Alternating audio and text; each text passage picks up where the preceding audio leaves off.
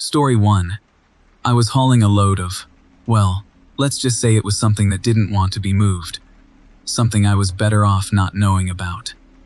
The manifest was sealed, and the dispatcher's voice was edged with a strange kind of urgency. He had warned me to keep moving, to not stop for anything. I'd been a long hauler for 20 years, and I thought I'd seen it all. Roadside gulls, crazy spoon spooks, and the occasional hitchhiking phantom. I was a seasoned traveler of the asphalt abyss. This night, however, felt different.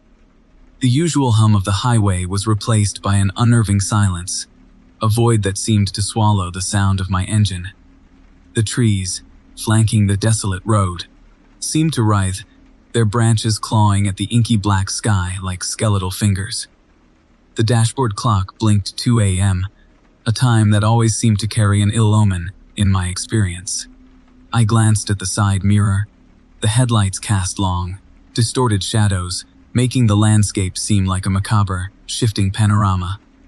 The road stretched before me, an endless black ribbon leading to nowhere and everywhere all at once. Then I saw them.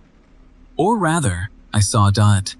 The figure was standing on the shoulder of the road, just beyond the reach of my headlights, a silhouette against the darkness. It was tall, unnaturally so, and thin as a scarecrow, and there was a peculiar stillness to it.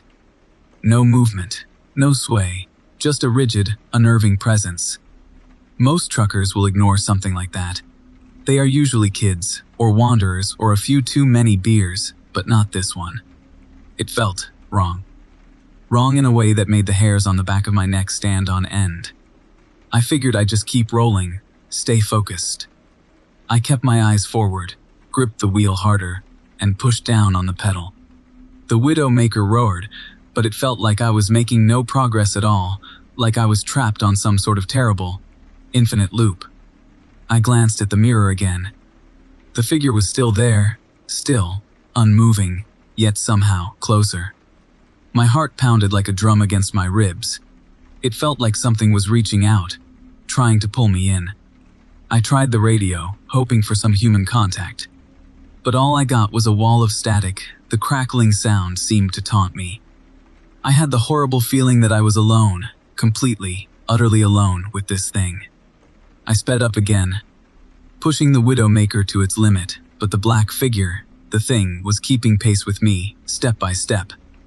I could see its eyes now. They were like two pits of burning coal, glowing in the darkness. They seemed to bore into me, to see into my soul, to know my deepest fears. The air inside the cab grew cold, biting, like a blast of Arctic wind. The vinyl of the seats felt clammy and cold. The cab began to shake, a violent shudder that rattled my teeth. I could feel the change now. Something was wrong. The engine, which always hummed along, had started to strain and whine, like it was being strangled. The smell of burnt metal and something acrid, something that smelled like decaying flesh, filled the cab. It made me gag. I looked at the dashboard again, and the clock showed a different time. Not just the minutes and seconds. The hours themselves were different. It was going backwards, like I was trapped in a loop. In the side mirror, the black figure was closer, and closer still, until it was right next to my door. Its face was long and gaunt, with skin that seemed to be stretched tight over the bones, a grim parody of a human. It raised its hand, a long, skeletal thing with fingers like twisted branches. Its nails were long and black, sharp like talons. The cab shuddered again, and a deafening screech ripped through the silence. The tires locked, and the Widowmaker lurched violently, throwing me forward against my seatbelt. I reached for the door, desperate to get out, to escape, but it was jammed, locked in place by some unseen force. Through the window, I could see the black figure. Its hand was pressed against the glass, and the glass began to crack, spider webbing across its surface. I closed my eyes, preparing for the inevitable, for the end, but when I opened them, the scene had changed. The cab was no longer shaking. The engine no longer sounded like it was being tortured. The figure was gone. I was parked on the side of the road. The sun was just rising, and the air was no longer heavy or cold. The only thing that reminded me of what had just happened was the spider, webbed glass of the driver's side window. I reached out to touch it. I could feel the cracks beneath my hand. I started the engine and slowly pulled onto the road. The tires felt different, like they had been changed, like the truck wasn't mine. It felt wrong somehow. The radio was still silent. I checked the manifest. The sealed package was gone. Replaced by another, this one was unsealed. Hesitantly, I pulled the top open and looked inside. The package was full of teeth. Each one was different, some long, some short, and some even were still wet with blood. It was in that moment that I realized what I had done. I had transported a part of the black figure to its destination. Now, it was free to do as it pleased, and I was the one who had set it loose. Story 2. The CB crackled, a guttural cough in the pre-dawn silence. I adjusted my headset, the vinyl cold against my ear. Breaker, breaker. This is Big Rig roaming. Anyone out there tonight? Just static answered, a dry rasp that scratched at my eardrums. I'd been running this stretch of I-80 for 15 years, countless nights swallowed by its black maw, but tonight felt different. Colder. More watchful. The truck, a behemoth of chrome and steel, rumbled beneath me, a low growl that mirrored my unease. The dashboard clock glowed, 3 a.m., its digital numbers mocking me. They seemed to pulse, to breathe, in the dim light of the cab. My eyes darted to the rear view, the empty highway stretching behind me. An endless obsidian ribbon disappearing into the night. Usually, there'd be another rig, a ghost light in the distance. Not tonight. I was alone, utterly alone, and that loneliness was a tangible thing, a suffocating blanket. The first sign, a flicker, came at mile marker 112. A flash, just at the periphery of my vision, like a match briefly struck. Then snuffed out. I blinked, thinking it was just fatigue playing tricks, the endless hours of driving unraveling my mind. Then it came again, closer this time, a pale luminescence that danced among the trees that lined the road. It wasn't headlights, not the warm golden glow of a car or truck. This was colder, and eerie, almost sickly. White light that seemed to have a will of its own. It writhed like a spectral firefly, teasing me from the shadows. My grip on the steering wheel tightened. My knuckles were bone, white. I told myself it was nothing, a trick of the eye, maybe swamp gas catching the moonlight, but my heart hammered against my ribs, a frantic drummer in my chest. The CB remained silent, an unbroken wall of static. I called out again, my voice trembling slightly.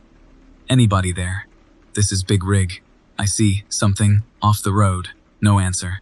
Just that persistent, grating silence. The white noise amplifying the creeping dread. The light started to move, faster now, weaving in and out of the trees. It wasn't just a single point, not anymore. It was a constellation of them. A swarm of icy stars, all moving in unison. They began to bleed into the road, shimmering apparitions, not quite material, yet undeniably present. They were like jellyfish, translucent and pulsating, their light casting distorted shadows that danced in the cab of my truck, reaching for me with skeletal fingers. Then I saw them. Figures, not human, coalesced from the light. They were tall, unnaturally elongated, their limbs thin as reeds, their heads large and bulbous.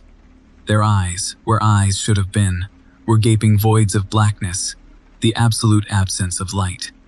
They glided. They didn't walk. And they floated just above the asphalt, coming closer. Their movements were jerky and unnatural, like puppets controlled by invisible strings. Panic clawed at my throat. I mashed the accelerator, the big rig responding with a roar, a mechanical scream that did nothing to quell the rising terror.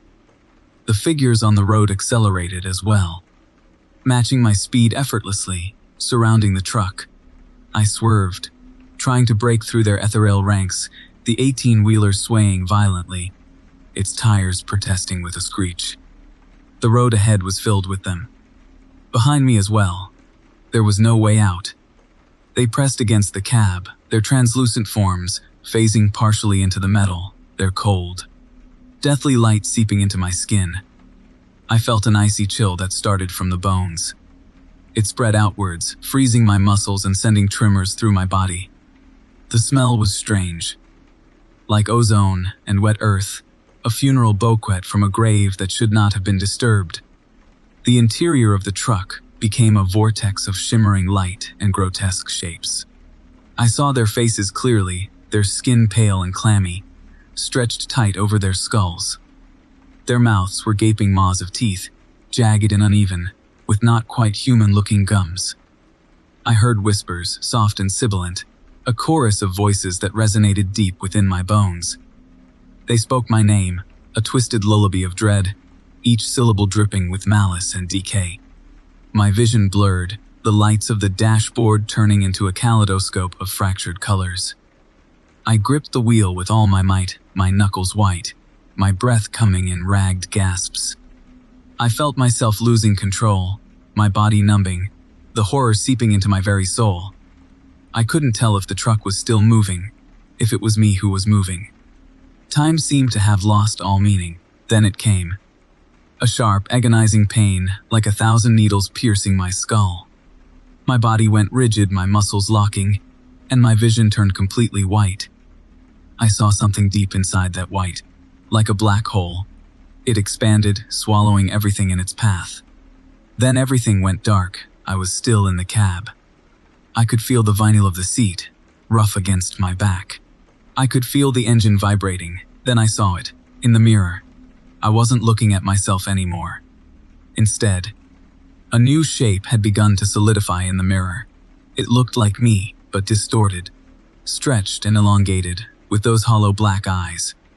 One of them turned around and faced me, its mouth opened wide. A chasm of black nothing. Then I knew. I wasn't driving the truck anymore. Something was driving me. Story 3. The diesel engine, a familiar growl, vibrated beneath me. It was comforting, a steady pulse in the isolating vastness of the American night.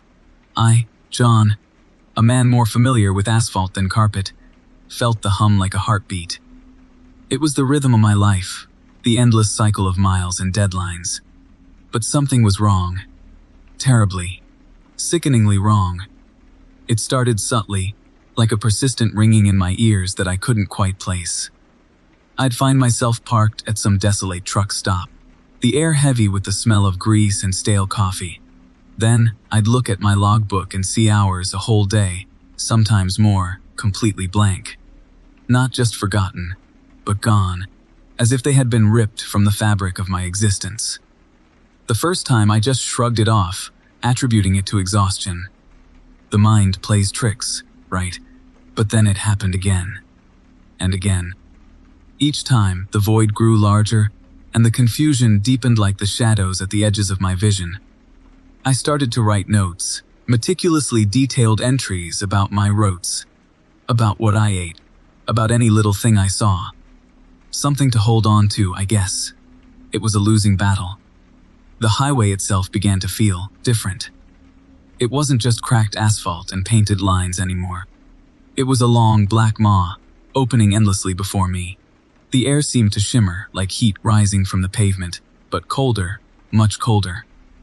And then, there were the figures. They appeared at the edges of my headlights, fleeting, translucent. Gaunt, skeletal forms, clad in tattered clothes, always with their thumbs out. Hitchhikers of the damned, I called them, in my head.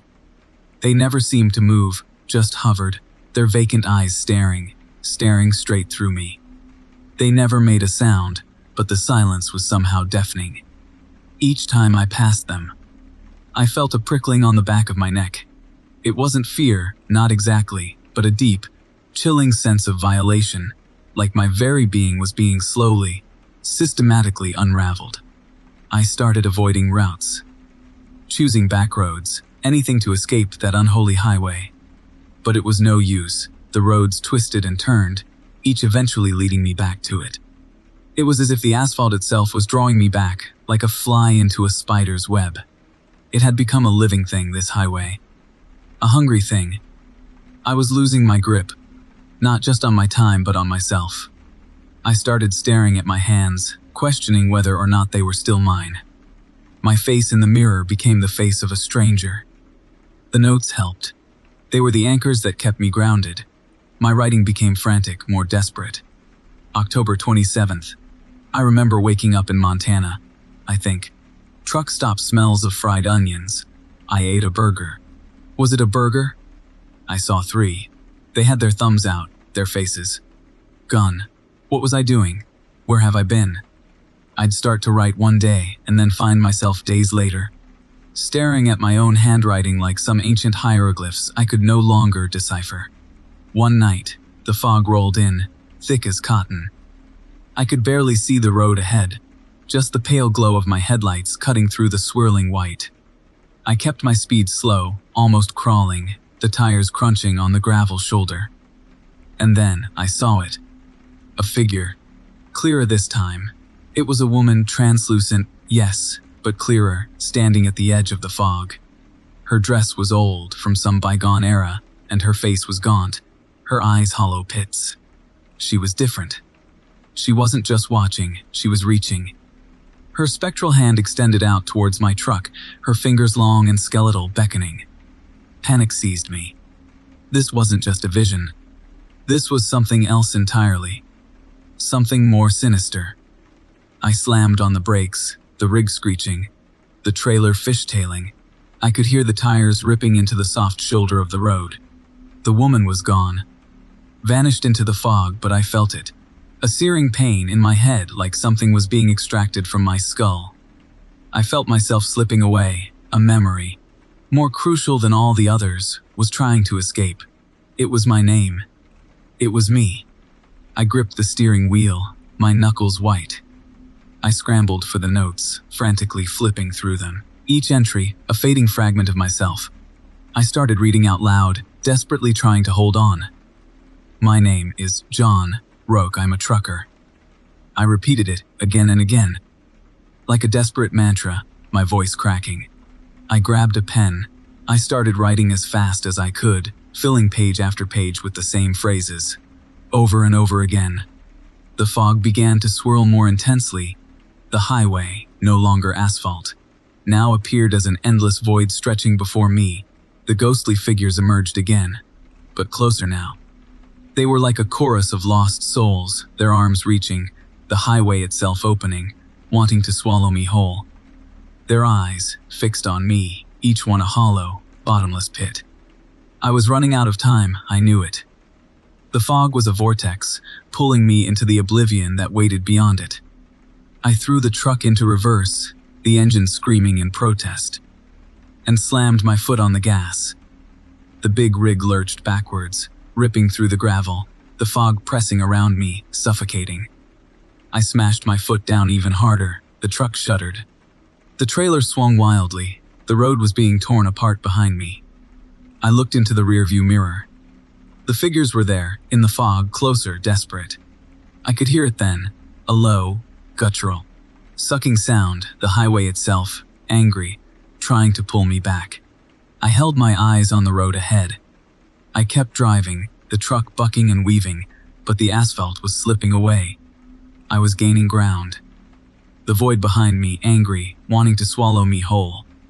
And then, suddenly, the fog thinned, the air changed, the highway was there behind me, but now it was just another road. I stopped the truck and sat there, gasping, sweat soaking my shirt. My head still hurt, the memories still felt fragile. I looked at my hand. I saw the pen, and in my other hand, the notebook. I started writing again. My name, John Roque, a trucker, I'm escaping. I was still me. I had escaped. I was free. Story 4.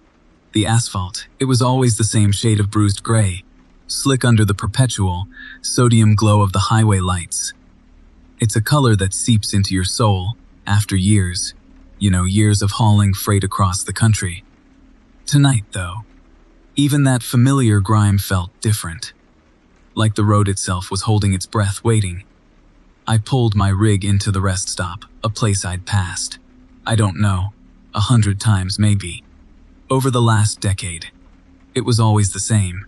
A gas station, a small diner-like building, the restroom facility, And of course, the truck parking area behind it all. Routine, that was what it was. My routine, my comfort. Tonight, it wasn't. The gas station, it looked the same from the road, its fluorescent lights buzzing a monotonous tune. But as I got closer, some subtle shift. It prickled at my skin. The pumps, they weren't where I remembered them. I always parked over by pump 6, a habit, but 6 wasn't there. Instead, there were 7, 8, 9. Numbers that didn't exist here, yesterday, or ever before. It felt like some kind of cruel joke, some cosmic rearranging of things. I dismissed it, of course. Tiredness, probably. A long haul can do things to a man. I parked the rig, the air brakes hissing as if they were trying to warn me about something. I stretched, joints popping and groaning. I hate that. And headed for the diner. I needed coffee, something to cut through the fog, the strange unease creeping over me like a swarm of insects. This wasn't like me. This was not the sort of place to give me a sense of the creeps. I deal with highway, rest stops. That's my life, I know it. The diner, it was supposed to be a long, narrow thing, with booths along one wall and a counter on the other. Simple, functional. That was gone too. Now it was a circular building with a strange, domed roof that looked like some kind of carapace. An insect's shell maybe, some prehistoric beetle. And the windows, oh God, the windows. They weren't windows, not anymore. They were dark, shimmering, like pools of black ink. I stepped closer, trying to make out what was inside, trying to find the counter, a waitress, something normal. Then I saw them. Faces, pressed up against the glass, or what had been glass. Distorted, pale faces. Some had eyes too big, or mouths stretched into unnatural grins. They didn't move, they just stared, a silent, hungry crowd of warped souls peering out at me. I stumbled back, heart hammering in my chest like a trapped animal, that feeling, the cold sweat pouring off my body. Those weren't people. Whatever they weren't human. This was not normal. This was wrong. I backed away, slowly. I mean very slowly. I didn't want to break eye contact with those things in the window, and retreated to my truck. I needed to go. I needed to get the hell out of this place, and fast. I reached for my door handle when a sound stopped me cold. It was like a whisper, a low, guttural hum emanating from the rest stop itself. It felt like it was vibrating through my bones, a dreadful symphony that made my teeth ache. I looked back, and the diner was different again. The dome, now it was taller, the shape sharper, more angular. The gas station, it too had changed. It was larger, darker, with pipes and wires snaking across its surface, like the veins of a monstrous creature. I could see new buildings that hadn't been there before. Towers of twisted metal and concrete, reaching up into the inky blackness of the night sky, reaching up into the nothing. Panic surged, a tidal wave threatening to drown me. This wasn't just some trick of the light. This place, it was changing, shifting like a living thing. And with each change, it was becoming more awful. I had to go.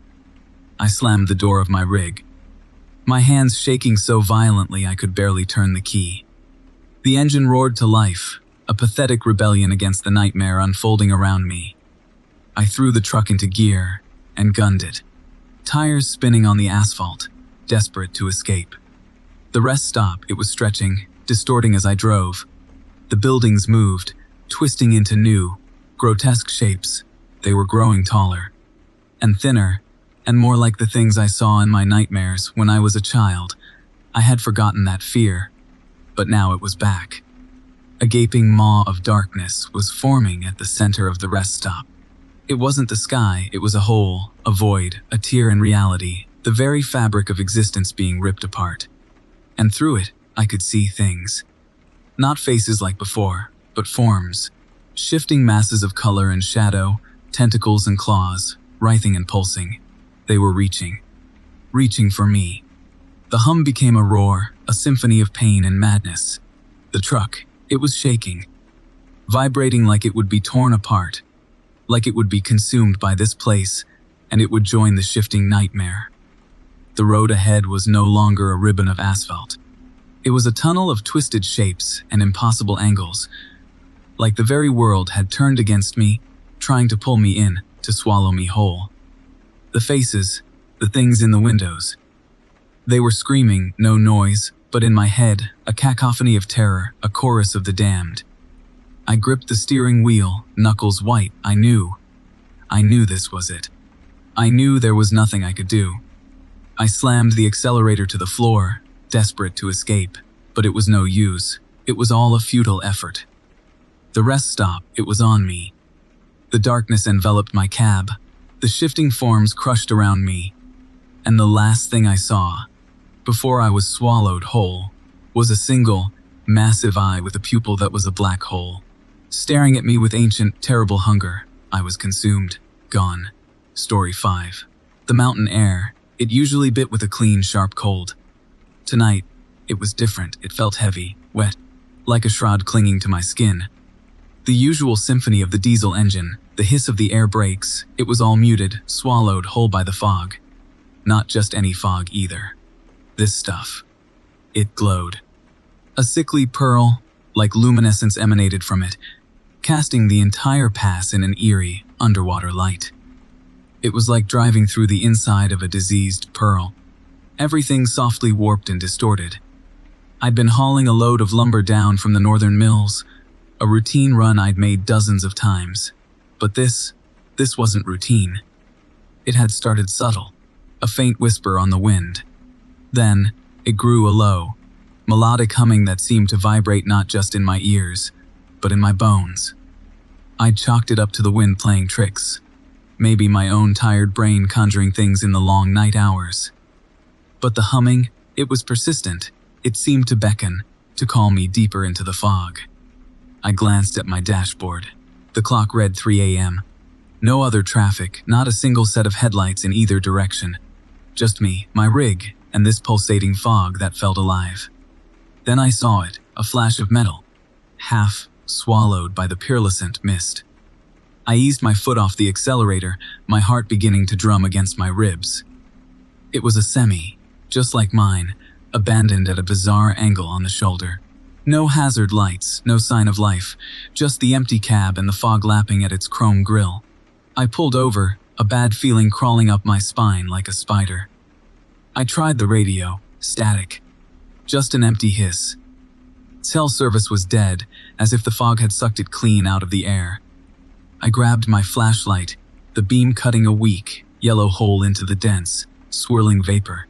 The truck was empty, keys still in the ignition. The driver, he was just gone, vanished, like a phantom sucked into the fog. My hand tightened on the flashlight. The humming had grown louder, more insistent. It wasn't just a sound anymore. It felt like a physical force, a gentle tugging at my soul.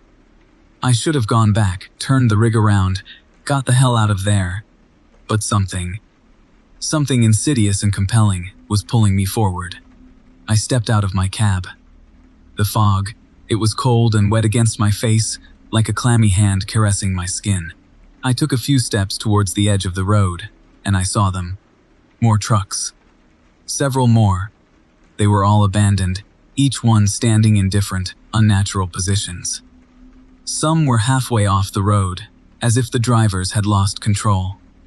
Others were perfectly parked, but every door was open, like they'd been invited out and willingly went into the fog. I shone my light inside one, the interior. It was untouched, uneaten fast food wrappers, a half-full bottle of soda, a crumpled map, all frozen in time. It was like the occupants had evaporated, leaving everything else behind. The humming, it was so close now, so strong, that it was making my teeth ache. I tried to yell, to call out, but my voice was swallowed by the fog. I had the distinct feeling that I was no longer alone. The feeling that eyes were on me, watching me from the shifting, luminous mists. The fog itself seemed to pulse, to breathe, as if something vast was alive beneath its milky surface. I felt an itch, a sickening compulsion to step further in, to succumb to the humming, to become another ghost in this fog, choked graveyard. I resisted, my mind screaming at me to turn back, but my body, It was beginning to move on its own, drawn forward by an unseen force. I fought it, pulling back, digging my heels into the asphalt. The fight felt like a titanic struggle, a battle between my rational self and something ancient and powerful. Then I saw it. Through a gap in the fog, a clearing of sorts. It wasn't a natural opening. It was perfectly circular, like a hole punched in the fabric of reality. The fog in that area was denser, a blinding white, and from the center of the circle, the humming emanated. A cacophony of ethereal voices. In the center of that circle, there was movement, shapes that weren't right, writhing and twisting, not human, but like the shadows of something monstrous. They were tall and thin, like elongated, grotesque figures, their forms shifting, fluid, and unnaturally smooth. They danced in a slow, swirling ballet. They pulsed with the same luminescence as the fog, their bodies a mix of bone and something else, something that looked like wet, living stone. The source of the humming was them. They were singing, and they saw me. Their forms shifted, turning towards me. Their movements changed from a slow dance to a sharp, predatory focus. They moved with unnatural speed, gliding through the fog with impossible ease.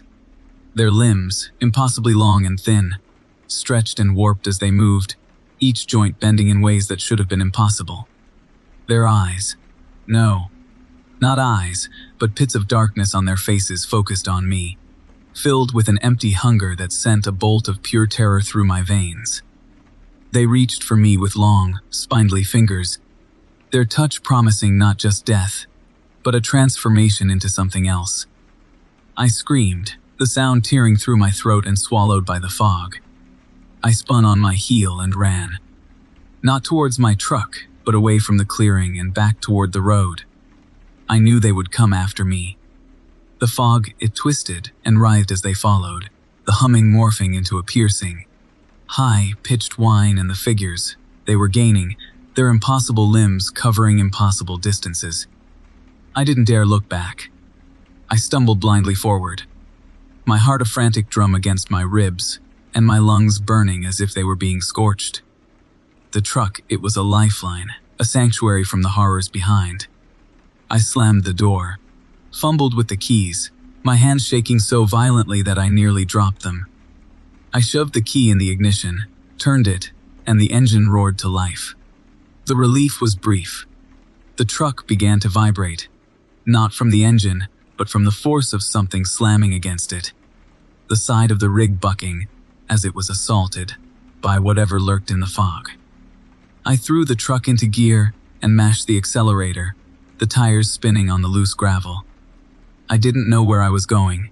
I just needed to escape, to get away from the humming, the dancing shadows, from the living, hungry fog. I left the abandoned trucks behind, the ghostly remains of other souls drawn in by the siren call of the fog. The world behind me. It dissolved into a chaotic mix of noise and terror, leaving me hurtling into the darkness of the mountains alone. Story 6. The endless ribbon of asphalt stretched before me, a black tongue licking at the horizon. My rig, a beast of chrome and steel, rumbled beneath me, its engine a low, guttural growl that was usually a comfort. Not tonight. Tonight, the air felt thick, heavy like a shroud woven from unease. It started innocently enough, 3 days ago. I was heading north on Highway 17, a stretch of desolate road where the trees clawed at the sky, and the only company was the occasional coyote slinking in the shadows. That's when I first saw it. A figure, standing rigid, just off the shoulder. I thought it was a person at first. Maybe someone broken down, needing a ride, but as I got closer, the harsh glare of my headlights revealed its true nature. A mannequin. Not a cheap plastic one, but something else.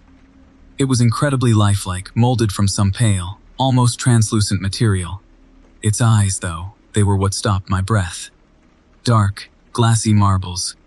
Set deep in their sockets, they seemed to follow me as I passed. They weren't painted on. They had a depth, a malevolent gleam that sent a shiver crawling up my spine, like an icy spider. I chalked it up to road fatigue, a trick of the light. I hadn't had much sleep that week, pushing myself to make my delivery schedule. The next morning, the sun had barely cracked the sky when I hit the road again. There it was, the mannequin, but it wasn't in the same spot. It had moved, maybe 100 yards closer to the road, standing in a slightly different pose. This time, one of its arms was bent at an unnatural angle, as if it had been contorted against its will. Again, its eyes held that same unsettling gaze, drilling into me, a palpable weight, a silent accusation. I tried to ignore it, to tell myself it was a prank, some twisted piece of roadside art. But the image, it burrowed deep into my mind. It festered in the corners of my thoughts. By the third day, I was actively dreading the drive. The air, now thick with anticipation, clung to me like a damp cloth. It felt like an invisible hand, squeezing the breath from my lungs. I saw it again, just after lunch. It stood near the edge of the road, its pallid face turned towards me, almost as if it was waiting for me. The way it was positioned, it seemed poised to step out in front of me. It was closer, I swear to God. I could almost feel it breathing, or what I imagined would be breathing, icy cold, dead air. Its legs looked longer than yesterday, stretched out in a way that made it seem taller, more imposing. I floored the accelerator, my tires screaming as I sped away, a knot tightening in my chest. I told myself that I was being foolish, but logic could not dispel the icy dread that washed over me every time I thought about those eyes. That night, I pulled over at a rest stop, the sky a bruised purple overhead. I locked all my doors, checked them twice, maybe 3 times, and then finally settled into my bunk. But sleep wouldn't come. My thoughts were racing. I saw that mannequin every time I closed my eyes, its blank, expressionless face, the deep dark pits that seemed to stare through me. I even began to feel the cold that I had felt when I first laid eyes on it, as if its presence was draining the heat from my bones. I must have drifted off eventually, because the next thing I knew I was jolted awake by a prickling sensation, that feeling of being watched. The interior of my cab was bathed in the weak, amber glow of the dash lights. I rolled over groggy, my heart pounding a frantic tattoo against my ribs.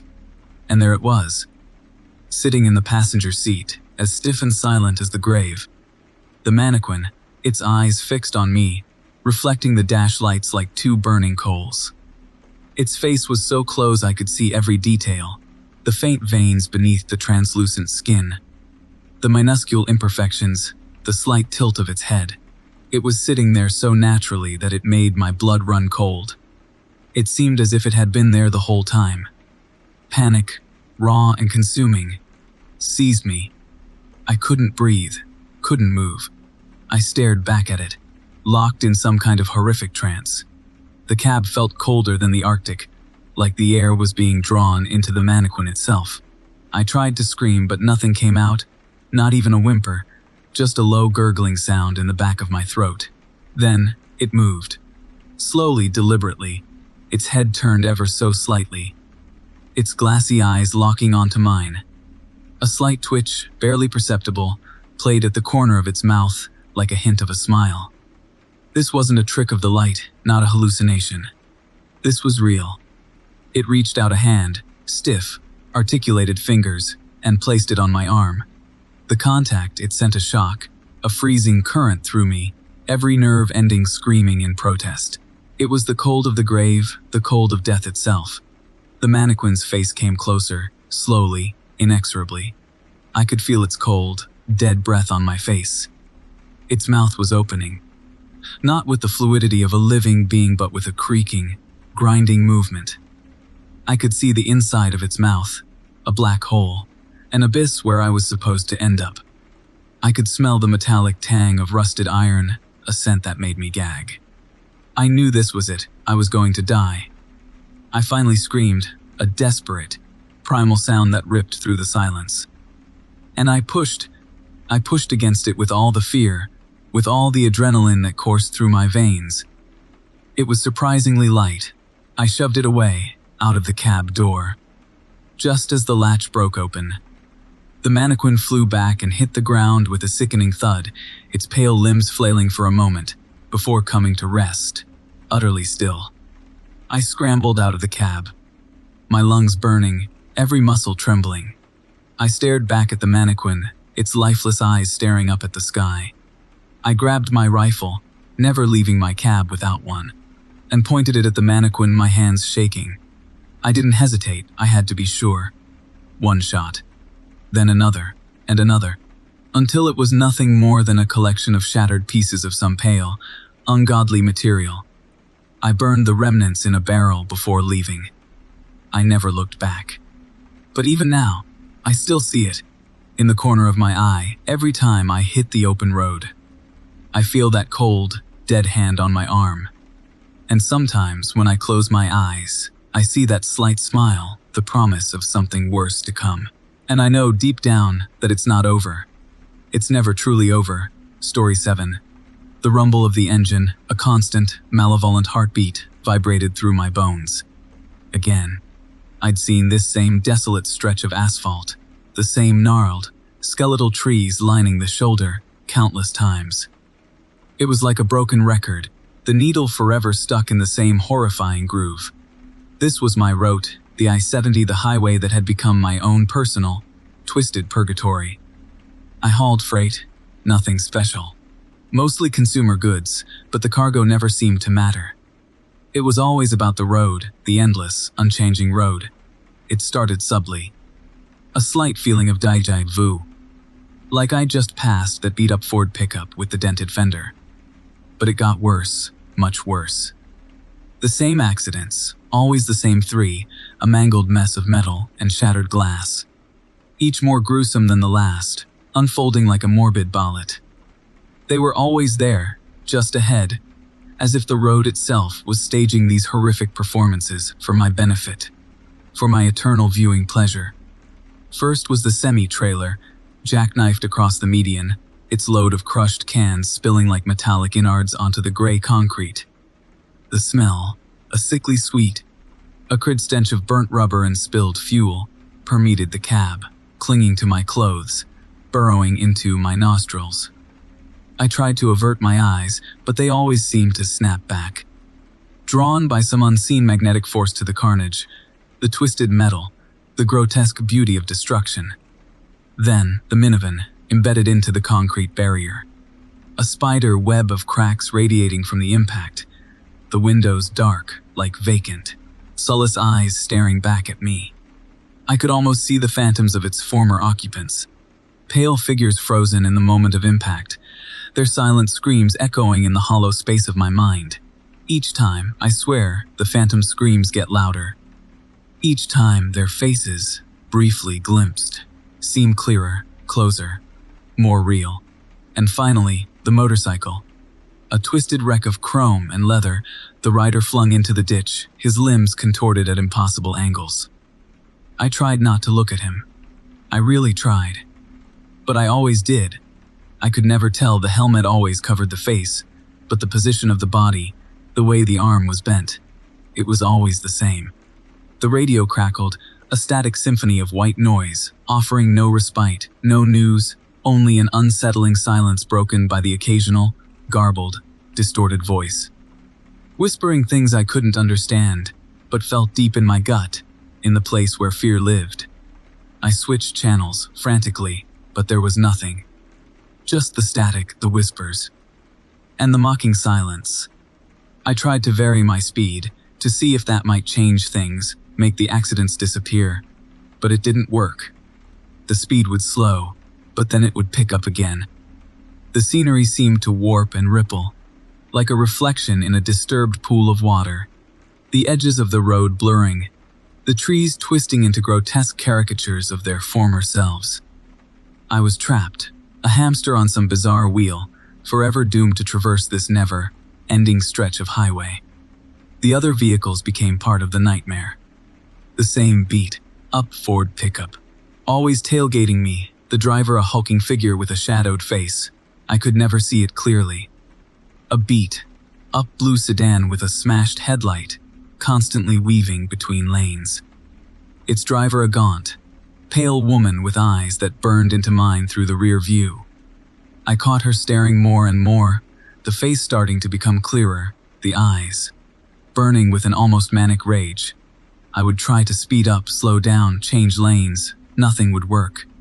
The sedan was there, always there, behind me, stalking me. And then, the hitchhiker. Every iteration, he was there, on the side of the road, thumb outstretched, his face hidden in the shadow of a wide-brimmed hat. He was pale, unnaturally so, and seemed to emanate a coldness that reached out and chilled the very air around him. I never stopped, I couldn't. There was something wrong with him. Something that made my gut clench with a primal fear. Each loop, I tried something new, a different lane, a different stop, different everything.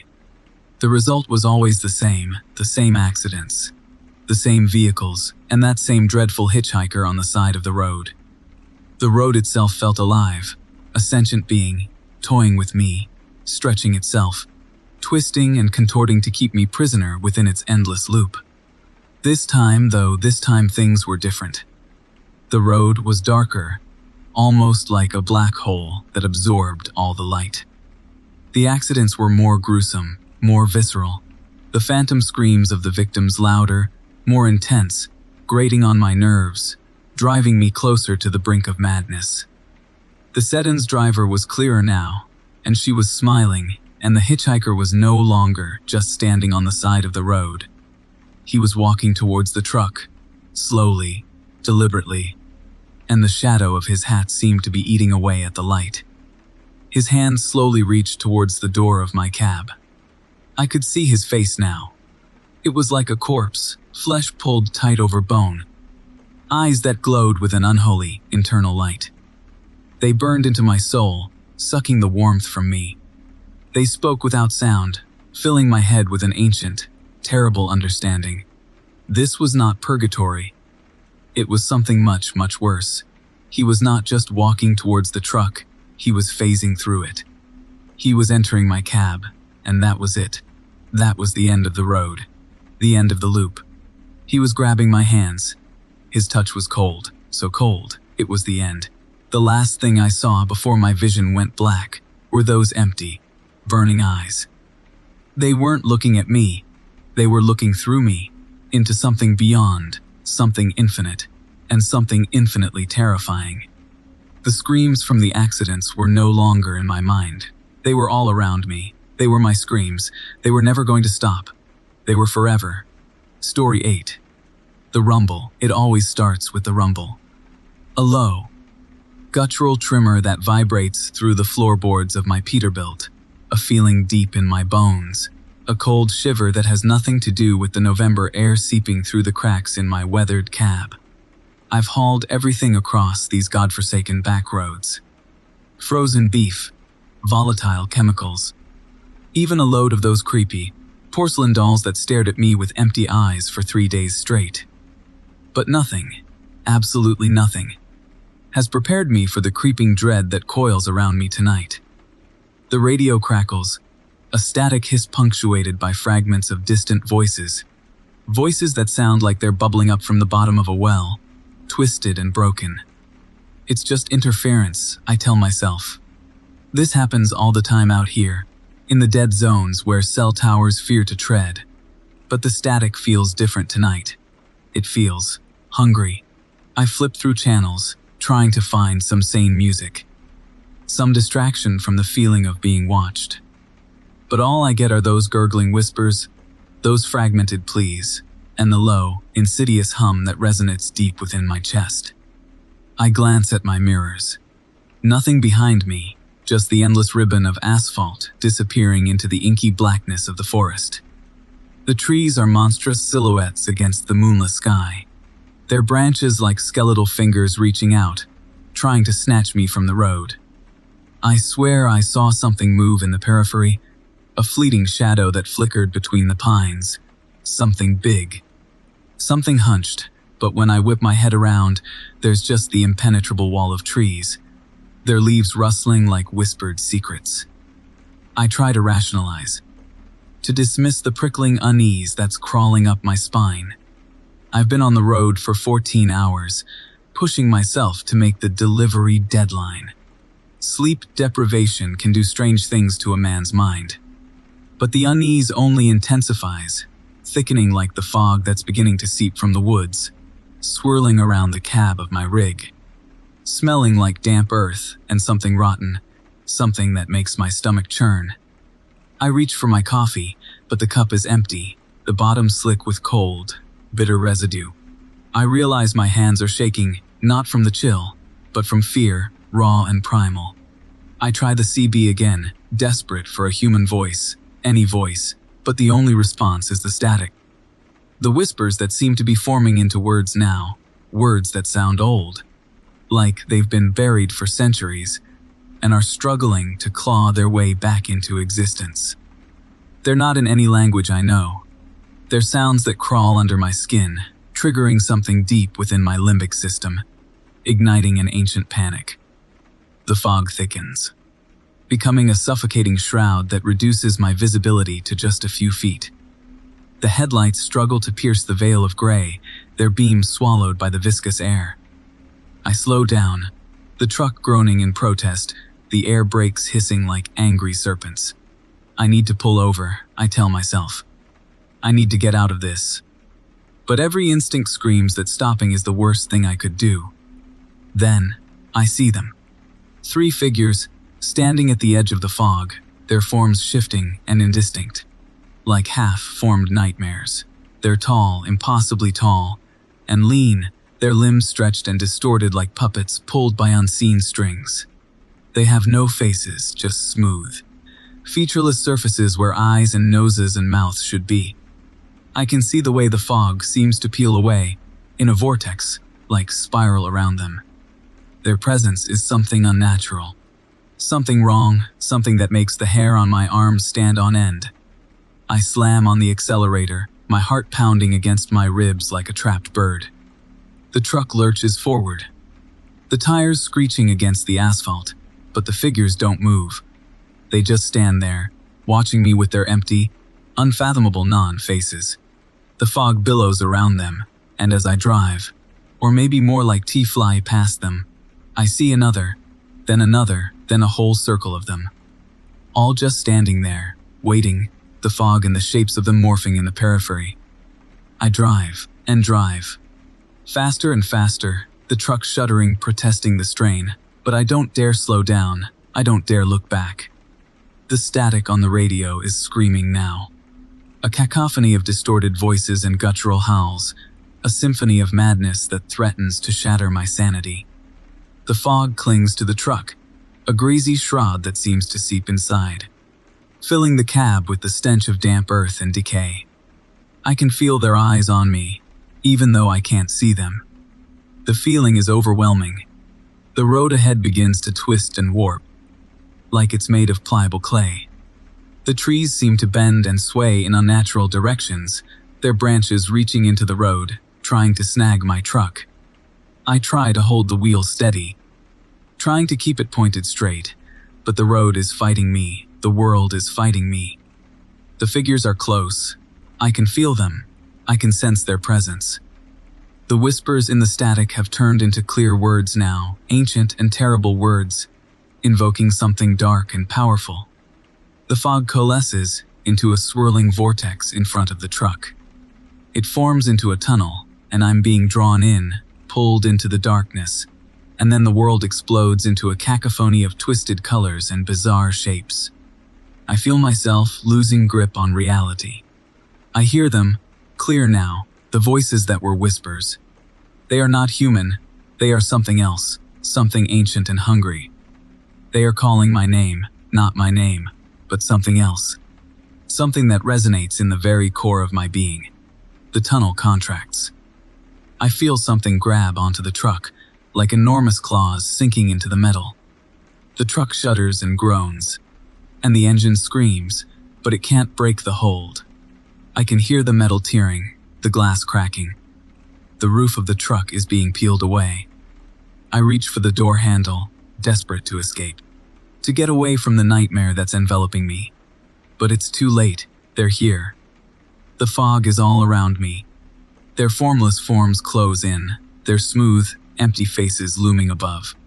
The last thing I see before the world becomes a chaotic blur of shapes and sounds are their outstretched limbs reaching, and in the vortex of their fog, the dark red gleam of eyes. Not human eyes, but something else, something older, something from the deep places, something cold and terrible. And then there is only the silence, the static of nothing, the infinite emptiness of the void. Story 9. The diesel engine of my rig, a lumbering beast I call Betsy, vibrated, a low growl that usually soothed me. But tonight, the hum seemed uneasy. I was hauling a load of frozen chickens, headed south on a desolate stretch of highway, a ribbon of black asphalt cutting through the heart of a vast, brooding forest. The moon, a spectral eye in the inky sky, cast long, dancing shadows that made the trees look like twisted, skeletal fingers reaching for me. I'd been on the road for days. The monotonous churn of the miles, the endless expanse of trees. It started to get to you. It seeped into your bones, this sense of isolation, of being utterly alone in a world that felt cold and indifferent. That's probably why I saw him. He was standing by the shoulder, a silhouette against the feeble glow of the highway lights. A Native American man, tall and gaunt, with eyes that seemed to swallow the darkness. He wore a worn leather jacket, and a single feather was braided into his long, black hair. I hesitated for a second, my mind flashing back to 1,000 warnings about picking up hitchhikers. But something about him, maybe the sheer desolation of that moment, compelled me to stop. "Need a ride?" I asked, the words feeling thin and hollow even to my own ears. He nodded silently, his gaze fixed on the road ahead, as he climbed into the cab. I didn't introduce myself, and he didn't either. There was a strange, heavy silence that settled between us, a suffocating blanket woven from unspoken words. Then, finally he spoke, his voice low and gravelly, like stones grinding against each other. "You should be careful on this road." I scoffed, glancing over at him. "Careful of what, dear?" "Potholes. I've driven this route 100 times. He shook his head slowly. "There is something in the woods. It is old, very old, and it is hungry." I rolled my eyes. This guy was probably hopped up on something. "Sure, buddy. What's it hungry for?" "Frozen chicken." For his eyes, like chips of obsidian, finally turned to me. And I felt a chill that had nothing to do with the autumn air. It feeds on despair, on loneliness. It feasts on the isolation that grows in the heart of those who travel alone. I laughed. A nervous, dry sound. Sounds like my ex-wife. He didn't laugh. Instead, he continued to stare straight ahead, his voice dropping to a near whisper. "It's called the Wendigo. It listens for the heart that's most empty." I dismissed his warnings as the ramblings of a tired traveler, or maybe someone who was genuinely a little crazy. I put my foot on the pedal and forced myself to ignore him. For a while, we rode in silence. I started to focus on the road and let my mind wander. The highway seemed to stretch endlessly. Then I heard it. It started as a whisper, a low moan carried on the wind that was so subtle, at first I wasn't sure I'd even heard it. But as I listened, it became clearer, and with it a cold, creeping dread began to snake through my chest. The sound grew, turning into a guttural howl that seemed to tear through the silence of the night. It wasn't the howl of an animal, not like anything I had ever heard. It was a sound that seemed to come from the very bones of the earth, a sound born of deep, bottomless agony. It sent a shiver right down to my core. "You hear it." The man beside me was a statue. My hands tightened on the wheel. "What is that? Some kind of animal?" He shook his head, his eyes wide with a terrible knowing. "It's hungry." I tried to ignore it. I cranked up the radio, hoping to drown out the awful sound. But the howl seemed to cut through the noise, piercing the fabric of the music with its own dreadful melody. I stole a glance at my passenger. His face was drawn, gaunt in the dim light of the cab. As the miles ticked by, the howl became more frequent, more intense. It was no longer a distant moan, but a deafening scream that seemed to claw its way inside my skull. It vibrated, resonated, with the very essence of fear and despair. And it seemed like with every passing mile, the sound was getting closer. I started to grip the steering wheel so hard my knuckles were white. I noticed that my heart was hammering in my chest. The solitude I'd always relished now felt like a trap. The endless trees that I'd always found comforting now felt like silent witnesses to something terrible. I was isolated, alone, and I could feel it. The dread in my stomach was becoming a sickening ball of fear. The man beside me hadn't said a word, but I could feel his eyes watching me. The howl came again, louder, more visceral than ever. It was close. I glanced in my rearview mirror and saw something move at the very edge of the tree line. It was a flicker, a shadow that danced and writhed in a way that no earthly thing could, and in it, I glimpsed two glowing eyes that burned with a malignant, predatory hunger. I sped up, my foot pressing the gas pedal to the floor, as if outrunning the sound could actually save me. The tires of Betsy roared on the asphalt. The world was a blur of dark trees and inky sky. And the howl, now a shriek, echoed in the darkness, as if the very air was screaming with me. I glanced to the side and my passenger was gone. The shriek then stopped. Silence. Absolute silence. Then I saw it again. The shadow at the edge of the trees, now much closer, and I could make out a form within the darkness. Tall, gaunt, like a man, but contorted, distorted, with limbs too long and thin, and eyes that burned with an unholy fire. The air around it seemed to shimmer and waver, as if the very fabric of reality was being frayed by its presence. It reached out with a skeletal hand, its fingers like long, sharpened claws, and a low guttural growl that was more felt than heard, issued from its throat. I gripped the wheel, my eyes wide with a terror I had never known. I could feel its hunger, the raw, aching desperation that emanated from its very being. It wasn't just a creature. It was the embodiment of the loneliness, the isolation that had been gnawing at me all these years on the road, and that this journey had turned up to an 11. And, now that I finally embraced the isolation that had plagued me, it had found me. It moved, faster than any human could move, a blur of darkness that streaked toward the side of the truck. I screamed, a raw, primal sound as the shadow collided with the cab, the metal groaning and twisting under the impact. Story 10. The desert, it always feels like a giant. The cracked skull staring up at the unforgiving sky. I've driven these desolate highways for 20 years. 20 years of diesel fumes, lonely nights, and the endless ribbon of asphalt, unspooling before me. But tonight, something was different. Something was clawing at the edges of my usual, road-weary indifference. The air, it was thick, heavy, like a suffocating blanket, even with the windows rolled down. The wind it howled, not a normal desert wind, but a deep, guttural moan, like a creature in agony. I passed the same, gnarled mesquite trees. Their branches looked like skeletal fingers reaching, clawing at the inky blackness. My headlights, they cut a weak swath through the dark, barely denting the oppressive gloom. That's when I saw it, in the periphery, just beyond the edge of the light. A flicker, a movement too swift, too fluid to be any normal animal. It was large, larger than a coyote, with a silhouette like nothing I had ever seen. It had haunches that were too long, a neck that stretched impossibly, its form all wrong, all twisted. It crossed the road so fast. I barely registered it, but its image burned itself into my mind like a brand. I slammed on the brakes, the screech of the tires a piercing scream in the suffocating silence.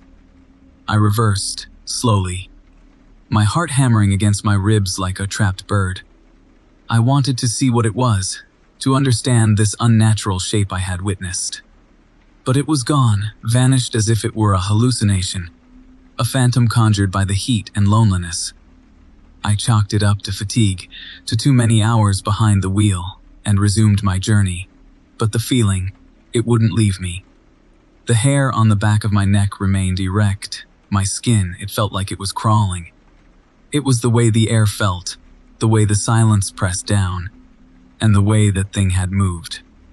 I tried to think of something else, the delivery I had to make, the radio station that I would listen to. Anything to take my mind off of the image that had been burnt into my brain. That night, the sleep I managed to grasp was fitful, haunted by fleeting images of that impossible creature, its eyes gleaming like embers in the dark. I woke with a start, my breath coming in ragged gasps. The truck's cab was stifling. Something had changed, and the feeling was cold. I touched my face, my jaw, and it felt different, thicker somehow. I ran my hand over my forearm, and the hairs were darker, coarser than I remembered. I attributed it to bad light, stress, but the feeling, it persisted. The next few days, the changes, they continued. Subtleties, at first. My fingernails were thicker, harder, they curved into sharp points. The hair on my body, it grew faster, and thicker, and darker, until I was covered in a mat of coarse fur, almost like an animal.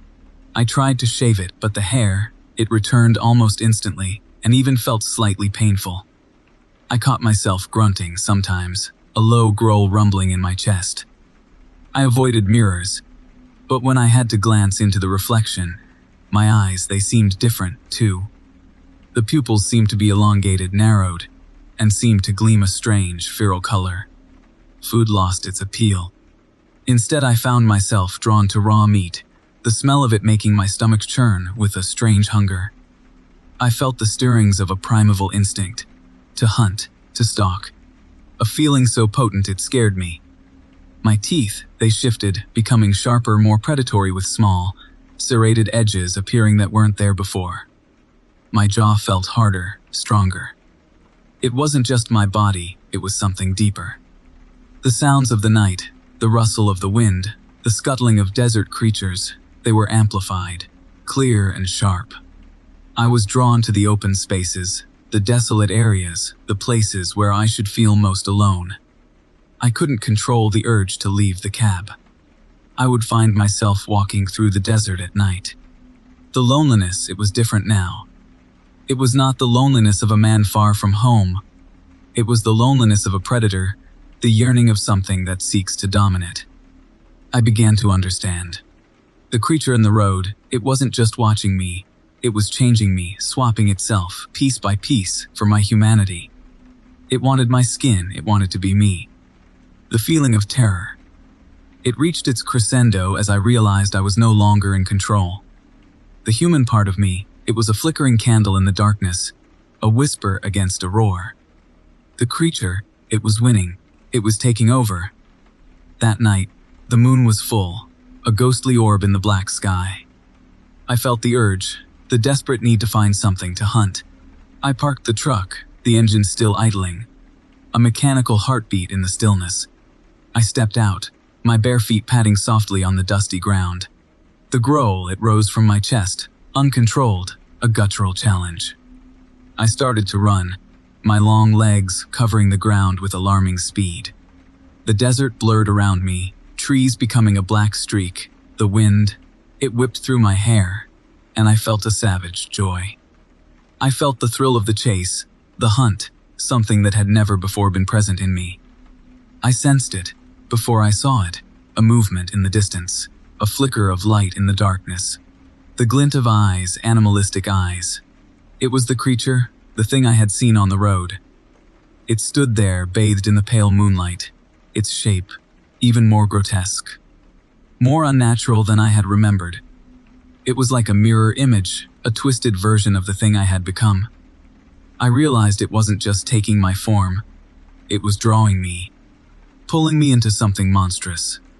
I was no longer a man, just an empty vessel, filled with the beast's dark hunger. It lowered its head, its jaws opened, revealing teeth that were impossibly long, sharp, and wicked. I did the same, feeling a strange sense of surrender. This wasn't going to be a fight, this was the final swap. I charged. A primal scream ripping from my throat, and the creature mirrored my movement. The impact was brutal, a collision of fur and bone, teeth and claw. We tumbled through the dust, locked in a savage embrace. The creature's hot breath fanned my face. The smell was a mix of earth and something ancient, something corrupt. I felt a sharp pain in my shoulder. I roared again, and snapped, my teeth sinking deep into the thing's hide. This was me, and not me, fighting for a body I was rapidly losing. This was not a battle. This was a takeover. The screaming stopped and was replaced with a guttural purring. My vision was dimming. I felt the cold seeping into my bones. But I was becoming something else now. The thing was leaving, its form starting to shift, to become more human as the world faded. I felt a flicker of pain, then nothing. I felt a surge of triumphant, predatory glee. The change was complete. The swap had been made. It was done. Story 11. The highway stretched, a black ribbon under a bruised, twilight sky. My rig, a beast named the Wanderer, rumbled beneath me. The engine a comforting growl. I was hauling a load of timber, heading south toward the godforsaken swamps of Louisiana. It was a run I'd done countless times. The same monotonous landscape. The same drone of the radio. The same weariness settling deep in my bones. But this night, this particular night, was different. It was just past dusk. The sun had bled its final crimson stains across the horizon, leaving behind a sky that was a turbulent mix of purple and gray. That's when I saw it. A shadow massive, blotting out the dimming light. A shape so immense it made my breath catch in my throat. I instinctively jammed on the brakes, the tires protesting with a screech that echoed in the sudden silence. The world around me shrinking to a small bubble of fear. It was a bird. Or at least, that's the closest thing my mind could comprehend. But no bird should have been that large. Its wingspan, I swear, was wider than my damn rig, casting a darkness that swallowed the road whole. Its feathers, or what I assumed were feathers, looked like sharpened obsidian shards, glinting ominously in the last vestiges of light. It moved with an unnatural grace, a silent predator gliding effortlessly through the sky. It was a thunderbird, a creature of nightmares given flesh. It vanished as quickly as it appeared, disappearing into the inky blackness, leaving me shaking behind the wheel of my truck. My heart hammered against my ribs like a trapped animal. I restarted the engine and continued, trying to convince myself it was a trick of the light, a hallucination born from fatigue. But the image, that monstrous silhouette against the twilight, was burned into my mind. The next night, I saw it again, or rather, I thought I did. A fleeting glimpse of something dark and vast in the peripheral vision, just before it disappeared beyond the tree line. The deliveries, they became secondary. The timber, the deadlines, none of it mattered. My obsession took hold, a gnawing, relentless hunger to see the creature again, to understand what it was, or to confirm I wasn't losing my mind. I started taking detours, following the paths it had seemed to take. Spending hours parked on the side of desolate roads, my eyes glued to the sky, searching, waiting. My log started running red. The dispatcher's voice became increasingly irritated over the radio. But I couldn't bring myself to care. The Thunderbird was all that mattered now. The creature, I started to feel, was aware of me. There were moments, particularly when I was driving through dense forest areas, where I would feel a cold prickle down my spine, like I was being watched. Shadows seemed to follow me. The play of light and dark in the trees took on monstrous, avian shapes. The nights became unbearable. Sleep was a luxury I could no longer afford, replaced instead with a growing, chilling unease. I started to see the creature everywhere, its form imprinted on the clouds, its shadow lurking in the puddles, its cries echoing in the wind. The rustling leaves whispering a name I could not quite decipher. The lines between reality and hallucination blurred. The world around me became tainted, infected by the image of the Thunderbird. I was no longer just a driver. I was a hunter, driven by an unnatural purpose. My rig became my lair, cluttered with scribbled maps, diagrams depicting the creature's flight path, notes detailing every sighting, every strange sensation. My cab, which had once been a familiar space, now felt like a cage, every creak, every groan of the vehicle, now a potential sign, a warning. My reflection in the grimy mirror was a stranger, gaunt, eyes wide and hollow, haunted by the spectral presence that had taken root in my soul. I found myself drawn to a stretch of deserted, winding road that cut through a dense, fetid swamp. The air was heavy, thick with the smell of decay and stagnant water. The trees, gnarled and twisted, seemed to reach out with clawed branches, their shadows dancing menacingly around my headlights. This, I knew, was where I would find it again. This was where our strange, silent dance would reach its climax. And then, it came. Not a fleeting shadow, not a whisper on the wind, but in all its monstrous glory. It descended from the sky, its wings casting an oppressive darkness, making my truck shudder. The ground vibrated as it landed, the sound like 100 falling trees. It was closer now, far closer than before. I could see its eyes, burning embers in the gloom, focused on me with a cold, predatory intensity. Its beak, a cruel, curved weapon, opened slowly, emitting a rasping, guttural sound that was not a cry, but a challenge. Its feathers, each one a honed blade, shifted in the humid air, creating an unsettling hiss. My heart was a trapped bird now, beating frantically against my ribs, fear warring with a strange, twisted sense of exhilaration. This was it. The final revelation. I scrambled out of my rig, hands shaking, mesmerized by its terrible majesty. I didn't run, I didn't scream, I just stared, the culmination of my obsession. A horror made manifest. The creature shifted, its wings unfurling further, enveloping me in their darkness, the smell of wet earth and decaying flesh filling my nostrils. I was lost, utterly and irrevocably, in the gaze of the Thunderbird, the culmination of my sanity lost to a nightmare. My world closed into darkness. I was gone. Story 12. The diesel engine, a monstrous heart, throbbed beneath me. The road unspooled, a black ribbon against the inky canvas of the night. Each mile was a bead on a rosary of loneliness, a prayer whispered into the vast, uncaring void. I was hauling timber from the deep forests of West Virginia, a payload of dead giants, and the weight felt almost prophetic on my shoulders. It was somewhere past Point Pleasant, the air thick with the stench of damp earth and something else, something metallic, something fool, that I saw them. 2 pinpricks, burning crimson in the darkness. Not the reflected headlights of another rig, no. These were eyes, glowing. Deep, ruby orbs, hanging suspended in the void, like embers in a dying fire. They blinked once, slowly, and then they were gone. I chalked it up to fatigue, the endless miles playing tricks on my weary mind. I gripped the wheel tighter, the familiar vibration a comfort in the unsettling silence that followed. But the silence didn't last. The radio, normally a beacon of country twang and static, started hissing not white noise, but a low, guttural hum that vibrated in my teeth. Then, whispers began. Faint and distorted, murmuring in a language I didn't recognize, yet somehow understood in the deepest, most primitive part of my brain.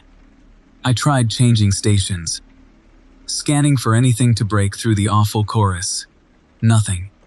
The humming grew louder, the whispers more insistent, like a gathering storm.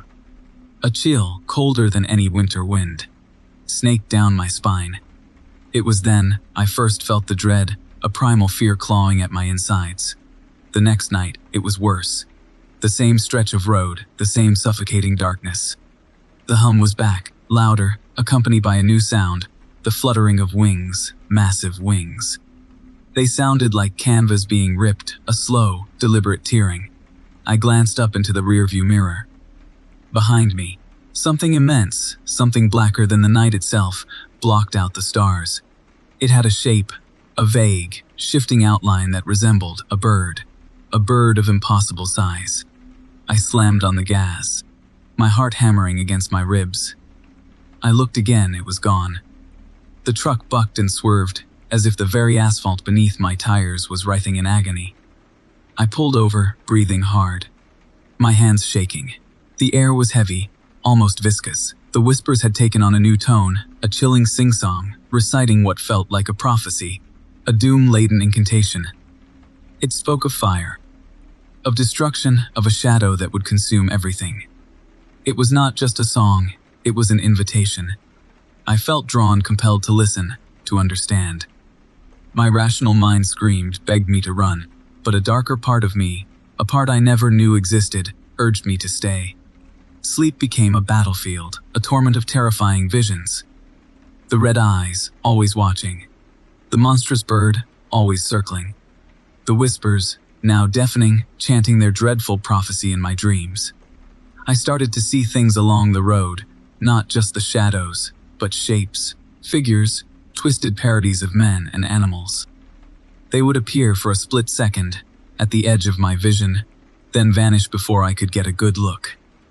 Each day, the feeling of dread intensified, becoming a tangible thing. A cold weight pressing on my chest. I tried to talk to people, to the dispatcher, to my wife. I spoke of the eyes, the hum, the shadows. I was met with confused silence, or worse, with pitying smiles and gentle reassurances that I was just tired. No one believed me. I was alone, trapped inside this waking nightmare, the unwilling vessel of some ancient horror. It was the third night, the eve of the prophecy's climax, when it all came together. I passed the same stretch of road, the air vibrating with a palpable malevolence. The hum was a deafening roar. The whispers a chorus of mad laughter. The black shape was no longer a fleeting glimpse. It was there, directly ahead of me, blocking the entire highway.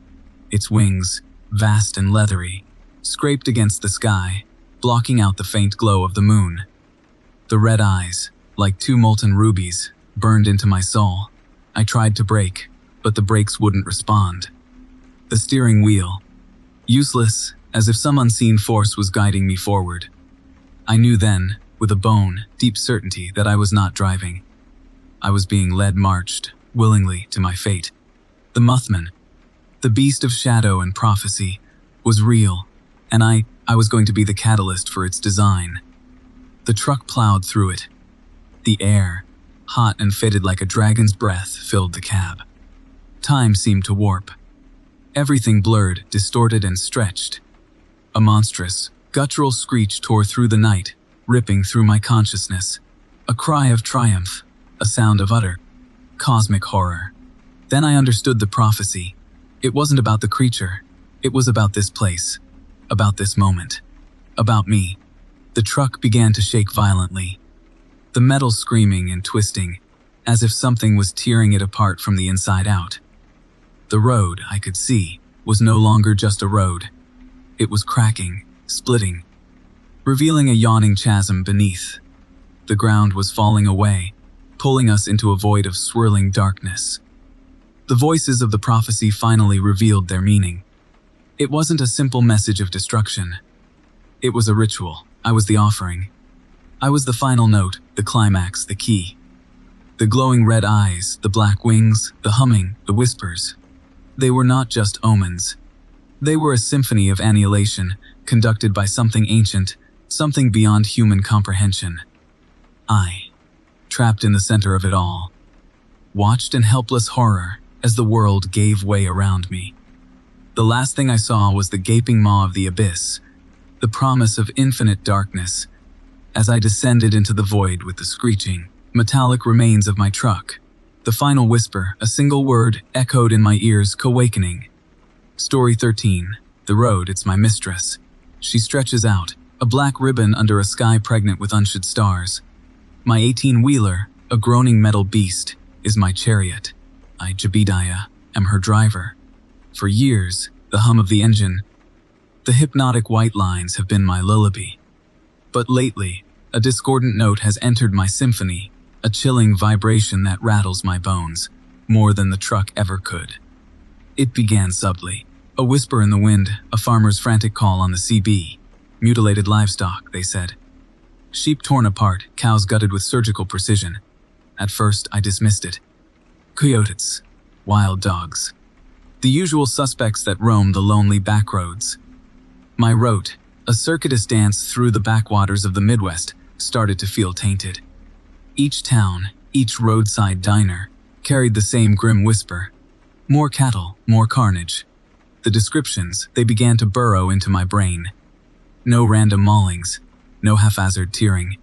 These were deliberate, calculated. Skin peeled back, organs neatly removed, like a butcher with a morbid sense of artistry. Then came the smell. A musk so rank, so feral, it clogged my nostrils, a cloying odor of wet fur, decay, and something else. Something ancient. It would cling to my rig, like a shroud, strongest after I'd passed a particularly grisly scene, always in the early morning light, after the deed had been done. I started to see things out of the corner of my eye, fleeting shadows, too fast for the headlights to catch, just a glimpse. A flicker of something large, something low to the ground, a fleeting hint of dark fur. My breath hitched, and I clutched the steering wheel, knuckles turning white. I told myself it was the fatigue, the miles weighing on me. But the smell always persisted, a constant, nauseating reminder. I checked the tires religiously. Each morning, I ran my hands over the cold rubber. And there, in the thick layer of road dust, I found them. Not paw prints, not like any I'd ever seen. These were elongated, forward-toed, almost like a human foot, but monstrously large. And deeply impressed into the dirt, I started to feel a creeping dread, a cold fist clenching around my heart.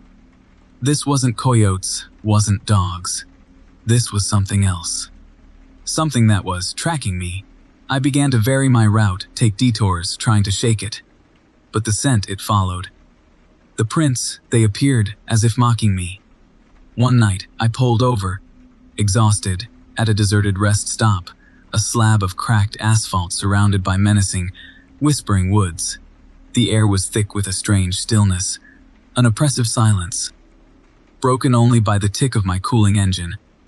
I made a pot of coffee, the bitter aroma a small comfort.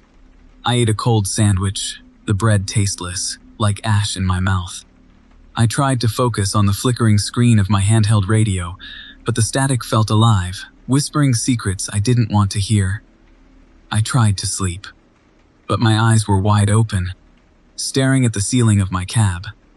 The silence felt like a weight on my chest.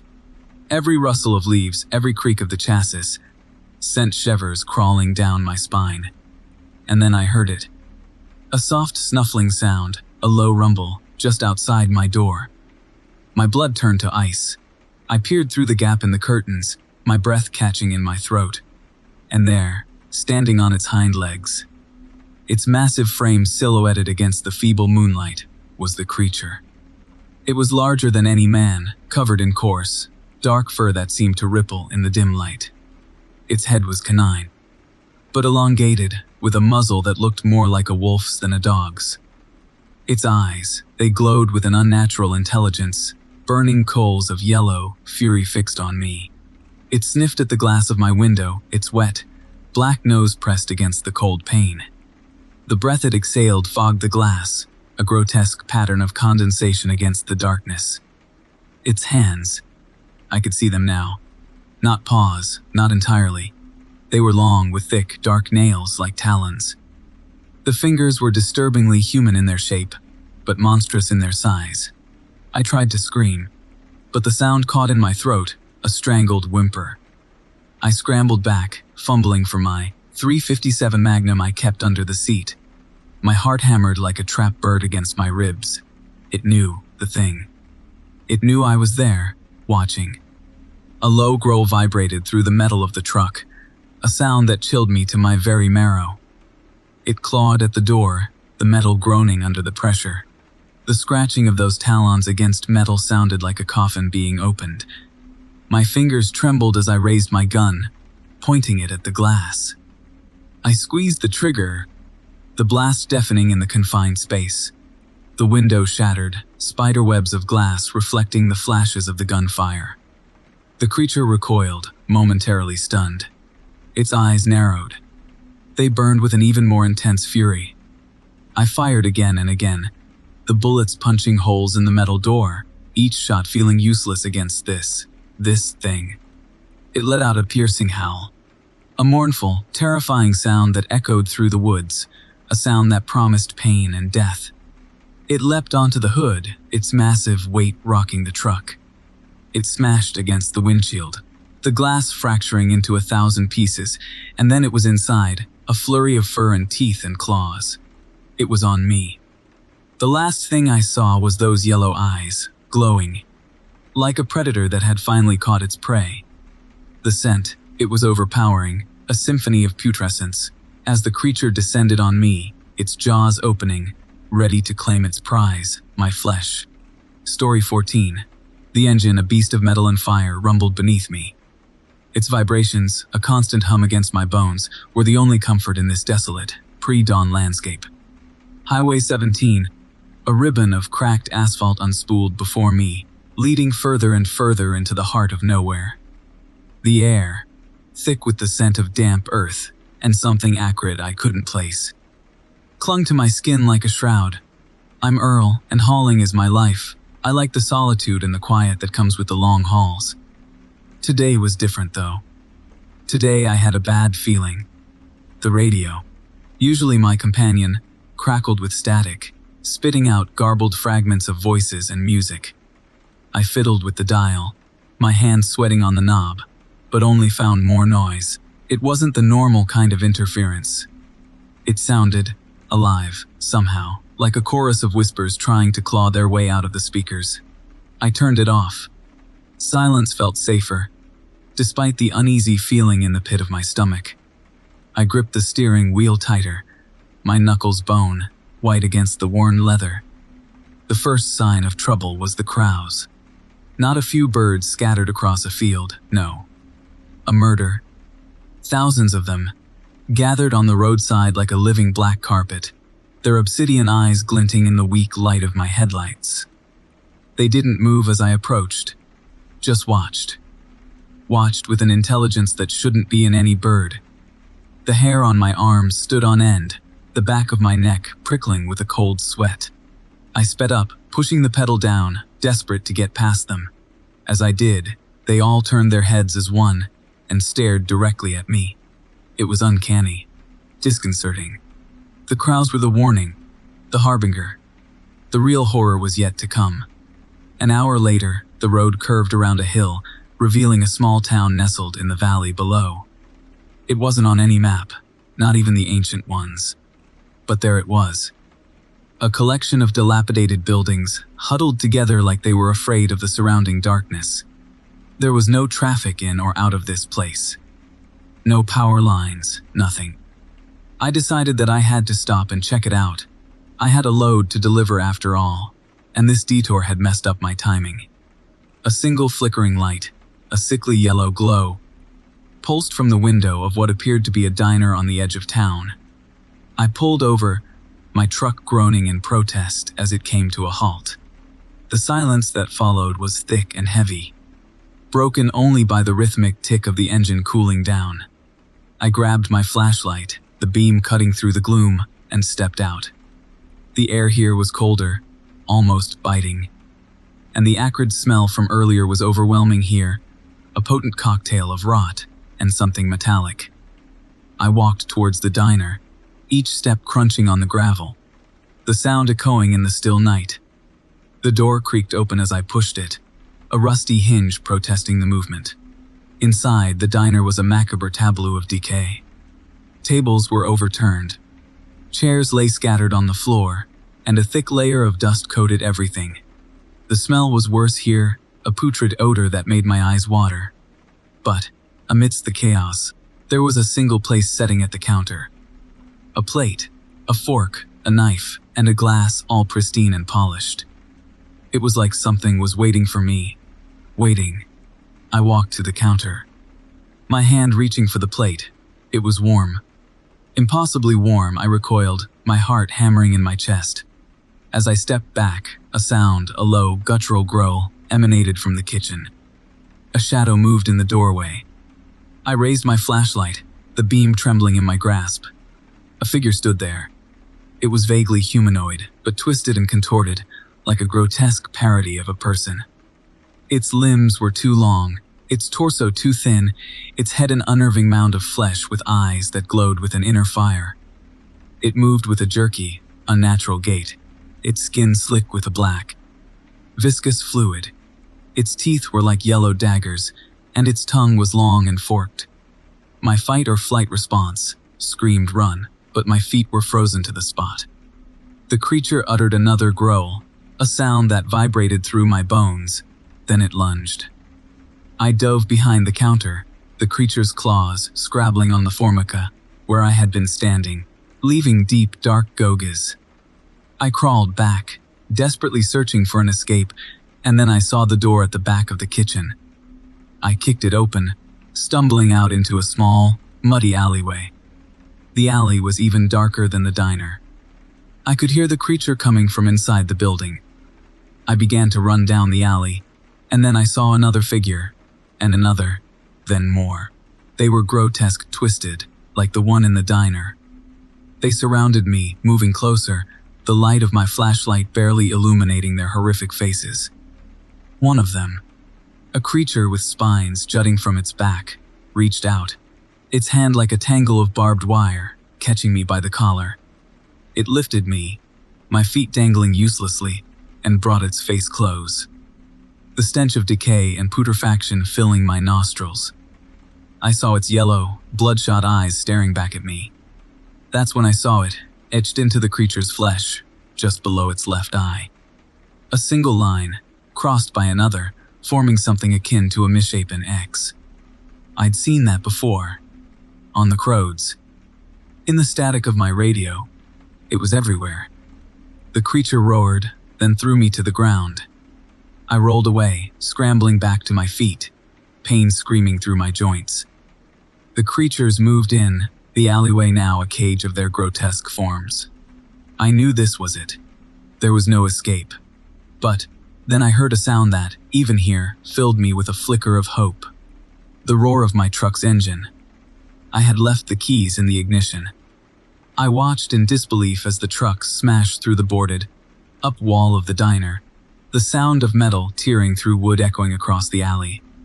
The truck was a raging beast, and I jumped towards the open cab. I scrambled inside, my fingers finding the ignition, turning the key, the engine roaring to life again. I reversed, then threw it into drive. I slammed on the gas, aiming the truck for the small gap between two of the closest creatures. I hit them at full speed, their bodies cracking and spraying fluid like water balloons full of dark ink. I didn't look back.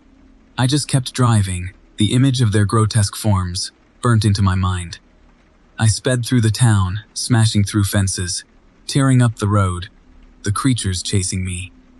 They were fast. Faster than they should be, their unnatural limbs propelling them at incredible speed. I saw the curve of the hill ahead, the point where the road would become visible again. I could feel the creatures closing in on the back of my vehicle. It felt like my only option. I slammed on the brakes and turned the wheel hard. The truck spun, a metal behemoth dancing with death, and I aimed it back at the monsters. They stumbled, confused as I accelerated into their ranks. I kept pressing, my foot glued to the floor, pushing through them, crushing them under the weight of my truck.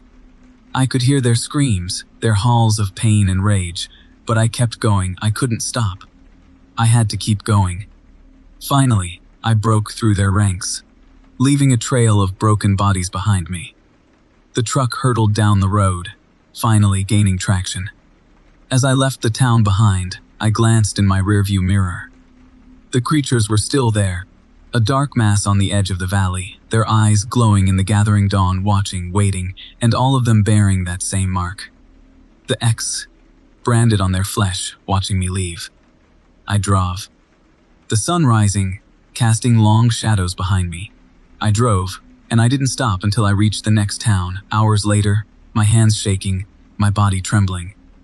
The image of those creatures, those twisted, horrifying things would never leave me. I know I'll see that symbol again. On the roads. In the static. I know they're out there waiting. Story 15. The engine of my rig. A rumbling beast named Bess coughed. It spat a plume of black smoke into the bruised purple of the twilight sky. I, Jake, a man weathered like old leather. I pulled over near a place. A lonely beacon of flickering neon. The sign read, Mez Kitchen. The letters wobbled like teeth in a dying man's jaw. The place felt off. A chill, deeper than the autumn air, snaked around my bones. But my stomach, a growling pit of emptiness, overruled my instinct. I stepped out of bed, the gravel crunching under my boots.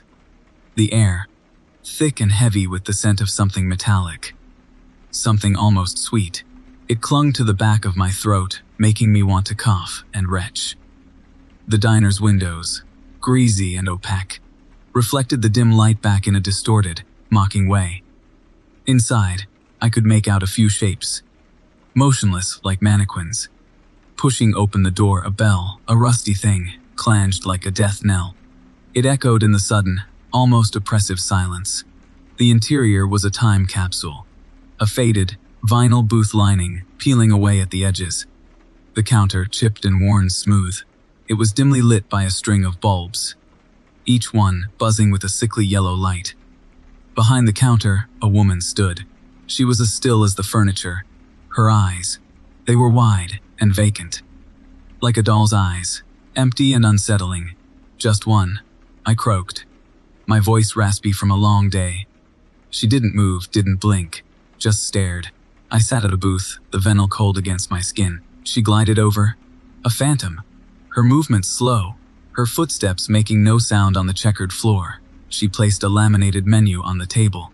It was stained. The stains, a dark, rusty color. They pulsed in the dim light, it looked like, with a slow rhythm. "Coffee?" she asked, her voice like the whisper of dry leaves. It rasped. I nodded, feeling a shiver crawl up my spine. I tried to catch her gaze, to see something, anything, behind those blank eyes, but there was nothing. She turned, then poured coffee into a thick, chipped mug. The liquid was black as tar, and the steam, curling upward, carried that same metallic sweetness, the scent that made me want to vomit. I forced a smile, a weak attempt to break the tension, to feel normal.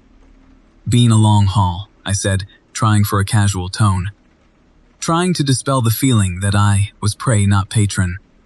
She didn't respond. She just placed the mug in front of me, then returned to her station.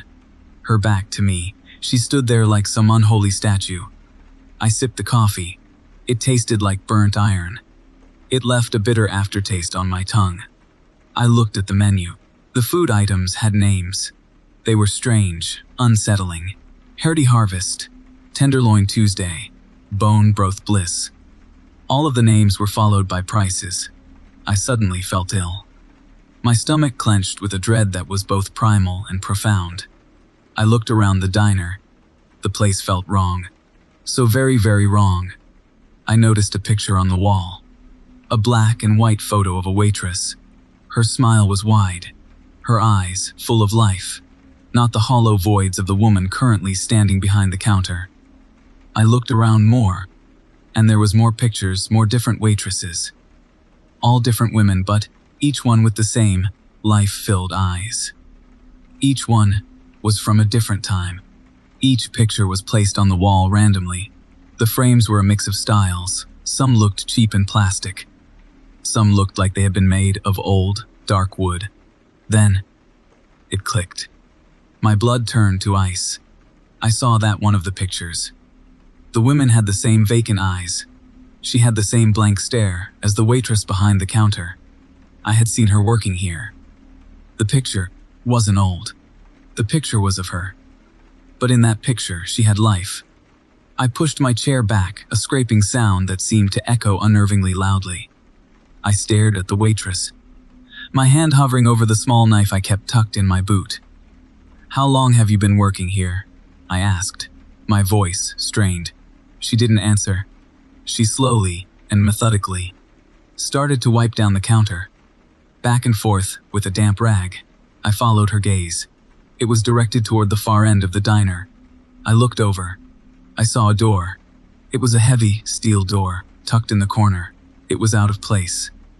In this retro, old-time themed diner, the door was new, and it had a small latch. The latch, it gleamed with a strange, unnatural sheen. The air, it became thick and cloying, That metallic sweetness had intensified. It was almost overwhelming. It was becoming a stench. I knew. I just knew that the answer that this nightmare was behind that door. I was supposed to be in this story. I was supposed to be a part of the food. I knew that those women were not hired. They were eaten. I felt it. The chill that had gripped my bones earlier had become a frozen fist. Squeezing my heart, I knew I should go. I should leave this place. But curiosity, a dangerous thing, pulled me forward. I stood. The waitress still hadn't acknowledged me. She continued wiping with her rag. Her movements, they were jerky, almost mechanical. I walked toward the steel door. Each step felt heavy.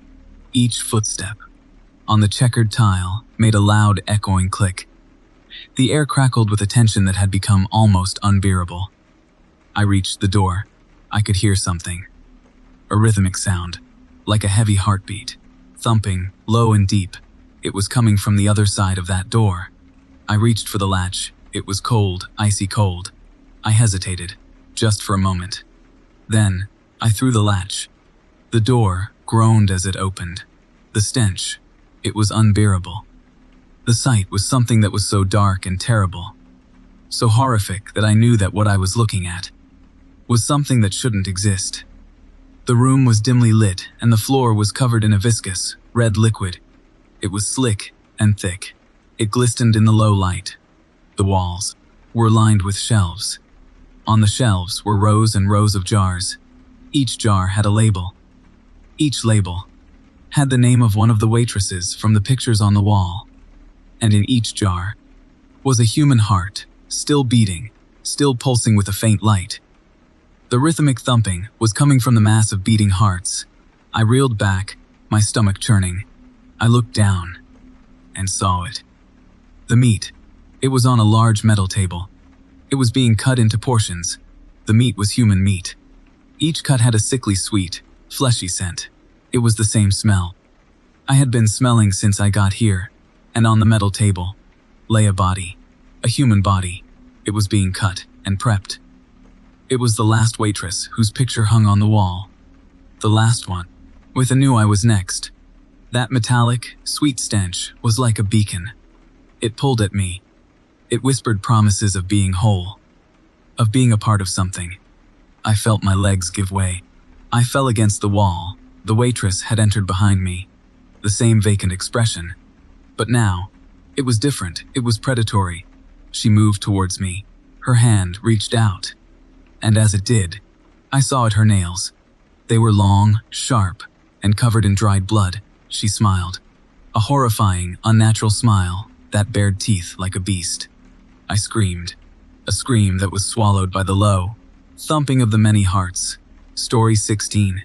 The engine, a rumbling titan, vibrated beneath me. A familiar, comforting song against the long, lonely stretch of highway. The moon, a skeletal fingernail in the inky sky, cast long, dancing shadows that seemed to writhe and twist with every mile I devoured. I, Mac, a man seasoned by the road, had seen things out here.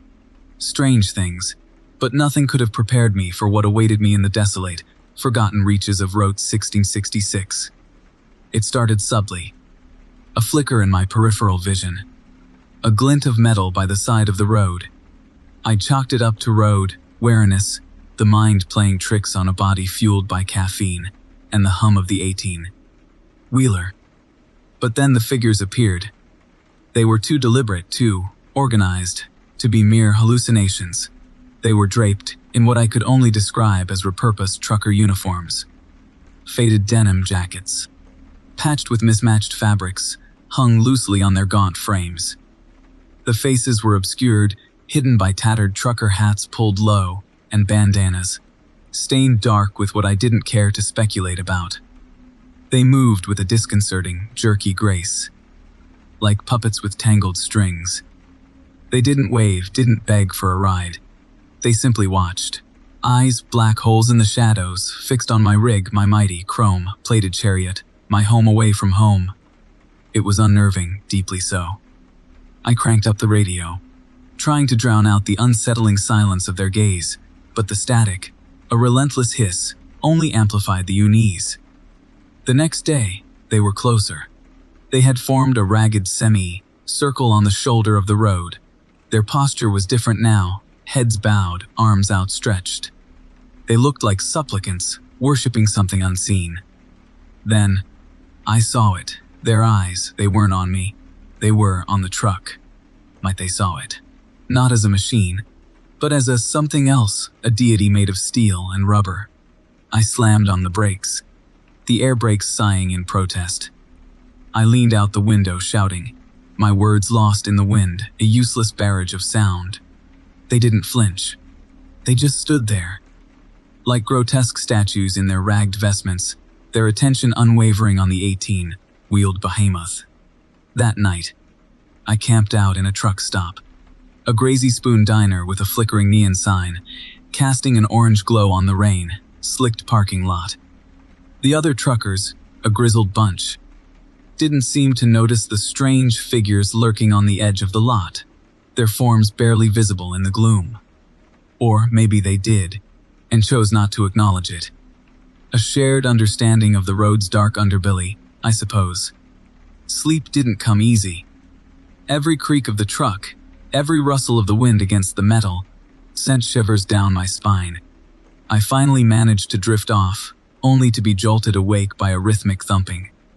I looked out the window, and they were there, closer. Their hands were on the truck, touching it. They were chanting in a low, guttural drone. It was a language I didn't recognize, a language of worship and madness. It seemed to vibrate in the air, in my chest. The next day, the road ahead seemed to twist and turn in a way it never had before.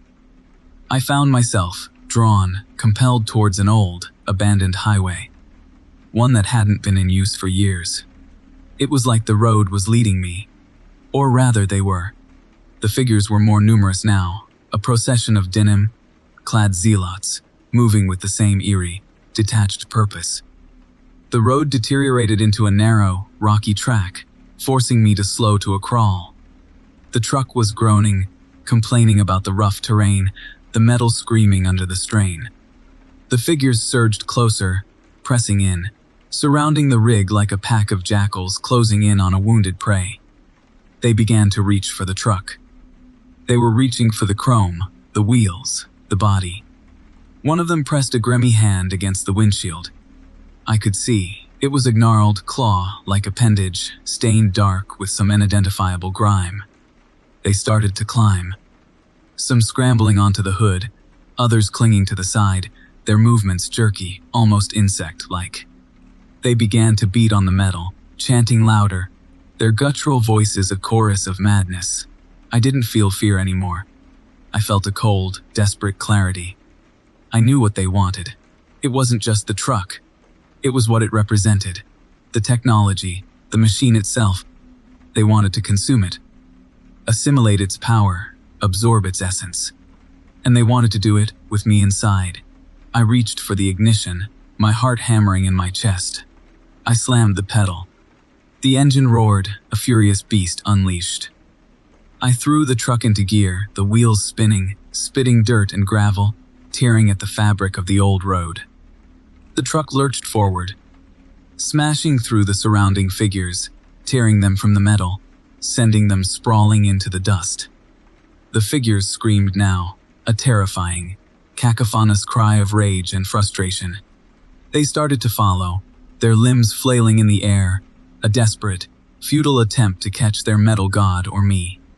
I could feel them crawling back on, their hands, slipping, grasping onto whatever they could. They clawed at the windshield, the sound of their fingernails on the glass, sending icy shivers down my spine. One broke the glass, its face peering at me, inches from mine.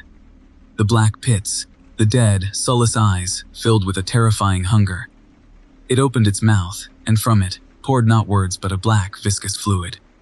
It fell onto me like oil. I floored the gas, pushing the truck to its breaking point. I turned the wheel hard. The truck began to shake, shudder, and groan. It had a mind of its own and was refusing the strain. I looked ahead. The cliff edge was there, a dark, yawning maw. It wasn't the road I was meant to be on.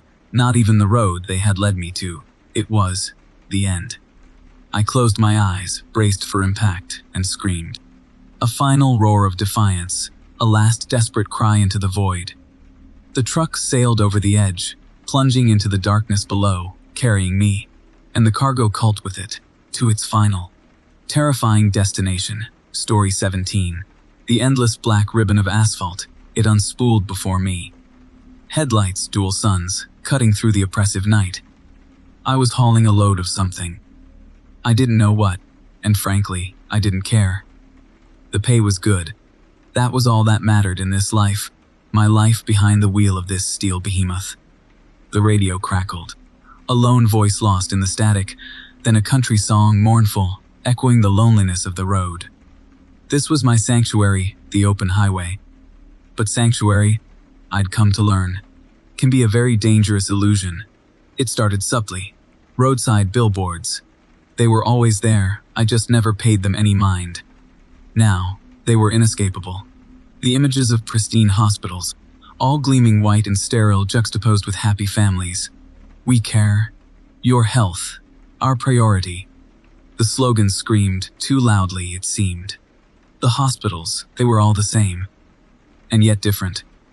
The names changed, the logos tweaked slightly, but there was an unnerving uniformity.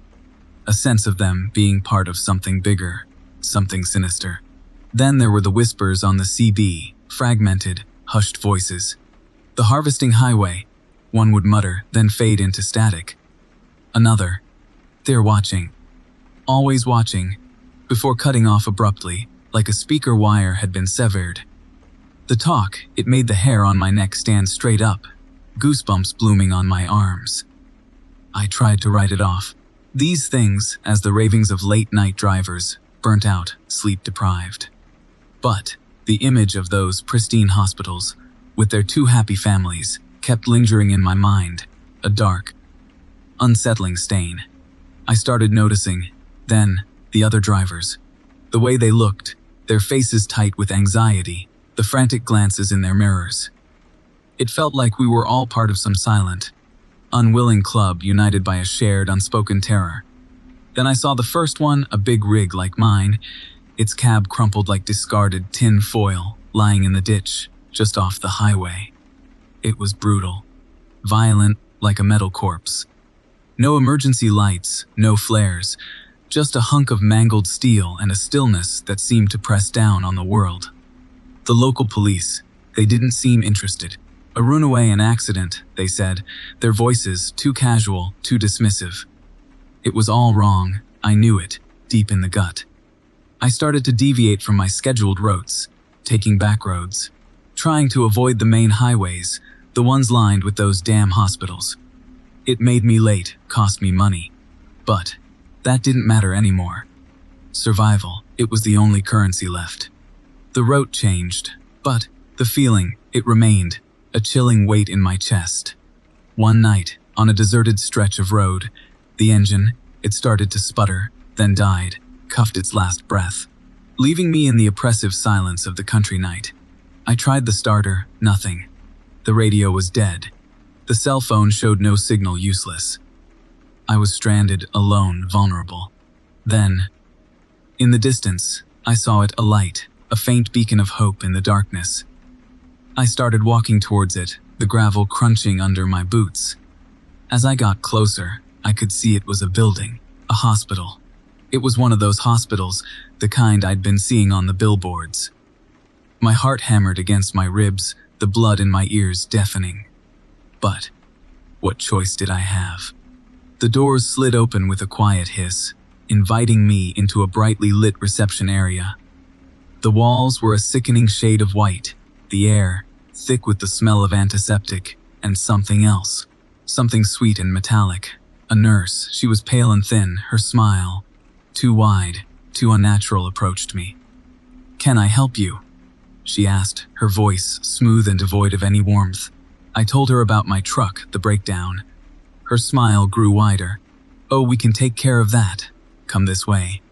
She led me down a long corridor, the sound of my footsteps echoing eerily off the sterile walls. The doors, They were all numbered, like some macabre game of chance. She stopped at a door marked Operating Room 7. My stomach churned. Through the small window, I could see figures in surgical gowns, their faces hidden behind masks. The movements, they seemed jerky, unnatural. The nurse opened the door, her smile never faltering. "Right this way," she urged. I hesitated. I saw a gurney, freshly made, waiting for a new patient. A patient. No, a donor, I realized. That's when the panic hit me. The whispers on the radio, the accidents, the billboards, they all clicked into place. The hospitals, they weren't there to heal, they were there to harvest. And truckers, we were the perfect targets. Isolated, vulnerable, and easily replaced. I shoved the nurse aside, sending her reeling. She made no sound, simply stared at me, her face a mask of confusion, followed immediately by a look of cold rage. I bolted, running back down the corridor, the sound of alarms piercing the silence. Doors opened all around me, figures in surgical greens, emerging from the rooms like gulls. They were fast, impossibly so, their eyes black, vacant. I ran, driven by a primal fear, my breath coming in ragged gasps. I burst out of the hospital and back into the night, the gravel crunching under my feet. I didn't look back. I ran and ran, fueled by adrenaline and a terror I had never known. Behind me, I could hear the hospital, the alarms, the screams, muffled, distant. The highway, it was empty, the black ribbon unspooling before me, beckoning, yet terrifying. I stumbled back to my truck, my hands shaking as I fumbled with the toolbox. I found what I needed, a coil of wire. I quickly attached it, bypassing the broken starter, jumping the engine to life. The engine roared, an act of defiance. I threw the rig into gear and sped away, leaving the hospital and its horrors far behind. But the image of those pale faces, the gleam of the surgical instruments, they would remain forever, burned into my memory, etched onto my soul. I was alive for now, but I knew they would be looking for me. The harvesting highway, it had claimed another one, but I had escaped. I had survived, for now. Story 18. The vast, inky blackness of the Nevada desert swallowed my headlights whole. Another night, another haul. Just me, my rig, and the endless ribbon of asphalt unwinding beneath my 18 wheels. The radio, my constant companion, sputtered to life, a familiar crackle of static, and then, the sweet release of country music, filling the cab. It had started subtly, a fleeting hiss amidst the songs, a momentary blip, like a radio station tuning in and out, I figured. No big deal. But it grew, gradually, like a cancer, creeping into the edges of my solitude. The static wasn't just static anymore. It was a thick, grazy sound, like the buzzing of 1,000 flies trapped in a jar. A sound that made my skin prickle, and the hair on the back of my neck stand on end. One night, a particularly desolate stretch of highway, the static took on a different quality, a new horror. It began to morph, to twist, to coalesce into something resembling words. Distorted, garbled whispers, swirling, just beneath the surface of the white noise, clawing their way into my ears. Like ghostly insects. I fiddled with the dial, cursing the cheap radio, thinking it was a signal problem, but the voices remained, persistent and dreadful. They weren't English. Not any language I'd ever heard, not even close. They were guttural, throaty, like the cries of drowning men, a choir of tormented souls, trapped in a digital purgatory. Each time I heard them, I felt a cold dread, a feeling of being watched, observed by something not of this world. My heart hammered in my chest, a frantic bird trying to escape its cage. One voice, distinct among the others, a rasping, ragged whisper, seemed to be repeating a single word. Or what I thought was a word, a sickening, clicking sound, like bones being broken, slowly, deliberately. It echoed around the cab, bouncing off the dashboard, penetrating my skull. Keithrarn, it repeated, again and again. Catharn, a name perhaps. An invocation, whatever it was. It sent icy tendrils of fear down my spine. Sleep became a luxury, a stolen moment between the screaming static and the chilling, whispering voices that seemed to taunt me from the very airwaves. The highways, normally a place of refuge, became a terrifying gauntlet, each mile marked by increasing desperation. I started to see things in the periphery of my vision. Shadows, elongated and distorted, flitting between the trees at the edge of the road. One night, a figure standing by the side of the highway in the rearview mirror. Its face gaunt, hollowed, with eyes that burned with an unholy light. When I looked directly, it was gone, vanished into the darkness. I blamed it on fatigue, but the icy fingers of fear still grasped my insides tightly. The static grew, now dominating the radio entirely, the music now just a faint memory. The chorus of tortured voices, screaming, weeping, laughing, filled my ears constantly.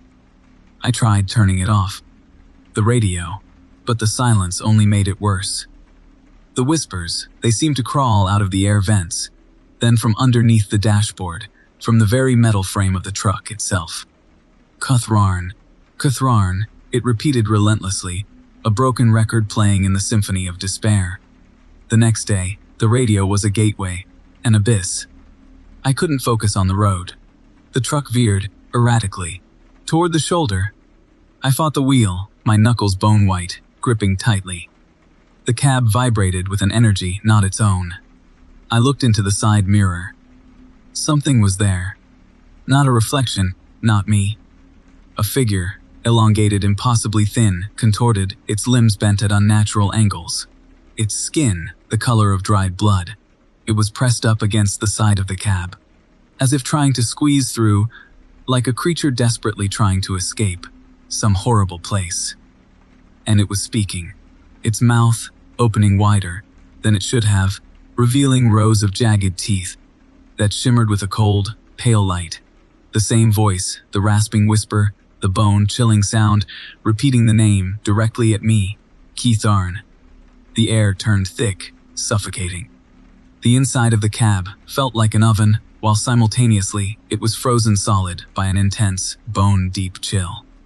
The radio surged with a blinding light, a kaleidoscope of colors, swirling and pulsating. The voices, they reached a deafening crescendo, a symphony of suffering building to some terrible climax. I tried to scream, but my vocal cords felt tight and useless. My voice, nothing more than a feeble whimper. The figure pressed its face against the window, the cold of its touch searing my skin like a branding iron. Its eyes burned into mine, black, bottomless pits that seemed to pull at my soul, threatening to drag me into their endless void. It was a face of pure agony, a torment so profound it made my own fear feel insignificant. Then, its mouth opened impossibly wider still, and the radio exploded. It wasn't a bang, not like an electrical short. It was more like a tearing, a rip in the fabric of reality. The radio dissolved into a vortex, a swirling black hole, a gaping maw of pure darkness. And from the blackness, the figure pulled itself free.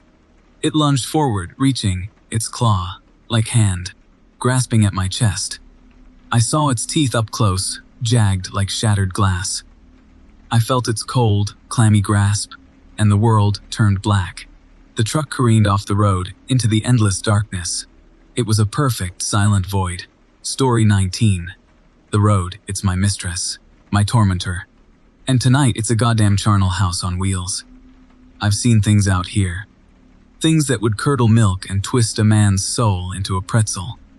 But nothing prepared me for the cult of the road. It started subtly. The weird looks from other truckers at the diner. Eyes too bright, teeth too sharp, like wolves sniffing the wind. They'd nod, a slow, unnerving bob of the head, and mutter things under their breath. Things I couldn't quite catch. Fragments of words that felt ancient and wrong. Then there were the sightings. Late at night, just at the edges of the headlights. Trucks painted matte black, no markings, no reflections. Moving like phantoms, their trailers swaying with an unnatural, almost fluid grace. I tried to ignore it, chalk it up to too much coffee and not enough sleep. But the feeling, this creeping dread, it burrowed deeper, festering like a wound. The CB radio crackled with static, and sometimes, just sometimes, I'd hear them. Voices. Not human voices, but something else. Whispers that seemed to come from the very asphalt beneath my tires, chanting, rhythmic and guttural, a dark hymn to the road. One night, I was hauling a load of, well, it doesn't matter what I was hauling. The specifics don't change the stench of dread that night had about it. The sky was a bruised purple, the air thick and heavy, pressing down on me like a shroud.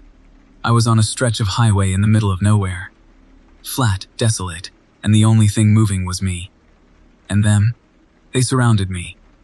The black trucks. They materialized out of the fog, silent, implacable. They boxed me in, their headlights boring into my cab like the eyes of some ancient, slumbering beast. I tried to radio for help, but only static met my pleas. Their whispers grew louder, piercing the silence, seeping into my very bones. I slammed on the brakes, the air brakes hissing like a dying serpent. My rig shuddered to a halt, and so did they. The doors of the black trucks swung open, and they emerged. They weren't quite human, not anymore. Their faces were pale, almost translucent, with eyes that burned like hot coals. They wore leather and chains, their skin marked with crude, disturbing symbols. They moved with a jerky, unnatural gait, like puppets controlled by invisible strings. "Brother," one of them rasped, his voice like gravel and bone. "The road calls to you." He reached out a hand, his fingers long and thin, tipped with nails that looked like talons. "Join us and know the glory of the asphalt." I recoiled, shoving my door open and scrambling out onto the highway. The cold pavement bit into my skin. But I didn't care. I had to get away. I had to escape the hungry eyes, the guttural chanting, the suffocating feeling of being trapped in some demented nightmare. They advanced slowly, encircling me, their voices rising in a crescendo of warped praise. The air crackled with an energy that felt ancient, profane. In the distance, I could see the lead truck, the one with the most elaborate markings, its trailer gleaming under the sickly purple sky, a mobile altar of sorts. They wanted me. They wanted me either in or on it. "You will be made one with the road, brother." Another one of them croaked, stepping closer. He clutched a rusted, hooked chain in his hand, its links dripping with something dark and thick. Either through service or sacrifice, a panic, pure and unadulterated, seized me. I spun around, looking for some way out. There was only the black wall of the cult trucks, and the endless, empty ribbon of road stretching out in either direction. They lunged forward, their hands reaching, claws scrabbling in the air, eager to claim me. I was cornered, trapped, with nowhere to go. A sickening fear filled my stomach. I didn't want to be one of them. I didn't want to be on their altar. Not with that look in their eyes. Not with their hunger. I would do anything. Anything to get away. Then I saw it. A small, overgrown ditch running parallel to the road. A thin gash in the earth that could only be about 3 feet wide. A thin lifeline in this dark hellscape. I dove for it, launching myself forward, rolling into the muddy, overgrown trench, the cultists reaching, barely missing me as I was swallowed by the shadows and the tall weeds growing out of the side. I clawed and scrambled, the sharp weeds whipping at my face, the mud thick and sucking at my clothes. As the cult's chanting grew even louder, more frantic, their frustration palpable, even in the darkness. The only things visible above me being the tops of the black trucks and the unnatural light spilling down from their headlamps. I had to move. I had to escape before they found me, their hands reaching into the dark. I followed the ditch, crawling, stumbling through the muck and mire, each footstep taking me further away from the highway, further into the darkness. I kept my head down, the fear keeping me going, the knowledge of what they would do to me, pushing me onwards, further, deeper, the chanting behind me growing softer, fading into the distance. I kept my eyes low. It wouldn't be long before they came for me again, before they searched. The ditch ended suddenly, spitting me out into a field, a wide expanse of nothingness. A twisted mess of tall grass and a few scattered, dying trees. The ground under me was uneven, and I stumbled to my knees. I couldn't hear them, not anymore. The chanting had stopped. The whispers were gone. I couldn't see them either. The black trucks were gone, disappeared back into the fog. I sat there, panting, my body trembling with adrenaline, mud caked on my skin, cuts stinging on my face. I was alive for now. But I knew, in the pit of my stomach, that they hadn't given up. They were out there, somewhere, lurking in the shadows, waiting for me to return to the road to my truck. They would be waiting. They would always be waiting. A low rumble sounded from behind me, a sickening, low growl. I turned. There, coming out from behind the tall, dead grass, was their mobile altar. The trailer of their lead truck, unhitched, and moving towards me. The sides of the trailer burst open, and inside, a mass of chains, hooks, and blades swung down, each sharp edge glinting in the moonlight. The trailer moved closer and closer, the guttural chanting once more rising into the air, louder than ever before. The trailer was coming to claim me, to take me to the road, or the road to me. I was out of time. I was out of options. I could only close my eyes and accept what was coming. Story 20. The road unwound before me, a black ribbon under a bruised purple sky. Another night, another haul. My rig, a beast of steel and chrome, rumbled beneath me. It was comforting, in a way. This familiar vibration, a constant pulse against the rising unease that had been gnawing at me for weeks. Ever since as that run. It had started innocently enough. A late-night delivery to a town not even on the map, a place called Stillwater. Or, what used to be called Stillwater. The name seemed a sick joke now. The place was anything but still. The air there, thick and heavy, smelled like wet earth and decay. A scent that clung to the inside of my nostrils, even now. The fog was so dense you could reach out and touch it. Or, at least that's what it felt like. I had never experienced fog like it. I remember seeing the few dilapidated buildings, their windows like vacant eyes staring out into nothing. No lights. No movement. Just an eerie, unsettling silence that pressed down on you. Even the usual crickets were missing. The radio crackled, useless. Dead air. Like the world had simply stopped breathing. The delivery was to an old, abandoned warehouse on the edge of town, the sort of place where nightmares go to fester. The loading dock was warped and splintered. The smell intensified there. A sickly sweet stench mixed with something metallic. I've been around long enough to recognize the smell of blood. And something else. Something I had never smelled before. Something vile and unnatural. It was inside the warehouse, where things truly turned. The air grew cold, biting, and my breath puffed out in thick white clouds. But it was just me and the air, which seemed to twist and warp the shadows. The shadows began to stretch and dance, taking on shapes that defied any logic. I saw, in the corner of my eye, things that I cannot even describe. Impossible angles, grotesque appendages. I just wanted to get out. I unloaded the crates, heavy things filled with a strange, cloying substance, wrapped in tarpaulin that smelled of rot. I didn't dare touch them with bare skin. I just wanted it done. Each movement felt like it was pushing against a thick resistance. The air seemed to be pushing against me.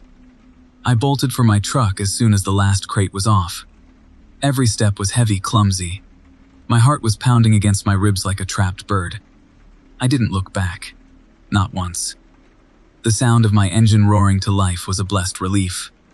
The tires spun, and then I was out of there, leaving that town in my rearview mirror. But the town, it didn't leave me. The nightmares started the very next night. Always the same. The fog, the silence, the dancing shadows.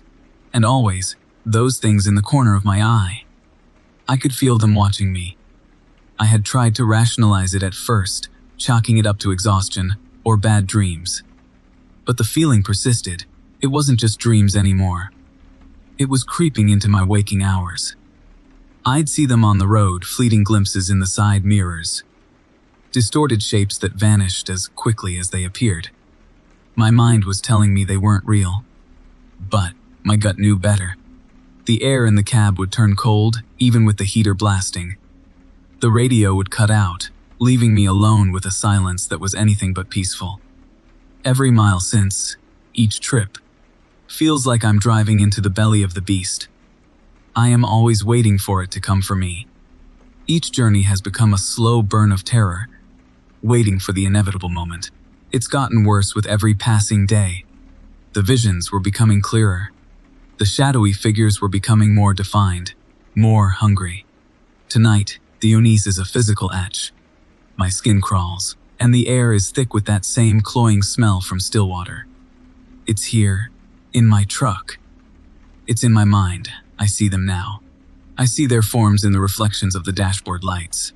No longer fleeting, they are there, solid, watching. The road ahead seems to be twisting, curving into impossible shapes. The dotted line on the road is morphing into a grotesque, writhing pattern. The headlights cast long, distorted shadows. It was like they were reaching, grabbing at me. The engine, usually my steady companion, begins to sputter and cough, the sound grating against my already frayed nerves. My breath hitches. I look to my right. I see them outside, walking alongside the truck, their movements jerky and unnatural. They are tall and thin, their limbs too long, their faces obscured by the shadows, their eyes like pinpricks of malevolent light.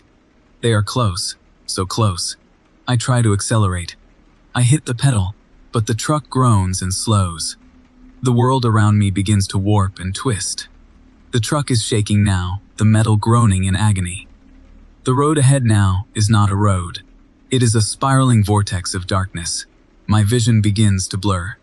I hear the sound of their whispers, not in my ears, but in my head. They are beckoning me closer. The truck swerves violently. I fight with the wheel. My hands are clammy with sweat, but it is no use. The darkness is closing in, pulling me. They are getting closer. I feel their icy hands reaching through the metal. Through my skin, they are grasping, pulling me into that awful place, that endless void. I can feel them dragging me from the very core of my being. I scream. A sound so animalistic it barely sounds human. But it is lost in the abyss, the spiraling vortex of endless night. The truck lurches one last time. The engine dies with a final gasp. The shadows close in around me. I am surrounded, consumed. I see their faces now, just before the dark takes me fully. Twisted parodies of human faces, full of endless hunger. I can no longer feel my body, my mind, my very self. There is only the cold and these things. The world shrinks to nothing, swallowed by the fog, by the silence, by the endless. Hungry shadows of Stillwater. I am no more. Story 21. The endless ribbon of asphalt unspooled beneath my 18 wheels, a greasy black tongue licking at the horizon. I, Earl, was a king of this road, a solitary titan in my chrome-plated chariot. Or, at least, I used to be. Lately, something had shifted. The world beyond my cab had become wrong. It started subtly. A fleeting darkness in my peripheral vision. I'd glance, expecting a stray car or a trick of the light, but find nothing. Just the vast, empty expanse of the highway, mocking my unease. I wrote it off, at first. Tired eyes, I figured. The long hauls, the endless nights. But it persisted. A flicker like a shadow caught in the corner of my eye. Always just beyond my direct gaze. Always in that damned blind spot. It was an unnatural blackness, a void where light should have been. It didn't belong, didn't cast a shadow itself, didn't interact with the world I knew. And that was the disturbing part, like an ink stain leaking from another dimension. It began to feel aware. If I tried to ignore it, to focus intently on the road, it would become more insistent. A dark pressure building in that spot, a cold dread seeping into my bones. I'd shift in my seat, a frantic twist of my neck to steal a glance, but always, it would be gone, vanished like a phantom wisp of smoke. The only proof of its existence, a lingering, nauseating feeling. The air in the cab became heavy, thick with an unseen presence. I started talking to myself, a habit I'd never had. My thoughts, usually my only companions, now felt like whispered secrets in a haunted house. "You ain't real," I'd mutter, a pathetic attempt at defiance. The feeling intensified the more I tried to dismiss it. The darkness would flicker faster, the cold would become a gnawing chill that settled deep in my core. This shadow, this thing, it was feeding on my fear, growing stronger with every panicked glance, every moment of denial. It began to take on shape, a vaguely humanoid form that shifted in breath. A silhouette composed of pure nothingness. I could feel it. The pressure in my blind spot was not just a visual phenomenon, it felt like an immense weight pressing against my skull. A silent scream of intent. I tried reasoning, telling myself it was just my mind, playing cruel tricks, but logic had no purchase in the face of this growing terror. One night, somewhere in the barren heart of Nevada, I glanced in my rearview mirror. For the first time, I didn't see the reflection of the road behind me. Instead, a distorted, elongated shadow was draped across the mirror's surface, a warped reflection of what I knew was in the blind spot, a twisted parody of my own form. The air in the cab turned frigid. Each breath I took felt like an icy blade scraping at my throat. I slammed on the brakes, the tires squealing a desperate protest. I lurched from the cab, stumbling on the uneven gravel. The air was crisp, cold, and the endless black sky was peppered with indifferent stars. I scanned the surroundings, my heart hammering a frantic rhythm against my ribs. No shadow. No sign of what I had seen in the mirror. Only the lonely stretch of highway and the vast, looming darkness of the surrounding desert. I clambered back into my truck, my hands shaking as I turned the key. The engine coughed to life, a mechanical roar that felt hollow and insignificant against the encroaching dread that was gripping me. As I started driving again, the shadow returned. Immediately, it was there.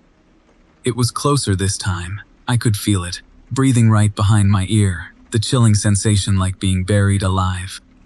I tried to focus on the road, but my eyes kept darting to the side, trying to catch even a glimpse of the darkness, like a moth drawn to a dying flame. The figure was not just a shadow now, but a distorted, writhing mockery of a person. Long, thin limbs twisted at impossible angles, a head that was too large and too flat, and eyes that were twin pools of bottomless blackness, that I felt but could not see, that made me feel like an insect trapped in a spider's web. The cab became my prison, and the road an endless, torturous loop. I accelerated, hoping to outrun it, to leave it behind in the dust. The shadow mirrored my speed, its form flickering and contorting, as if relishing my desperation. I tried to swerve, to violently throw the truck into a spin, to shake it loose, but it remained, a constant presence, a predator playing with its prey. My mind was breaking, fragments of thoughts and memories like shattered glass, scattering with the increasing madness. Then it happened. I glanced to my left, the shadow. It was there, not flickering, not distorting, as clear as anything I had ever seen. It moved. It wasn't in the blind spot anymore. It was next to me, the entire shape of a man, made of pure darkness. Its long, impossible limbs reached toward me, cold and terrifying. I screamed, my throat raw.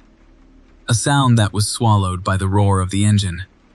The truck veered violently, the tires leaving the blacktop, gripping into the gravel.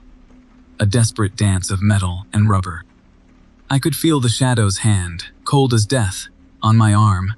I could feel the cold like nothing I had ever felt before. It was like an Arctic wind ripping through me, tearing away at my skin. My vision became a tunnel, a kaleidoscope of fear. The world was spinning, the truck tilting, as if gravity had forgotten its purpose. I could hear the cracking of metal, the shattering of glass, a chorus of destruction. The shadow's grip tightened, a vise made of nothing, and I felt myself being pulled, not out of the truck, but deeper into the nothingness that was its core. The last thing I saw, before the world turned entirely black, was its face. It wasn't empty anymore.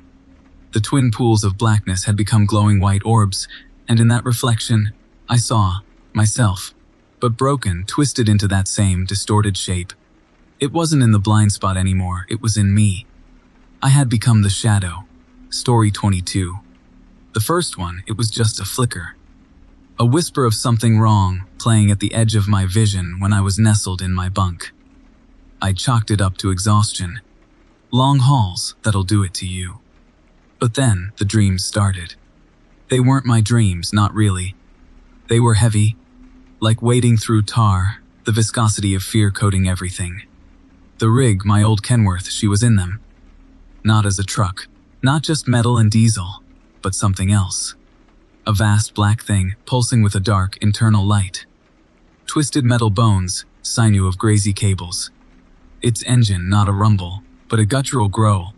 A monstrous thing breathing just below the surface. The road, it wasn't asphalt anymore. It was like the inside of some sick, monstrous gut, slick with bile, leading deeper and deeper into a place that should not be. And I was in the center, trapped, a silent, screaming observer. I'd wake up drenched, the stale air of the cab thick with the residue of the nightmare. My heart would hammer against my ribs, a frantic bird trying to escape a cage made of bone. The smell of diesel, usually comforting, was now laced with something acrid, something like burnt hair and spoiled meat. The truck, she'd be sitting there, innocently gleaming in the morning light, the chrome reflecting the sun. But I knew. I felt it, that cold, unblinking presence lurking just beneath the surface. I tried to ignore it, to bury the feeling under cups of gas station coffee and a barrage of classic rock. Miles blurred past, the monotonous hum of the road a constant drone in my ears. But the dreams, they grew stronger, more vivid, more real. One night, the dream showed me the truck's heart, or what I assumed was its heart.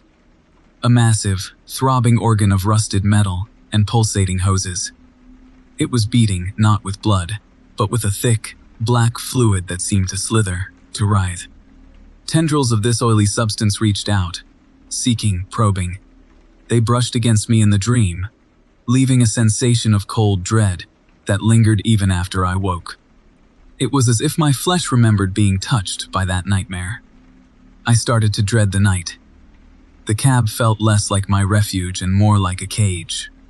A metal coffin that was slowly being filled with darkness. I tried sleeping in motels, but the dreams followed me, leaking from the rig, penetrating the walls, the very air I breathed. It didn't matter where I went, the truck, it was always there, always watching, always dreaming through me. One particular night, the dream was different. It wasn't just showing me. It was speaking. The guttural growl of the engine formed words. Slow, deliberate, and dripping with malice. "We are one," it rasped. The road in the dream shifted, turned into a maw, and I saw, not the empty highway, but the faces of others trapped within the black, sludgy depths. Faces twisted in agony. Silent screams echoing through the void. I recognized a few, truckers I'd known, some I hadn't. They were part of it now, just like I was about to be. I woke up screaming, the sound swallowed by the suffocating silence of the cab. I scrambled out, stumbling backwards. My hands slapping against the cold metal of the truck's grill, like pushing against a beast's snout. I stared at it, the steel reflecting my distorted face, my eyes wide with terror. The chrome seemed to glint, a predatory gleam in the dim light. The truck, it was no longer just an object. It was alive, and I was the vessel through which it saw the world. The road ahead wasn't just asphalt anymore. It was a path through its terrible, nightmare world. Driven by pure, desperate panic, I tried to start the engine. I wanted to run, to escape. The key turned, the engine coughed. Then, the growl, the horrible, low growl that belonged to my nightmares, and the truck shuddered. It wasn't the familiar vibrations of a diesel engine. It was a tremor, deep within its metal bones, like a predator awakening. The steering wheel, it twisted in my grip, forcing my hands, locking them in a tight vise. I was trapped. The dashboard lights flared, not white, but a sickly, pulsating green that mirrored the oily black heart I had seen in my dreams. The radio blared static, then a voice, distorted and mechanical, echoing the words from my dream. "We are one, and you are ours." The truck lurched forward, not in a controlled movement, but like a beast taking a bite. The road ahead warped. The asphalt turned to something like the inside of a wound. The landscape twisted. Trees morphed into grotesque, skeletal fingers reaching for me, their branches dripping with the same thick, black fluid that pulsed within the truck's heart. The sky above, it churned, a vortex of shadows that mirrored the nightmare unfolding around me. I could feel myself changing. The fear gave way to a terrible, cold acceptance, my mind becoming less mine, more Edith's. I was sinking into the darkness, becoming another face in the black mire. A part of the truck, another cog in its twisted, mechanical heart. My screams were no longer my own, they became the guttural roar of the truck's engine. My bones felt like metal, my blood like oil. And, as the truck plunged into the depths of its own terrifying dreamscape, I understood the truth. It hadn't just been dreaming through me. It had been taking me inside of itself. I wasn't just the driver anymore. I was the fuel. Story 23. The rumble of my rig, a familiar lullaby, usually soothed me to sleep. But lately, the nights in the whispering woods, they've been anything but peaceful. It started subtly, a faint rustle, like the wind playing tricks through the leaves. I'm a trucker, name's Earl, and I haul everything from frozen fish to farm equipment. The long hauls, they take a toll. So, I learned a long time ago to find solace in the quiet corners of the world, the places that haven't been paved over. The whispering woods, that's my spot. Pull off the highway, tuck my rig into a hidden clearing, and bam. Instant solitude, or at least it used to be. The first night, I chalked it up to fatigue. I'd been pushing hard, and my ears were playing games. I thought I heard my name, soft and breathy, carried on the breeze. "Earl," it whispered, like a secret being shared by the trees themselves. I shook it off, crawled into my sleeper cab, and drifted off, the drone of the engine a comforting counterpoint to the rustling leaves. The next night it came again, a little louder this time, more insistent. "Earl, Earl," it called. It wasn't just one voice now. It sounded like a chorus, a congregation of soft, desperate whispers, each one laced with a strange, unsettling eagerness. I sat up in my bunk, my heart pounding against my ribs. I peered through the crack in my curtains, and the trees, I swear they seemed to be leaning in, their branches twisted and gnarled like skeletal fingers reaching for me. I told myself it was nothing, that it was the darkness playing tricks. My mind, the old reliable bastard, was starting to unravel on me, I thought. I poured a cup of coffee from my thermos, its bitter warmth doing little to dispel the creeping chill that had settled in my bones. The next night the chorus grew stronger still, a cacophony of whispers swirling around my rig. They all said my name, over and over, each one a little louder, each one a little more desperate. "Earl, Earl, come to us, Earl." The trees were no longer still. I could see them with my very eyes now. They were moving, swaying, and groaning, as though they were trying to get closer to me. Their shadows stretched out like long, grasping claws. The roots of the trees writhed on the forest floor like giant earthworms, digging their way through the soil and towards my truck, inch by agonizing inch. My skin crawled, and a knot of dread twisted in my gut. I tried to tell myself I was just tired, that the long hours were finally getting to me, but a cold, clammy feeling persisted in my hands. I tried to reason with myself, to make sense of what I was hearing and seeing. I figured it was probably just some trick of acoustics. The wind whistling through the trees just so. Or maybe it was some strange animal making a weird noise. But the more I reasoned, the more I knew I was lying to myself. No animal made sounds like this. I knew down deep in my soul that this was something different, something wrong. I had never experienced this before. I tried the radio, hoping to drown out the sounds. But the static only seemed to amplify the whispers. I threw the radio against the dashboard, the plastic shattering upon impact. Then, I heard a new sound, a guttural growling, low and menacing, coming from within the trees, or perhaps it was coming from inside of me. I could not tell. It sent shivers down my spine. I felt the cold, damp air seep into my very bones. It was like the woods themselves were waking up, were calling to me, or perhaps were summoning me. I decided that I wouldn't be here again another night. I started my rig. The engines rumble loud in the stillness, hoping to cut through the unsettling symphony of whispers and growls. As I shifted into gear, the trees seemed to surge forward, their branches scraping against the sides of my truck, clawing at my windows, like the grasping hands of the dead and buried trying to claw their way to the surface. The whispers were screaming now, a chorus of maddening insistence. Earl, Earl, come into the woods, Earl, come be with us. The roots were now writhing on the ground and began to reach for my wheels, desperate to keep me trapped here. I slammed on the accelerator, the tires spitting dirt and leaves as I fought to move my truck forward. My heart was pounding like a drum solo. I looked into my rearview mirror, only to see the woods themselves had moved closer. The trees themselves seemed to be taking on a human shape. No longer just trees. They were hunched over and walking towards me. I drove, as hard and fast as I could, pushing the truck to its limits.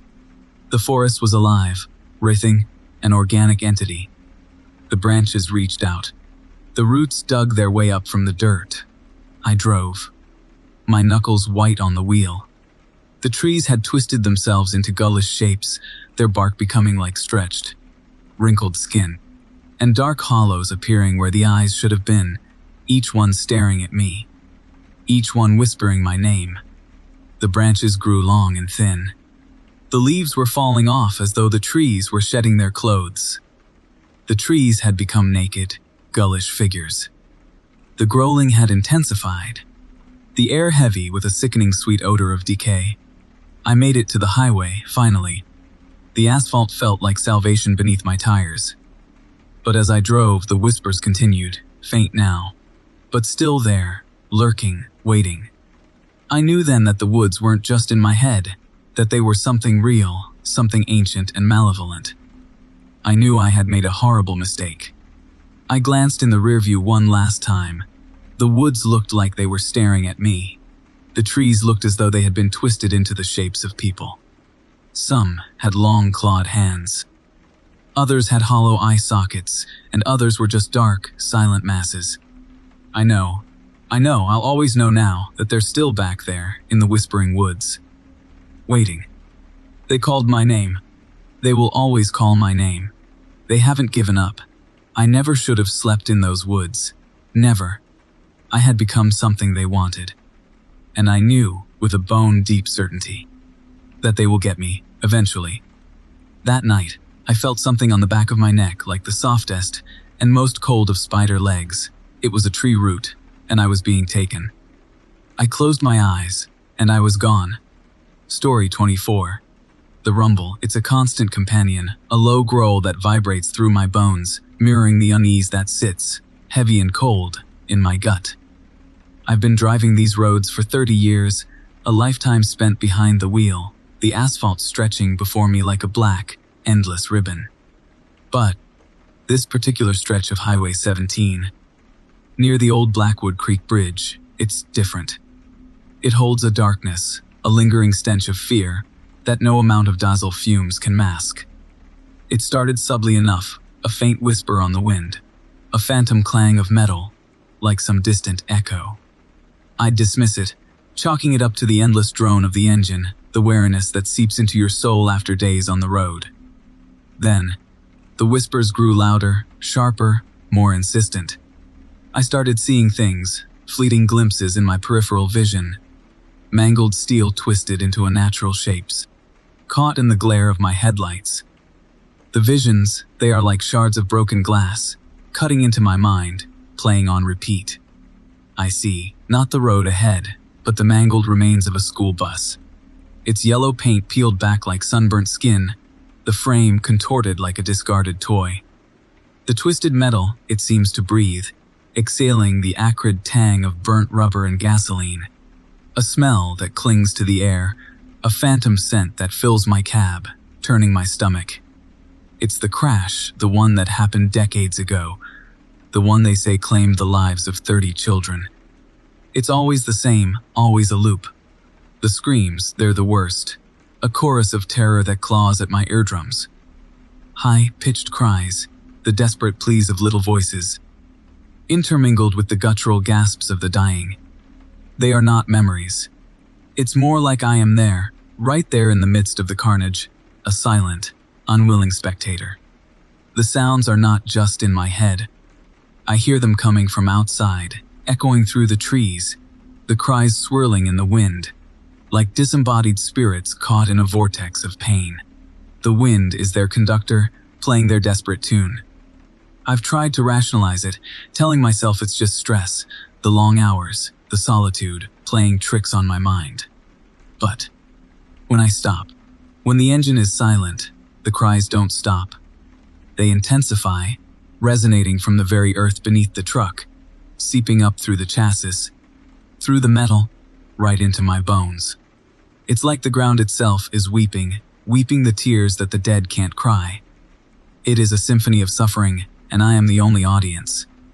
I started seeing the children too. Pale, ghostly faces in the rearview mirror, their eyes, large and vacant, staring out at me with a silent accusation. They flit and flicker and disappear, like fireflies in the night, leaving behind just the chilling impression of their ethereal presence. They are not just reflecting off my mirrors. They float in the air alongside me, and sometimes they even try to enter the cab. Their translucent hands reaching for me, their cold, spectral fingers brushing against my skin. Sleep has become a luxury I can no longer afford. Every time I close my eyes, the visions become more vivid, more intense, the mangled bus, the broken bodies, the desperate faces, a macabre slideshow playing out on the inside of my eyelids. I feel them, the spectral hands, touching me cold and clammy, and I wake up gasping for air, my heart hammering against my ribs. The taste of fear like bile in my throat. My nights are full of cold sweat, and nightmares that bleed into my days. I've started to avoid driving at night. The darkness, it seems to amplify the horror, the shadows becoming monstrous shapes, the whispers turning into a cacophony of anguished wails. But even in the daylight, the road ahead is never empty. I see them, the fleeting glimpses of the children, running along the side of the road, waving their ghostly arms. They are always there, watching me, waiting, and the sounds never cease. It is as if their deaths are an endless loop, an infinite echo that I am forced to endure. I tried talking about it, telling my wife, my friends, but they just look at me with pity, or concern, or fear, convinced I've finally lost my mind. Doctors, they offer me pills, diagnoses, explanations, trying to confine my horrors to the realm of the explainable, but they can't hear them. They can't see them, the phantom bus, the pale children, and the never-ending screams. They can't understand the weight of the past crushing my soul.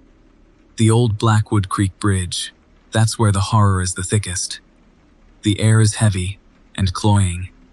The stench of burning metal, almost unbearable. Every time I approach it, the engine sputters and stalls, and the radio cuts out, as if some unseen force is trying to prevent me from crossing. I try to force myself to cross it. Each time the visions grow worse, the screams become louder, the pain is almost palpable. I feel their agony, feel the weight of their loss, as if it is my own. Today is worse than the others, much worse. The cries, they are deafening, an unbearable shriek that threatens to tear my eardrums apart. The visions, they are not flashes, but a continuous panorama of destruction, the mangled bus, its roof peeled open, revealing the twisted, broken bodies of children. And now they are not just there. I can see myself, as though I'm in the middle of the wreck. I'm staring at a mangled steering wheel. and a shattered windscreen, my own bloody hands hanging limp. The air is filled with the scent of my own blood, and I'm surrounded by the screaming children, their faces twisted with pain. The world spins. My vision tunnels. And then I'm there. Not in my truck anymore, but inside the wreckage. It is my body I see, and I feel my bones crack, my flesh tear. The cries, they engulf me, and the world is all twisted metal and blood. My hands are pinned under the wreckage of the steering column. The screaming children are reaching, their eyes filled with a terrible, hungry light. They are no longer phantoms. They are real, and they are closing in. Their spectral fingers are not cold anymore. They are burning into my skin. They're not reaching to me, they're clawing. They're pulling and tearing. The world is nothing but a never-ending, tortuous scream. The air is heavy as their tiny, bloodied hands finally reach my throat. Their icy, spectral hands. They tighten, and I finally understand. I was always here. It wasn't a loop.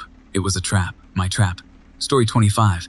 The asphalt, ribbon unwinding before me like a greasy black tongue felt wrong.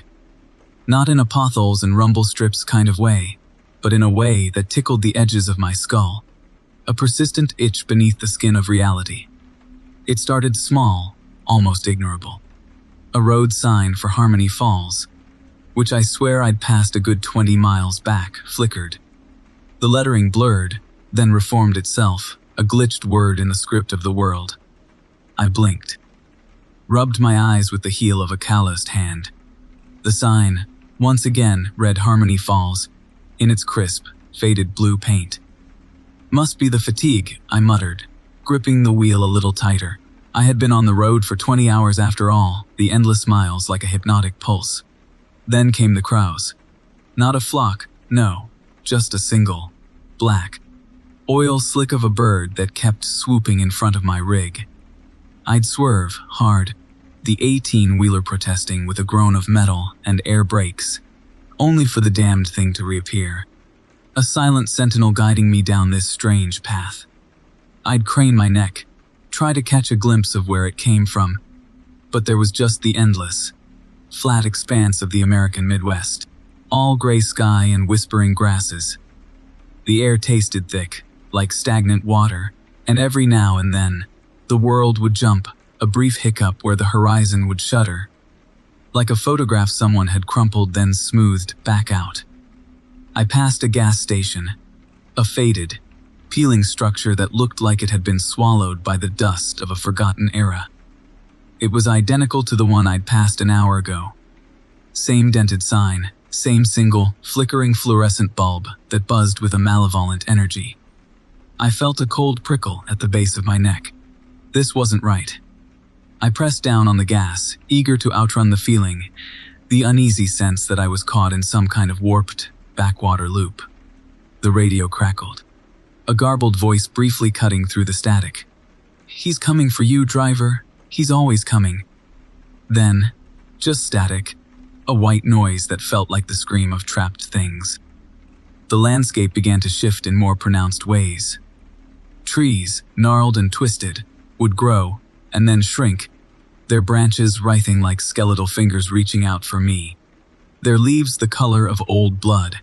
The road ahead would seem to twist itself into unnatural angles, a landscape that defied geometry, where straight lines became impossible curves and horizons looped back on themselves.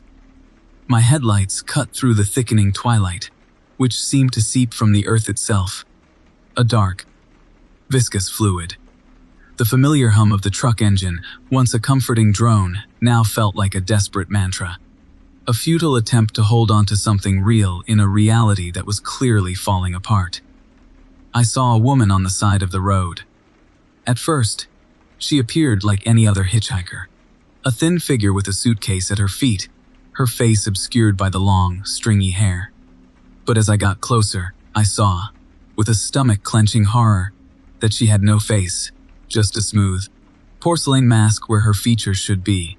Her skin was the sickly white of spoiled milk, and she had these long, spidery fingers. She held a thumb out, a silent, horrifying plea for a ride. I slammed on the brakes, the tires screaming in protest, not daring to get near, or even to look too long. I tried to use my CB, but all it would yield was that same static. The voice whispering about what is coming. My heart hammered in my chest like a trapped animal. The truck cab grew hot, stuffy, as if the air itself had thickened and started to put pressure on me. The dashboard clock flickered and displayed the same time as the one I'd seen an hour before. 3:70 am. Always 3:7 am. I gripped the wheel, my knuckles white. Time itself was failing. Then the objects began to glitch. A soda can on my dashboard, that I was sure I'd put there, phased, becoming transparent for a moment, then solid again. It was like looking at the world through a broken mirror, pieces of it slipping, shifting, becoming something other. My skin felt cold, clammy. Fear, the real kind, a deep, primal dread, sunk its claws into me, a icy hand squeezing my insides. I looked to the passenger side of my cab, and there, sitting calmly, was the same crow. Its eyes, black as obsidian beads, fixed on me with unnerving intelligence, its head tilting slightly, like it was waiting. The road ahead began to shimmer, then dissolved into a swirling vortex of colors. A kaleidoscope of impossible hues that burned my eyes. The truck lurched, as if I'd driven off the edge of the world and into something else entirely. The ground beneath the wheels no longer asphalt but something softer and darker. I was falling, twisting. I looked in the side mirror. The crow was no longer a crow. It was a figure, a silhouette. Towering behind me, its form shifting, a writhing, insectoid shape of darkness. The face, a blank canvas of shadow, was slowly filling in with eyes, hundreds of them, each glowing with malevolent hunger. Its hands were huge with long pointed claws. The world ripped and tore.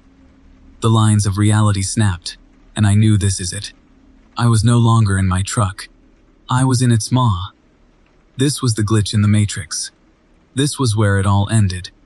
The truck cab dissolved into a formless mass of writhing flesh and blackness, and I knew, with a certainty that chilled me to the bone, that the thing that came for me was not just in this place, but everywhere. I was being consumed, unraveled at the seams, turned into something else.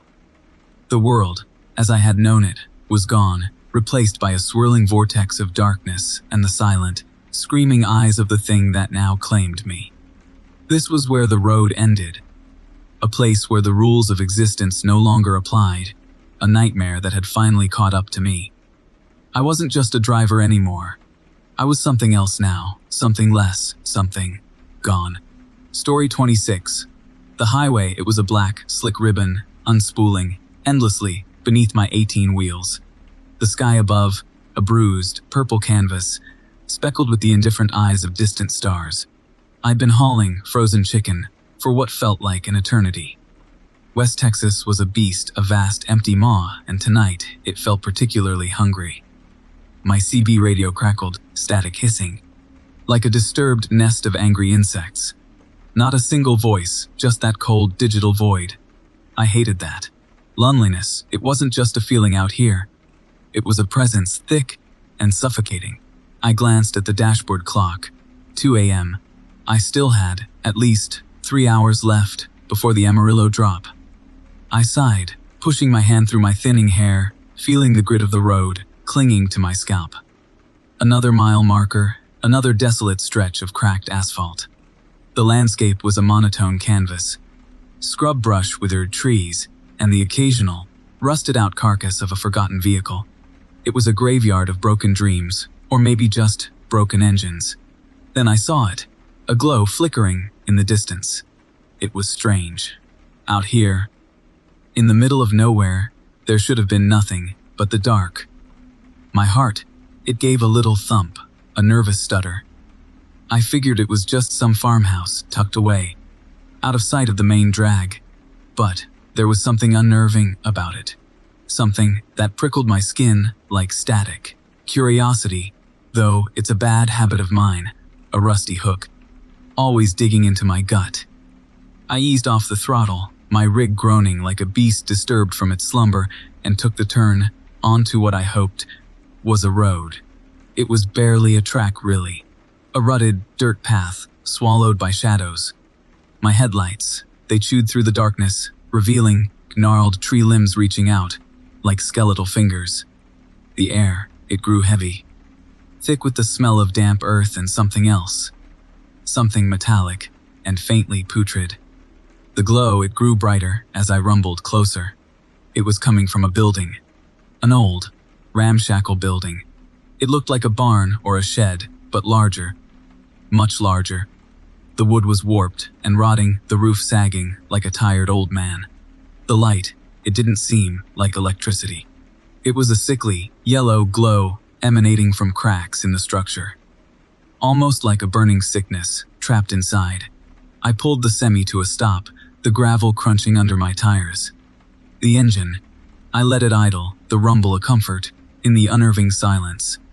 I grabbed my flashlight, its beam cutting a swath through the oppressive darkness. I stepped out of the cab, the air, it was cold. It seemed to seep into my bones.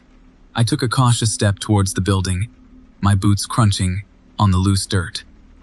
I reached the wall, the wood felt damp and slick to my touch. It was almost like flesh. I shuddered, pulling my hand back as if burned. The yellow light pulsed from the cracks, making the shadows dance. It was a frantic, horrifying dance. I could hear noises. Faint, scratching sounds, like something was moving inside. Small feet scurrying on the wooden floor. I found a gap wide enough to peer through. What I saw made my stomach twist. I almost vomited. The barn, it wasn't just a barn.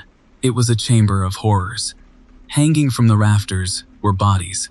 Not human bodies. They were animalistic, twisted and distorted. Their flesh pale and glistening. Something had stretched and reshaped them into grotesque forms. Some of them were still twitching, their limbs moving with grotesque jerks. The yellow light, it was coming from the bodies themselves, from the unnatural growth upon their skin, glowing like festering wounds.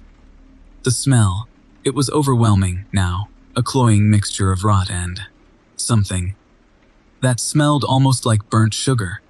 And then I saw what was moving among the hanging horrors. Small, pale creatures. They were like children, but not children. Their limbs too long and spindly. Their skin a sickly gray, and their eyes black, like chips of obsidian. They were feeding on the bodies, their small hands tearing into the flesh with a disturbing glee. Their mouths, they opened too wide, filled with sharp, needle-like teeth. Their eyes, they turned towards the crack where I was watching, and they all seemed to stare straight at me. With an unsettling intelligence, I backed away quickly, stumbling over the uneven ground, my heart hammering against my ribs. I wanted to run, to just get back in my rig and drive as far away as I could, but it was as if my feet were rooted to the spot. I couldn't move. I was trapped in this nightmare. The little creatures, they started to move towards the wall. I could hear them, scratching and clawing against the wood, getting closer. One of them found a hole wider than the others, and it peered out, its black eyes locking onto mine. It made a sound, a high-pitched shriek that seemed to pierce through my skull. It pulled itself through the gap, its long limbs unfolding like a spider, its movement unnatural and disturbing. Others followed, crawling and writhing through the holes. A swarm of pale, horrific creatures. They were coming for me. I finally found my legs turning and sprinting towards the semi, my flashlight bouncing wildly. I fumbled with the door handle, adrenaline coursing through my veins. The creatures, they were behind me now. I could hear their shrieks, their scratching, getting closer. As they closed the distance, I threw myself into the cab, slamming the door and fumbling with the keys. They were scratching at the metal, their nails making a terrible sound, like fingernails on a chalkboard. I jammed the key in the ignition and turned it. The engine, it roared to life. I slammed the pedal to the floor. I put the rig in gear and I peeled out, my tires spinning on the loose gravel. The semi jolted and bucked, the trailer fishtailing behind me. I looked in my rearview mirror, my blood turning to ice in my veins. The creatures, they were still there. They were running on all fours, with impossible speed. They were closing the distance. They were like some unholy nightmare, born from the darkness itself. I didn't slow down. I just kept driving, my foot pressed to the floor, the engine screaming. The image of those creatures, those pale, black-eyed horrors, was burned into my mind. It was a waking nightmare, and I knew, with chilling certainty, that I would never be able to forget it. Not ever. The highway, it was still black, still slick, still endless, but now, it felt different. It felt like a trap. I was still running, and I didn't know if I would ever stop, and I didn't know what was, or would be, behind me, or beside me. Story 27. The rumble of the 18-wheeler, a deep, guttural growl, vibrated through my bones. Rain, fat and relentless, hammered against the windshield, blurring the already desolate landscape into an impressionistic smear of gray. Highway 6066, they called it, and tonight, it felt aptly named. My rig coughed, sputtered, then died with a mournful sigh. Dead battery. Fantastic.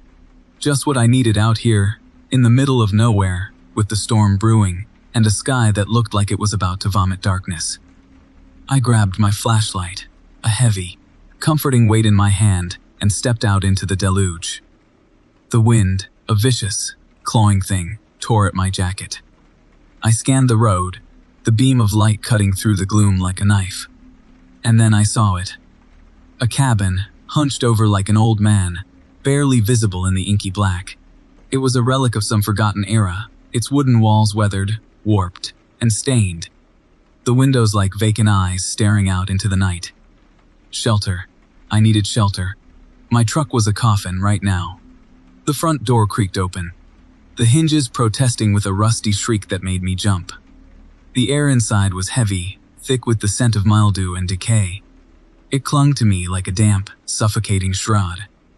Moonlight filtered through the grimy windows, cast long, distorted shadows, making the room seem bigger, more menacing than it probably was.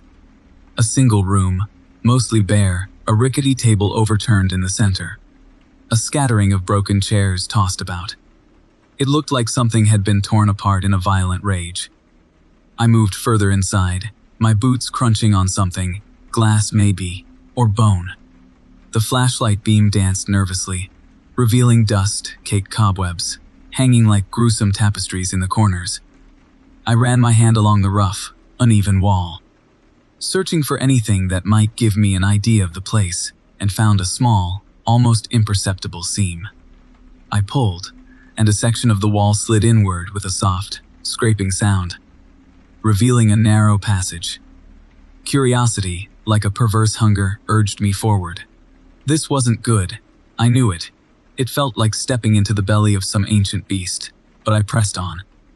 I squeezed through, into a smaller room, an echo of the last. But this place, it was different. It thrummed a low, almost imperceptible vibration that I felt, not heard. The air was colder here, and the smell, like iron and rot, was overwhelming. And then I saw them. Drawings, crude, horrific things scratched into the walls with something dark, like charcoal, or dried blood. Grotesque figures with too many limbs, too many eyes, faces contorted in eternal agony, reaching, clawing, twisting, all towards what I could only assume was a focal point in the room. A point that seemed to pulse with a dark, internal light. The air vibrated faster. The feeling of it made my teeth ache. I took a step closer, flashlight fixed on the wall. The figures seemed to writhe, to move, shifting in my periphery, twisting and turning, as if they were alive. The drawings were disturbing, yes, but what truly chilled me to my soul were the stains. Dark, crusty splotches, splattered across the walls and floor. Blood. There was no question about it. The smell was metallic and full, like a slaughterhouse abandoned long ago. I turned slowly, trying to get my bearings, trying to understand, trying to escape, and felt something cold and wet under my foot. I brought the beam down and recoiled, my stomach churning. patch of crimson, sticky with the still, wet fluid, bloomed out of the ancient floorboards. The whole room seemed to be breathing, pulsating in time with a rhythm I could feel echoing through my own heart. It started to speed up, and with each pulse, the drawings seemed to get darker, more vivid. The figures became more distinct, their screams echoing in my mind. I could feel their fear, the terror that had been carved into those walls. I started to sweat, a cold, clammy sweat that soaked through my clothes, leaving me shivering uncontrollably. Then I heard it. A sound, a low, guttural growl, emanating from somewhere behind me. I spun around, flashlight trembling, the beam of light flickering across the room like a dying star, and there, emerging from the shadows, a figure. It was tall, impossibly so, its limbs long and spindly, its skin a ghastly gray. Its head was an aberration, a mass of twisting, fleshy protrusions, and its eyes, two pits of black, burned into my very soul. It moved with a jerky, unnatural gait, each step accompanied by a soft, squelching sound, as if its feet were coated in the same viscous fluid that stained the floor. A wet, dripping sound resonated through the room as it lumbered slowly towards me. Its teeth were long and yellow and sharp, like broken shards of bone, and the air around it shimmered with a sickening heat. My mind screamed, but my body was frozen, locked in a paralysis of pure, unadulterated fear. My hand trembled as I pulled the hunting knife from my belt, the cold steel offering a small comfort in the face of such monstrous terror. It was useless, I knew, but it was all I had. The thing came closer. I could feel its hot breath, like the exhalation of a furnace against my skin. It opened its mouth and a sound came out, like the grinding of bones, a noise that made my teeth ache and my skull throb with pain. I closed my eyes, expecting the end, and then I heard a different sound, a sharp crack like bones breaking. I opened my eyes and gasped. The creature was still there, but now, its body was contorted. The grotesque protrusions on its head had been replaced with new and horrible shapes, sharper, deadlier, covered in blood. The blood on the floor, the blood on the walls, seemed to reach out for it, drawing it in like a leech. It made a horrible, gurgling sound, and then, in a rush, the blood exploded from its pores. The room went silent. The pulsating was gone. The creature was gone. I was alone. I stumbled backward through the hidden passage, out into the main room. I didn't run. I didn't scream. I moved with a slow, methodical pace, like a machine. I climbed back out into the storm. I didn't look back. I just kept moving. I had to keep moving. Story 28. The GPS, a fickle mistress, rerouted me. Said there was a closure up ahead, a bridge down or some such. I grumbled, shifting gears, the 18-wheeler sighing with the change. I'd been hauling a load of what? I wasn't sure. Just some sealed containers marked with biohazard symbols. I wasn't paid to ask questions. The detour snaked and twisted, the blacktop thinning into a cracked ribbon, spitting me out into a landscape that felt wrong. Wrong in a way that made the hair on my neck prickle. It was a farm. Or, it had been. There was a dilapidated farmhouse, skeletal against the bruised twilight sky. A barn, its roof caved in like a broken ribcage. But it was the fields that made my stomach churn, the crops. They were distorted. Twisted stalks of corn, their leaves thick and viney, the husks swollen with bulbous, pulsating things that looked like cancerous growths.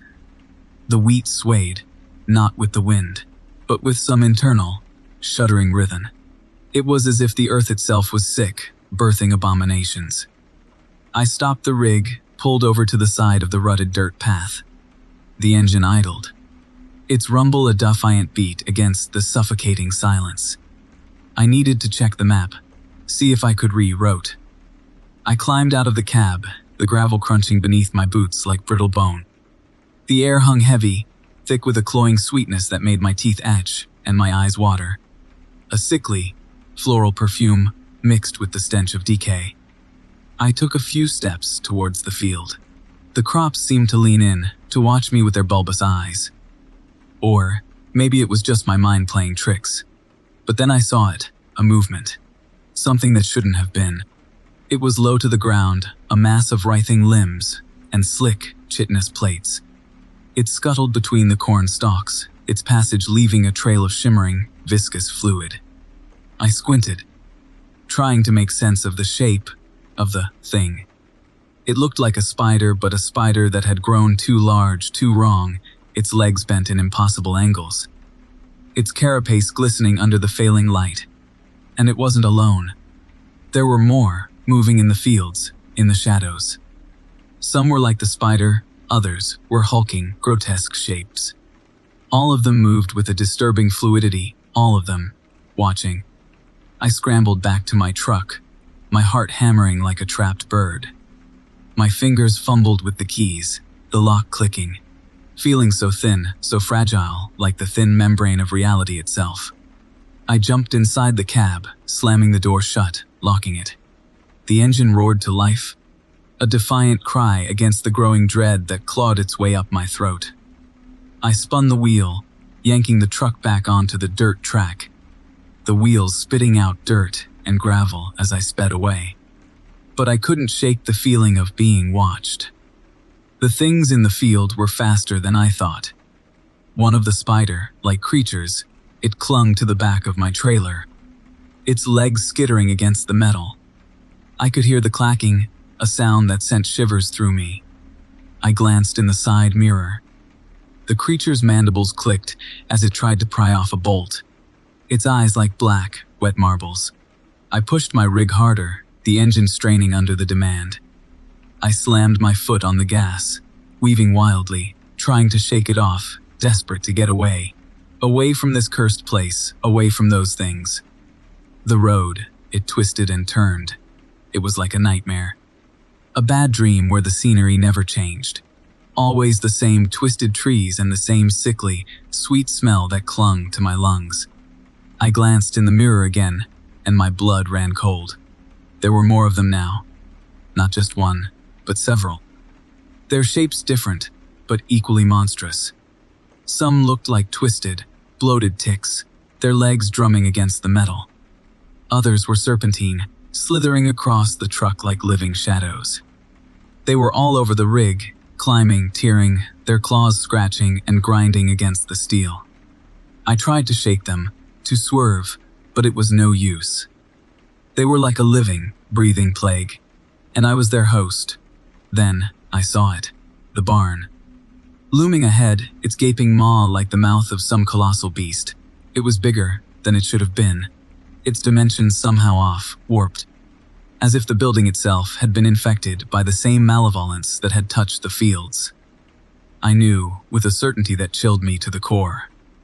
I was being herded, not just to the barn, but somewhere deeper. I tried to brake, but it was too late. The truck, it veered off the track, the wheel spinning uselessly in my hands. We crashed through the rotted fence. The wood snapping and splintering, the noise swallowed by the unnatural silence that had settled over the landscape. The truck slammed into the barn, the collision jarring my bones. The cab crumpling around me like tin foil. I was trapped, pinned against the mangled metal, and the things were pouring in. They came like a flood, their claws scrabbling against the crushed metal, their bodies pulsating, their limbs twitching. They seemed to coalesce, to form a single, writhing mass. The smell was overwhelming now, cloying and sweet and sickly, the reek of rot. I could hear them, a chorus of clicking mandibles and wet, sucking sounds, the awful symphony of an unholy feeding. The creatures enveloped me, their bodies pressing against my skin, their claws sinking into my flesh. I screamed, a raw, desperate sound that was quickly muffled by the weight of them. Their touch was cold and slimy, and their bites were like fire. I fought. I struggled, but it was useless. They were too many, too strong. They dragged me out of the cab, their grasp relentless, and I saw what was inside, the dark heart of the barn, a gaping pit, its depth swallowing light. The mutated crops pulsed here too, but the bulbous growth was much larger, the size of pumpkins, glistening under the little light that filtered in. They were all connected by translucent, vein-like, tendrils reaching out to the creatures, pulsing like a heart. This was their hive, their nest. The creatures threw me to the floor, and the bulbous growths pulsed even faster, a deep, guttural thrum resonating deep within my bones. I saw then what they were. Not just mutated crops, but cocoons, and inside each one, I could see movement. Something struggling to break free. Something horrific and monstrous, the children of the forgotten farm. The last thing I saw before my vision turned to black was a spider creature, placing itself on my chest, its proboscis reaching out for my face. Story 29. My rig, a beast of chrome and steel, grumbled beneath me, the engine a low, guttural growl. The endless highway unspooled before me, a ribbon of black asphalt under the cold, pitiless glare of the moon. I was hauling a load of industrial pipes, not glamorous, but it paid the bills. The GPS, that electronic siren, had led me astray. I'd been too engrossed in the audiobook, some sci-fi thriller, when it suddenly squawked, rerouting me onto a road not marked on my paper atlas. The old-fashioned kind I always kept as a safety net. Recalculating. It chirped, its artificial cheer grating on my nerves. The new route took me through a dense, whispering forest. The trees, skeletal fingers reaching skyward, blocked out most of the moonlight, creating a claustrophobic tunnel of shadows. I told myself it was just a shortcut, that I'd be back on the main highway soon. But, as I drove deeper, a strange, unsettling feeling crept over me. The air grew heavy, thick, with a silence that seemed to press against my ears. Then, I saw it, the sign, almost hidden by overgrown weeds. Silent Hollow. The words were chipped and faded, as if they hadn't been cared for in decades. A town, according to my map, didn't exist there. It was supposed to be empty forest. My GPS confirmed it. You have arrived at your destination, it declared with false cheerfulness. I slowed the truck to a crawl, the tires crunching on the gravel road. The town unfolded before me, bathed in a sickly, pale light. Houses, shops, even a small church all stood in perfect rows, but devoid of people. At first, I thought it might be a ghost town, some forgotten settlement. But there were no signs of decay, no collapsed roofs or broken windows. Instead, everything was pristine, almost too perfect. I pulled the truck to the side of the road, the gravel crunching beneath the weight, the engine sputtering. I climbed out, my boots sinking into the soft, damp earth. The silence was unnerving, broken only by the distant hooting of an owl. I walked toward the nearest house, a small cottage with a rose bush blooming in the garden. The front door was slightly ajar.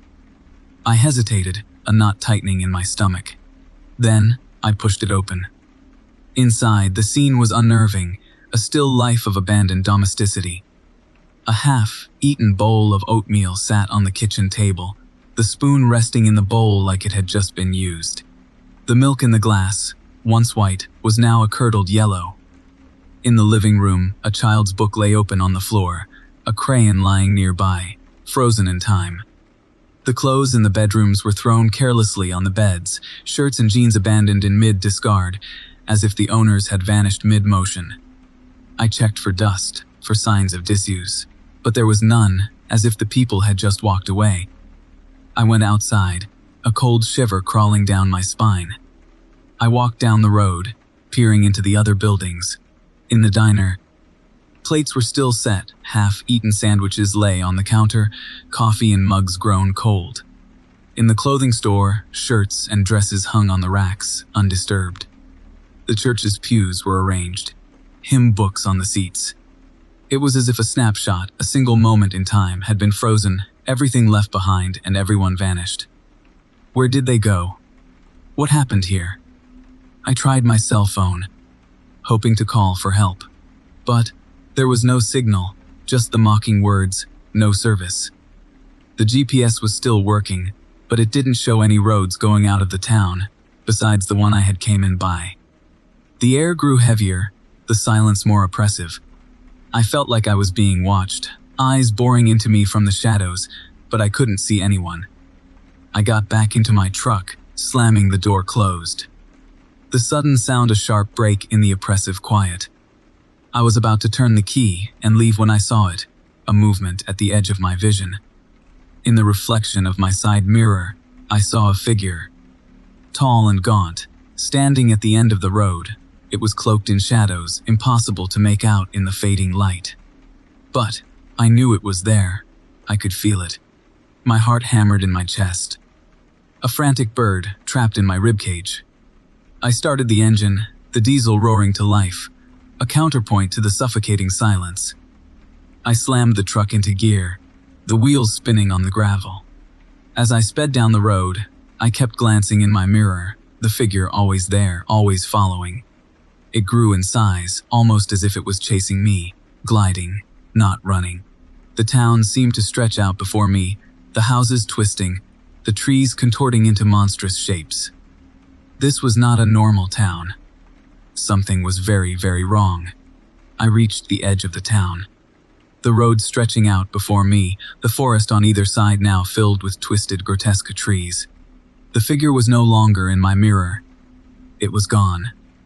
The silence, though still heavy, had changed.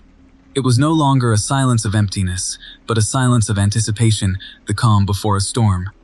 And then I heard it. A low, guttural moan coming from all around me. A sound that seemed to vibrate in my bones. The moan grew louder, resolving into a chorus of tormented voices, whispering words I couldn't understand, but felt in the pit of my stomach. They were calling for me. From the forest, on both sides of the road, they came. Not human.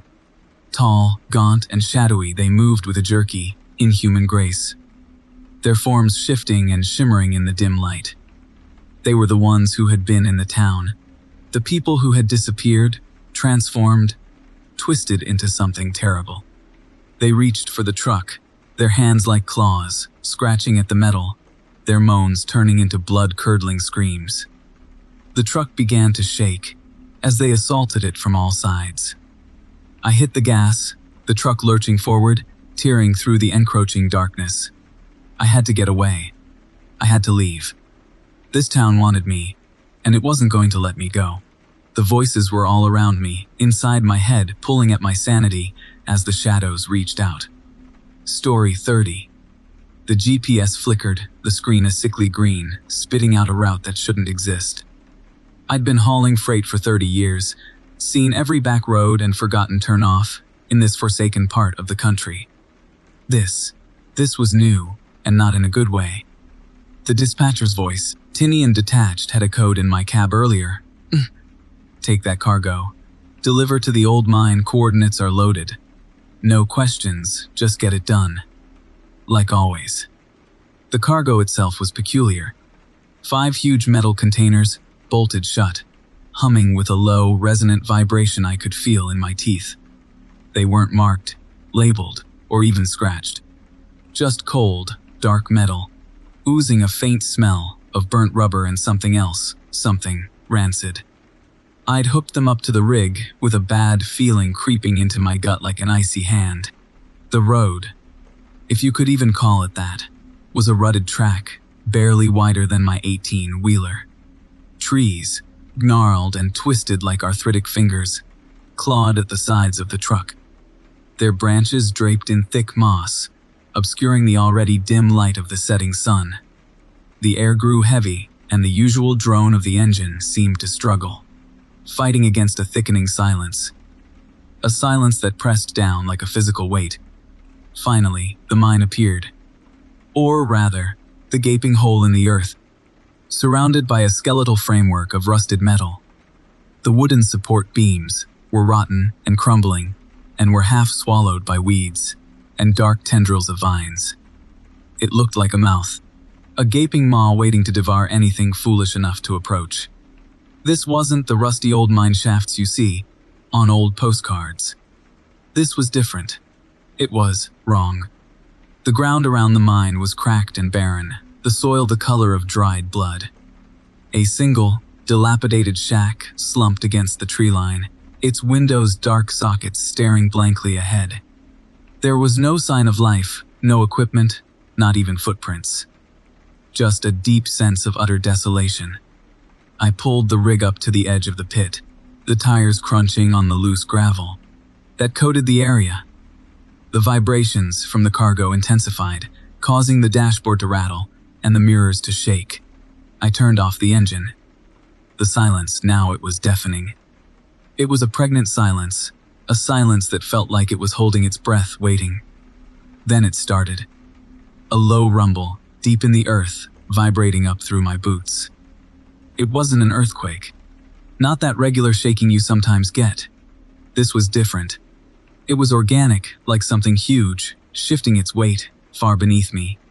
I felt it, a primal fear, a cold dread coiling around my spine, tightening its grip with each passing second. I scrambled out of the cab, my heart pounding in my chest, a frantic drum against the silence. The metal containers were shuddering now, the vibrations intensifying, turning into a deep, guttural hum that clawed at my ears. I had to get these things off my truck. I wanted to get away. I started the unwinding process, the hydraulics groaning under the strain. It was slow, too slow. The ground around the mine was now beginning to tremble more. Cracks spiderwebbed across the surface, the soil was starting to give way. The air grew thick with the smell of sulfur and rot. I could feel it now, this pressure building. My lungs felt tight, my chest ached. And then I heard it. Not the rumble, not the vibrations. A scream. Not human, not animal. It was a high-pitched, keening wail that echoed up from the depths of the mine, a sound of pure, agonizing torment. It pierced the silence, shattering it into shards of fear. And it wasn't alone. There was more than one. Several voices screaming at the top of their lungs from deep underground. I froze, my hands halfway through unlatching the last container, sweat dripping down my face, despite the cold air. I wanted to run, I needed to run, but my legs refused to cooperate, bound by some unseen, malevolent force. The ground gave way. The tremors grew into violent jolts, and a large section of earth in front of me crumbled into the mine shaft. The containers started to tilt. The metal groaned, and the vibrations became deafening. I looked into the darkness of the hole, searching for the source of that unholy sound, and then I saw it. Or rather, I saw a glimpse of it. A pale, luminous thing, deep within the mine, its form indistinct and writhing. Tentacles flailing in the dark. Then the other things surfaced, too. Hundreds of white, writhing masses, the source of the screams, emerging from the darkness. They were long, thin, and white with small claws at the end of every limb. They reached out. They clawed at the sides of the opening. The containers finally gave way, sliding down the sides of the crumbling earth, and disappearing into the depths of the mine. The moment they made contact with the bottom, the screaming stopped. And then there was a different sound. A cacophony of clicks and pops. A symphony of something monstrous and ancient. The whole area vibrated. The ground undulated beneath my feet, and I could feel them down there, feasting and multiplying. I found my legs, or they found me. I stumbled toward the truck, my mind screaming and my heart feeling like it was going to explode. I scrambled into the cab, slamming the door, fumbling with the keys. The engine roared to life, the noise drowning out the terrifying sounds coming from the mine. I shifted into gear, my hands shaking, my eyes locked on the rearview mirror. The ground around the mine erupted, spewing dirt and rocks into the air, followed by a swarm of the pale, writhing creatures. They were pouring out, like something squeezed from a festering wound. I slammed the accelerator, the truck hurtling forward across the uneven ground. I didn't look back. I just drove, faster and faster. The memory of those things, the screams, and the awful stench burned into the back of my mind. I drove, and I didn't stop until the first rays of dawn broke the horizon. I never saw the dispatcher, and I will never deliver to a mine ever again. I'm sure the things that waited for those containers are now waiting for their next meal. And if I am ever in this part of the country again, I will die. Story 31. The first thing that hit me wasn't the smell of rust or the sickly sweet aroma of old oil. It was the silence, a heavy, cloying silence that wrapped around me like a shroud. Then came the whispers. Faint at first, like the rustling of dead leaves, but laced with a desperate plea. "Help us, driver. Please help us." It started as a breeze, just a whisper in the wind, but then, it seemed to be coming from the very metal surrounding me.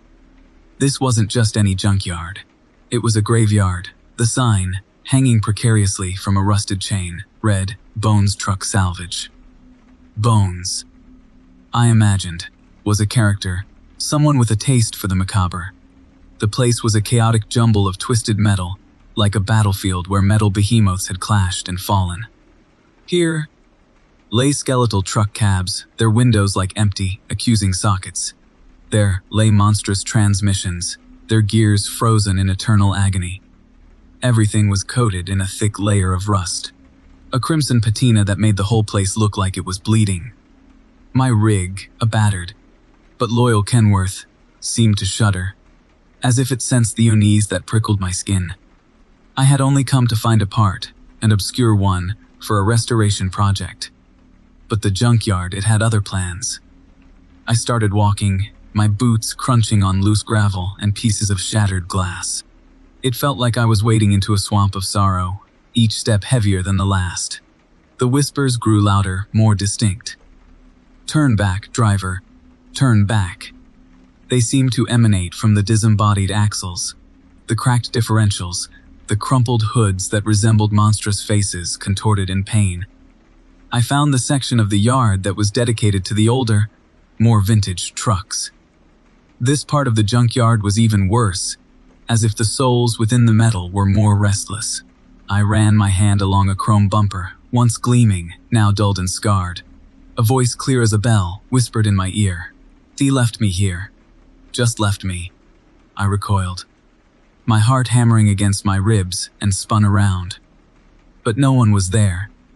The only things watching were the broken headlights of the ancient trucks, glowing with a faint inner light. They weren't just metal, they were eyes.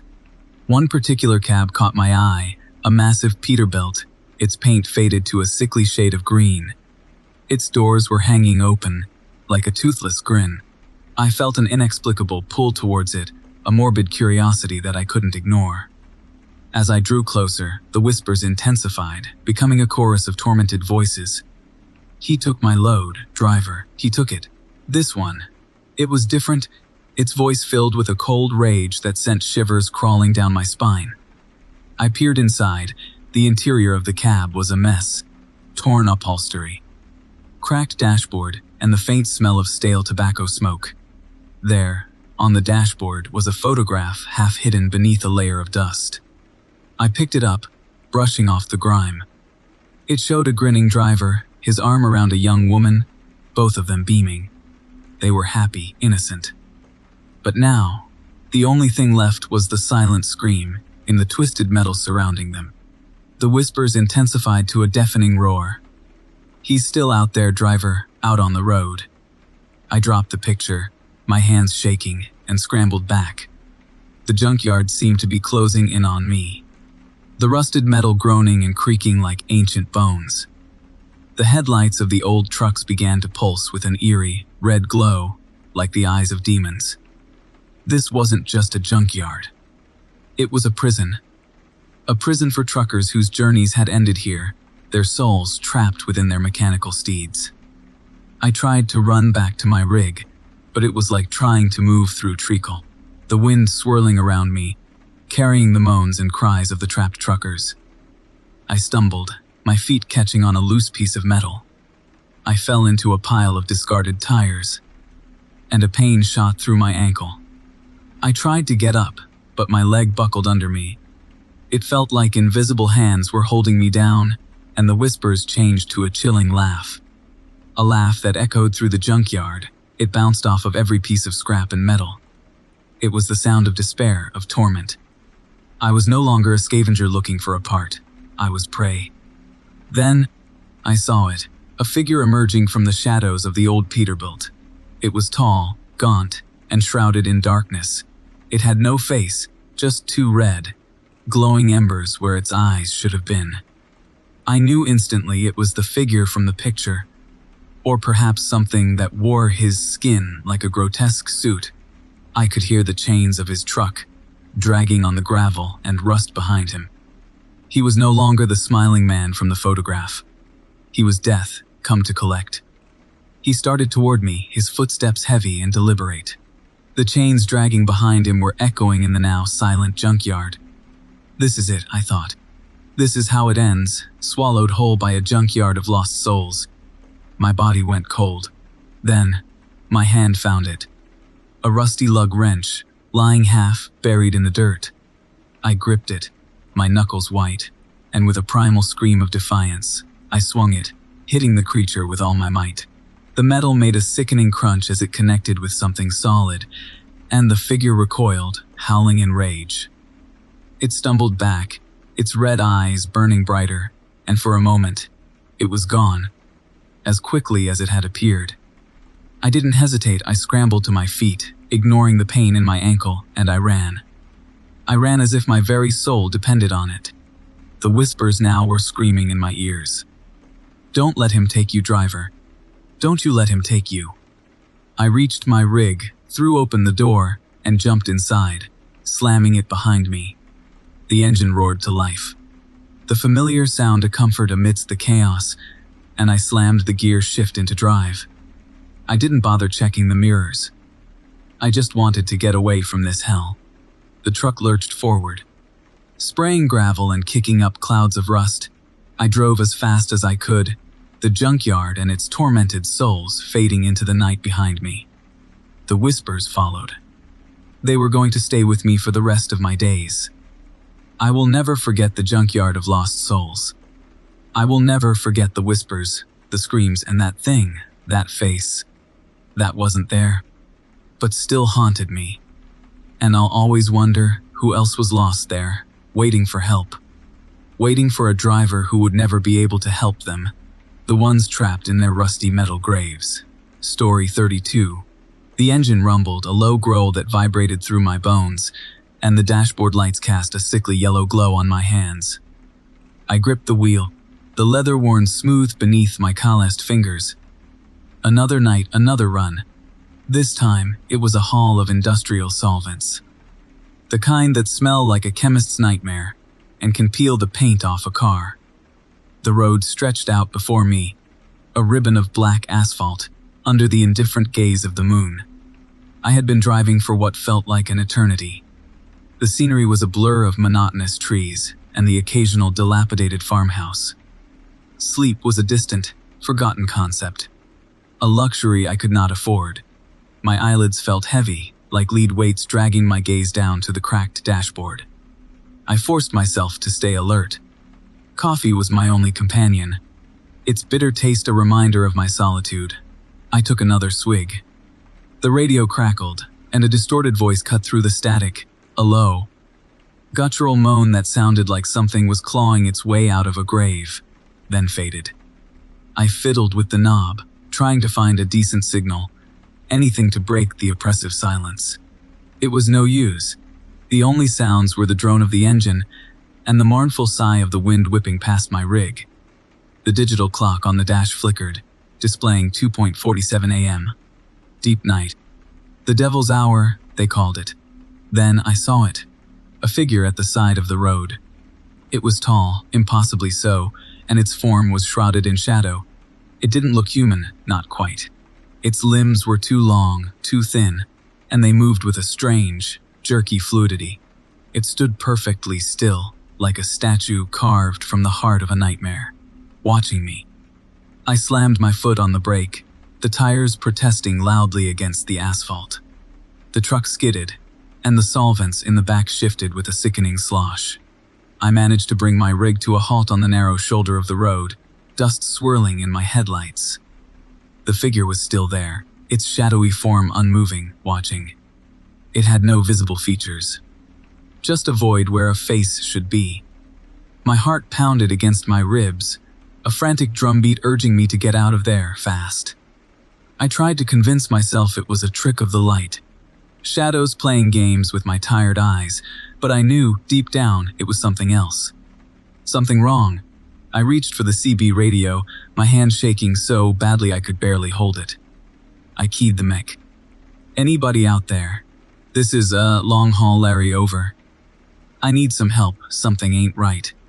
The only reply was the same garbled static that had plagued me before. The sound sent shivers crawling down my spine, a cold touch in the humid air. I looked back at the figure. It was closer now. Slowly, it began to move. Each step it took was deliberate, its long limbs gliding through the air like a spider descending a web. The movement was unnerving, unnatural, as if the laws of physics did not apply to this creature of the dark. My breath caught in my throat. I gripped the steering wheel, my knuckles white. This was no dream. This was real. I threw the truck into gear, grinding the gears, and stomped on the gas pedal. The rig lurched forward, tires spitting gravel, as I accelerated away. I glanced in the rearview mirror, my eyes wide with terror, expecting to see the figure pursuing me. It was gone. Vanished as if it had never been there. I sighed in relief, but the sense of unease remained, a heavy weight pressing on my chest. I kept driving, my eyes darting between the road and my mirrors, checking every shadow for any sign of the entity. The radio continued its static-filled silence. Time seemed to stretch, and each mile I drove felt like an eternity. I began to doubt myself. Had I imagined it all? Was it some sleep-deprived hallucination? The rational part of my brain tried to convince me, but my gut knew better. I noticed something in the side mirror. The same figure was running along the side of the road, keeping pace with my truck. I tried to drive faster, but the figure kept up. Its movements were even more erratic now. Its limbs contorting in ways that should be impossible, it was gaining speed, almost floating along with its stride. A new dread filled me, icy and sharp. I realized it wasn't following me. It was hunting me. I looked again in the mirror, and that was a mistake. It was closer, its shadowy form now almost completely black, and I noticed something new. Thin hair, like tendrils, pulsing like veins, snaking around the figure, and on its face, where the void should be, I saw the glint of something white.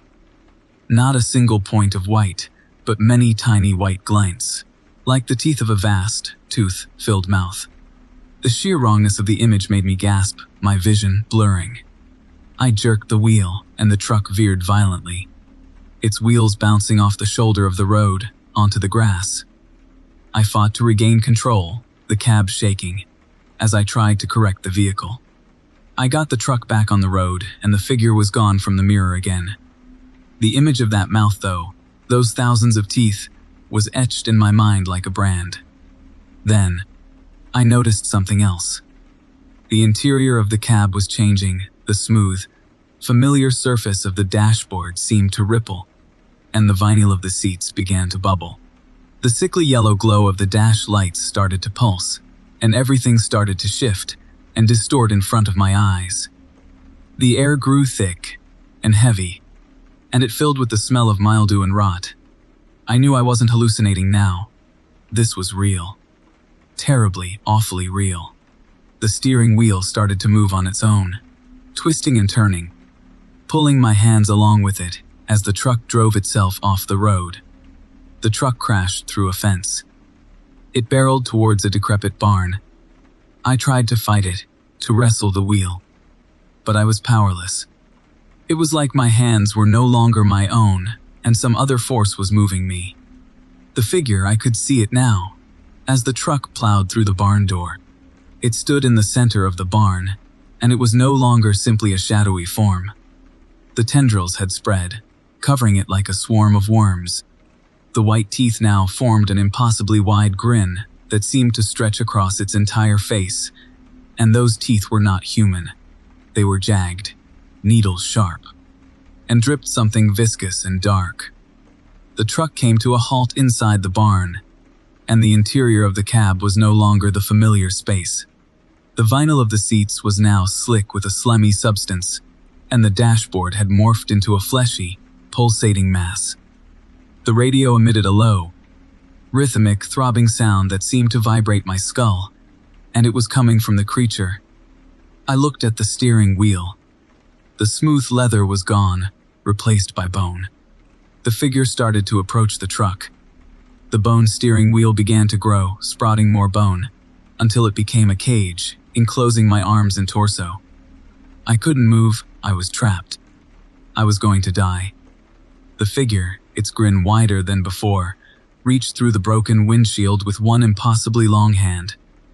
Its fingers were tipped with claws, and they stretched for me. One of those claws pierced the metal of the dashboard, as if it were paper. It dragged itself into the cab and leaned close, the smell of decay and death overwhelming. The last thing I saw was that mouth, the rows and rows of needles, sharp teeth growing, closing in. Then only darkness, the rhythmic throbbing of the radio, and then silence. Story 33. The rumble of the rig, it's a lullaby, a constant companion in the long, dark hours.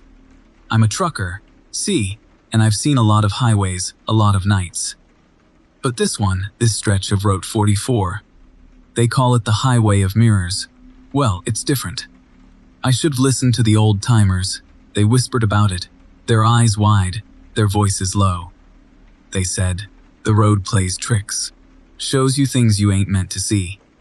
I scoffed, of course, another tall tale to pass the time. Now I understand. The first time was subtle, a flicker in the rearview, just a shadow. Not quite right. I'd been on the road for hours, the monotony getting to me, that's what I told myself. I glanced up, expecting to see my tired face, the stubble on my chin, the weariness in my eyes. Instead there was a darkness, a swirling inky blackness, like a hole torn in the fabric of reality. It filled the mirror for a heartbeat, then gone. Replaced by my normal reflection. I blinked. A trick of the light, surely. Exhaustion, that had to be it. I rubbed my eyes and pushed on, trying to forget what I had seen. The road stretched ahead, a black ribbon under the cold, unfeeling moon. Hours passed. The landscape a blur of trees, a silent audience to my endless journey. Then it happened again. I caught the mirror, my eyes drawn to it, like a moth to a flame. This time it wasn't darkness, it was a face. Not mine, not human. It was pale, gaunt, with eyes too large, too black, like gaping voids. It had a smile, wide and thin, a cruel line cutting through that sickly pale skin, teeth that looked like shards of broken glass, too many teeth. It stared back at me, its head tilted ever so slightly, as if studying me. I slammed on the brakes, the truck bucking and groaning in protest. I spun around, heart hammering, expecting to see something. Nothing was there, just the empty cabin, the smell of diesel and stale coffee. I chalked it up to sleep deprivation. My eyes, they were playing games on me. I told myself, I couldn't accept. What else could I do? The next time I braced myself. I knew it would be there, waiting. This time the face had changed. It had morphed into a grotesque parody of a human. The pale skin, now a mottled gray. The eyes sunken. Dripping black ichor. The smile now stretched into a rictus of pure agony. Its teeth sharp and serrated, like those of a predator. I saw a flash of movement, like something writhing beneath the skin.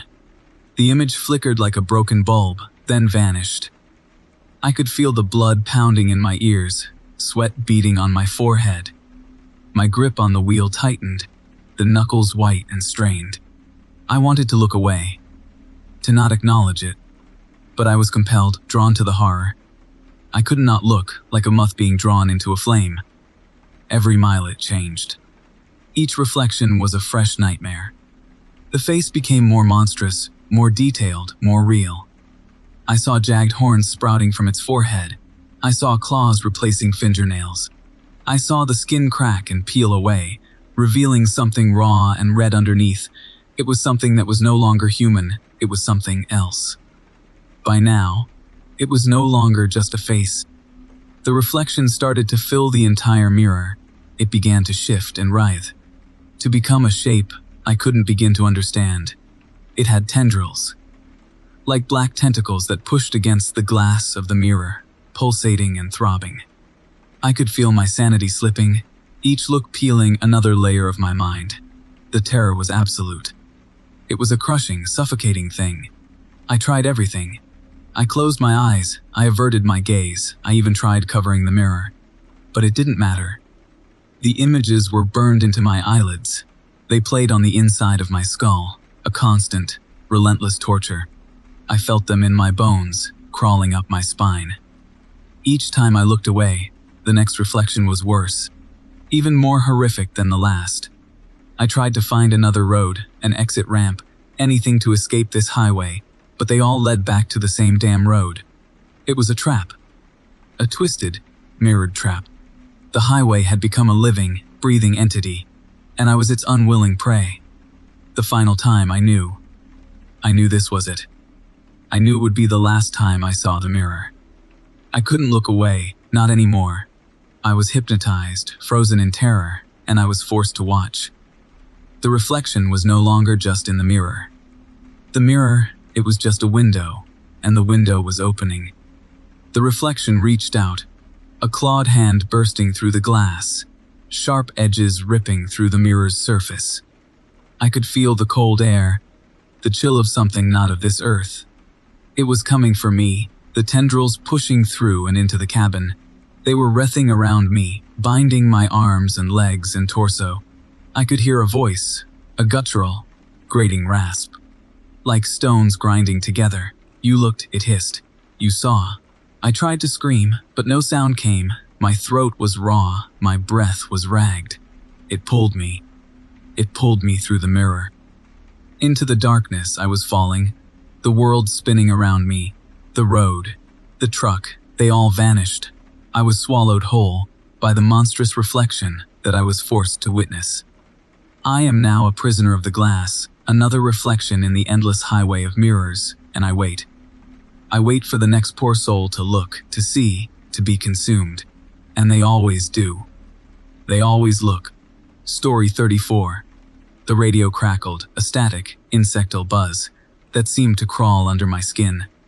The usual country twang, a comforting drone against the endless black ribbon of the highway, had vanished, replaced by this unsettling hum.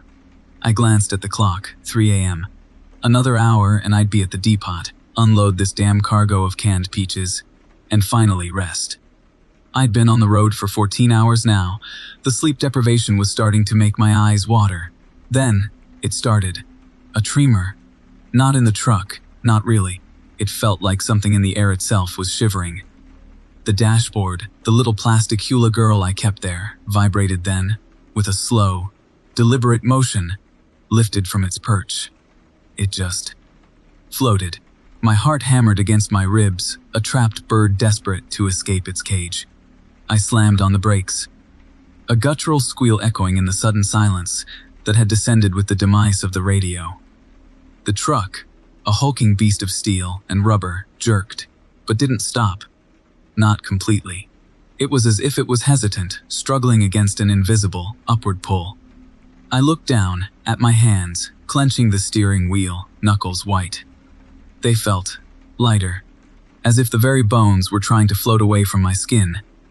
The sensation was both terrifying and surreal. Then, the peaches. The cans, stacked neatly in the back.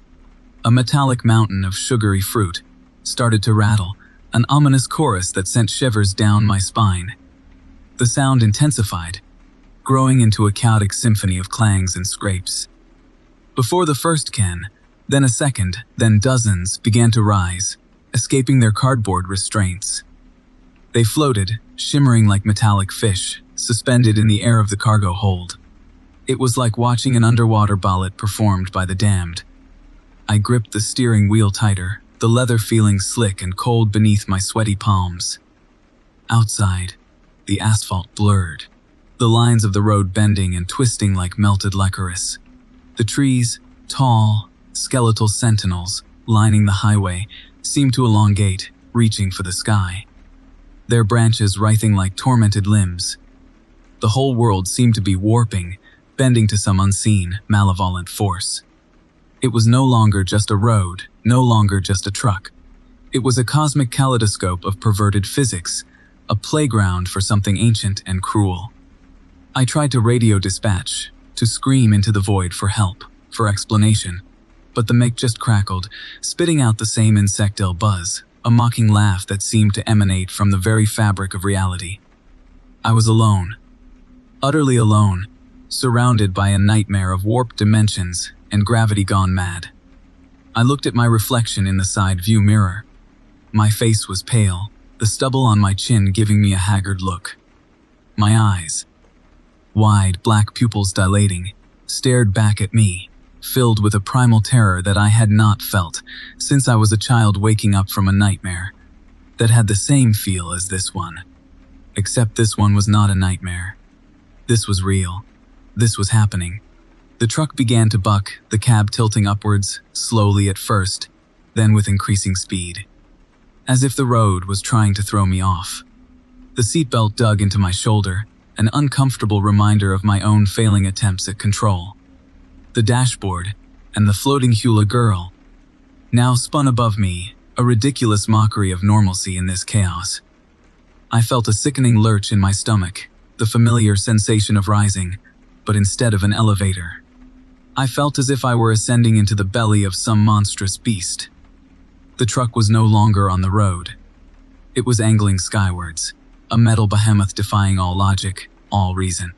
It was like riding a rocket, a rusty, clanking rocket that was destined for some god-forsaken place. Through the windshield, the night sky, normally a vast, star-studded canvas, was now a swirling vortex of inky darkness, speckled with unnatural pinpricks of light, like the eyes of hungry demons. The air grew colder, the wind whistling through the gaps in the seals. Not with a gentle breeze, but with a sharp, whistling keen that seemed to burrow deep into my bones. My vision started to blur, the world around me dissolving into a kaleidoscope of light and shadow. I tried to breathe, but the air felt thick and heavy, like I was breathing water instead of air. Panic welled up, a tidal wave threatening to engulf me completely.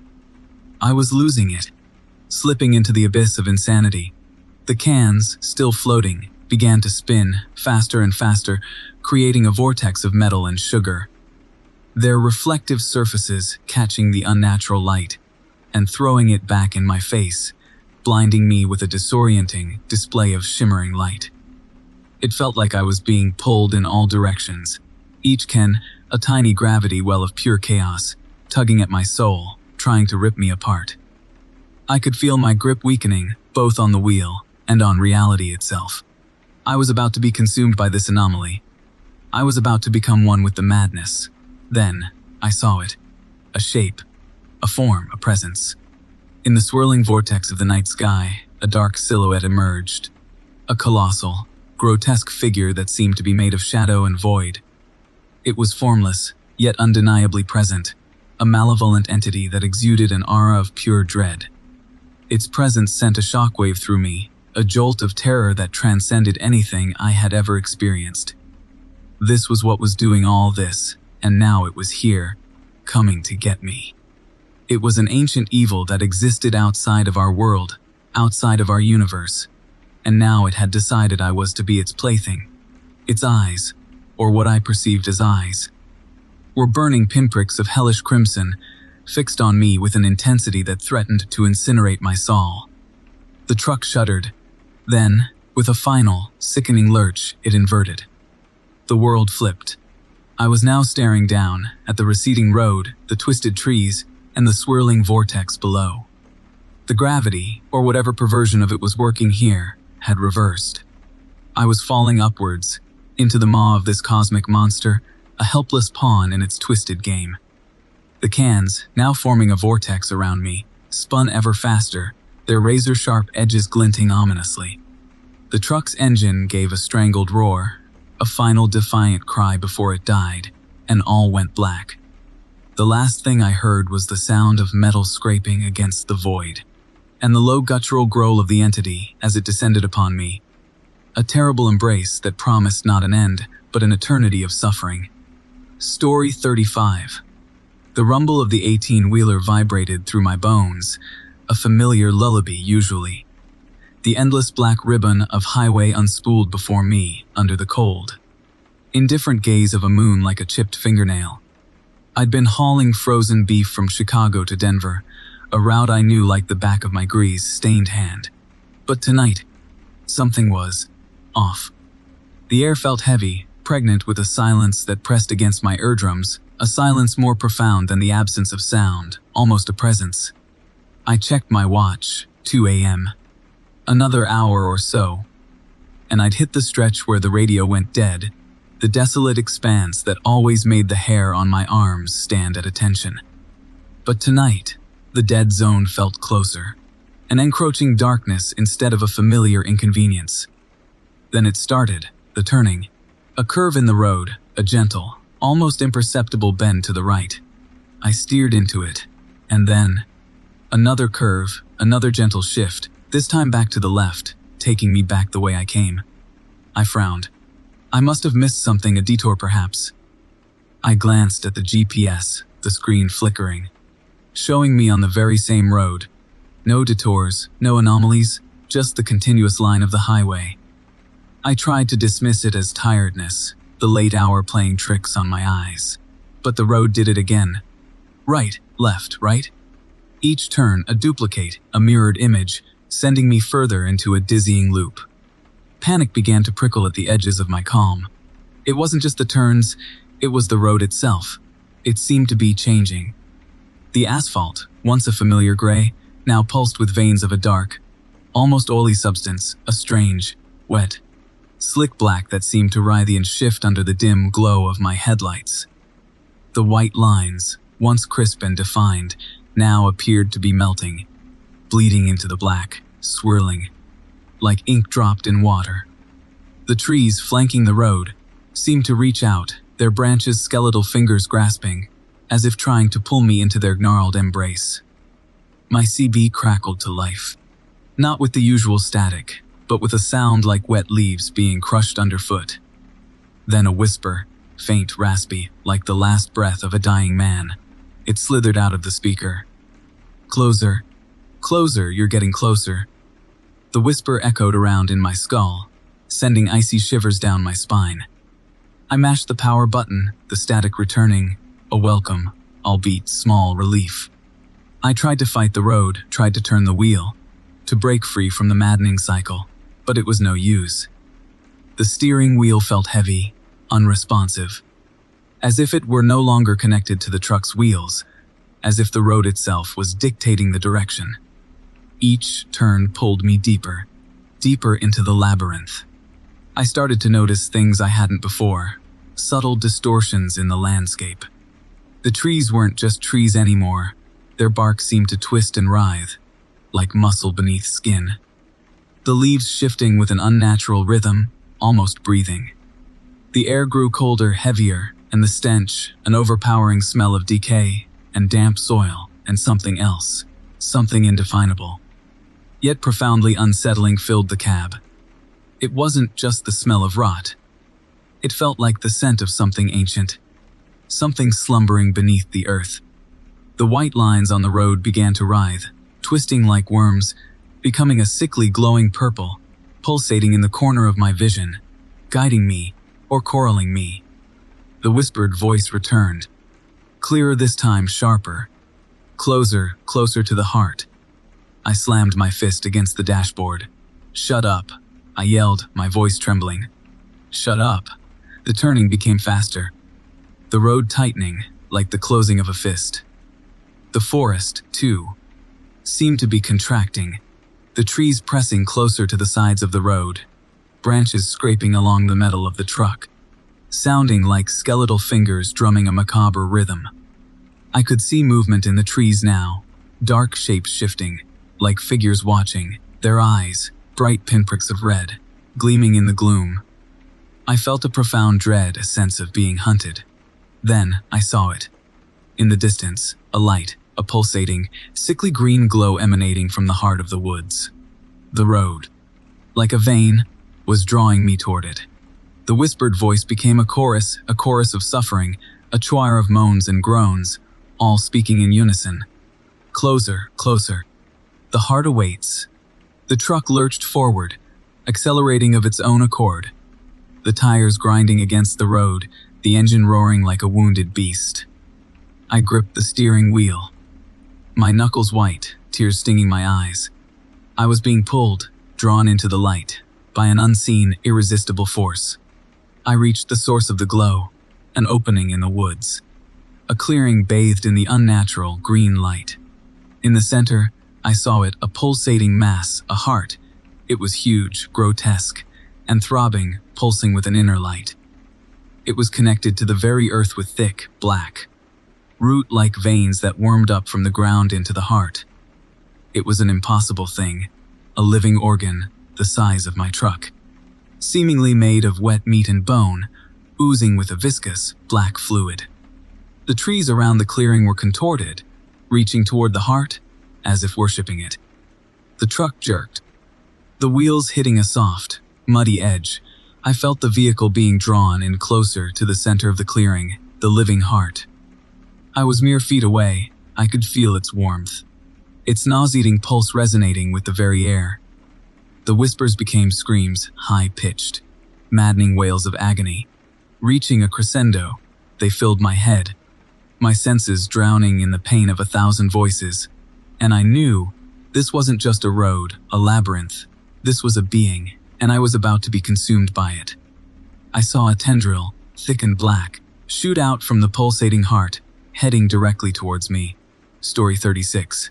The wipers struggled a pathetic dance against the sudden crimson deluge. It wasn't rain. Not water, anyway. This was thick, sticky, like congealed jam, but the color of a butcher's floor, after a busy shift. The windshield turned, a grotesque canvas, streaked with clotted red. It plastered itself to the chrome, the grille, the huge chrome bowl bars, turning my rig into some macabre, rolling monster. The stench that came with it was awful, metallic sweet, and cloying all at once. And it burned in my nostrils, made my eyes water. I flicked on the headlights, which were mostly useless, as the thick, viscous liquid coated them like some kind of evil paint. The world outside was a blurry, scarlet smear. It was like driving through a blood-soaked, fever dream. I checked my side mirror, and there, plastered across the chrome, was a reflection I barely recognized. My face seemed flushed, slicked with red, as if I had been dunked, head first, in a vat of the stuff. I touched my cheek, and it came away, wet and sticky. It was everywhere. On my hands, my clothes, on the dashboard. I rolled down the window, an inch, wanting some clean air. Instead, a thick wave of the stuff rushed in, splattering on the interior like a sick joke. Then, a voice. It wasn't from the radio. I had not turned that on in days. The voice came from inside the truck, from everywhere. It seemed to seep out of the vinyl seats from the metal dashboard, the very air vents whispering like a low, guttural growl. "Driver," it said, "you taste of fear." I jammed the brakes, the truck skidding violently, on the slick surface, nearly veering into the ditch. My heart hammered, like a trapped bird, against my ribs. "Who's there?" I managed my voice, a strangled croak. The voice chuckled, a low, wet sound that vibrated in my teeth. "We are, all around you. We are in you, driver. We are the rain." The words seemed to burrow into my skull, worming their way into my brain. I slammed the window shut, locking myself in, but it made no difference. The red rain continued to fall, battering the truck with an incessant, wet drumming. The voice started chattering, a constant stream of unsettling whispers and grotesque pronouncements. It told me things that I should not have known, things about myself, about my past, dredged from the darkest corners of my memory, twisted and made horrifying. It knew my secrets, my regrets, and it used them like a weapon. "Remember her, driver," it rasped, the voice taking on the high-pitched, sing-song cadence of a child's taunt. "Remember what you did." The memories flashed before my eyes, like fragments of a broken mirror, each one more sickening than the last. I squeezed my eyes shut. My hands clamped over my ears, but it did no good. The voice was inside me. It was part of the truck. It was the truck. I started the engine, throwing the gear stick into drive. I had to get out of there, I told myself. I had to get far away from this horrible rain, this insane voice. The tires spun, in the blood-soaked mud, the truck finally lurching forward, picking up speed on the deserted highway. The voice started to sing now, a tuneless, off-key dirge. It felt like my sanity was being peeled away, like layers of skin.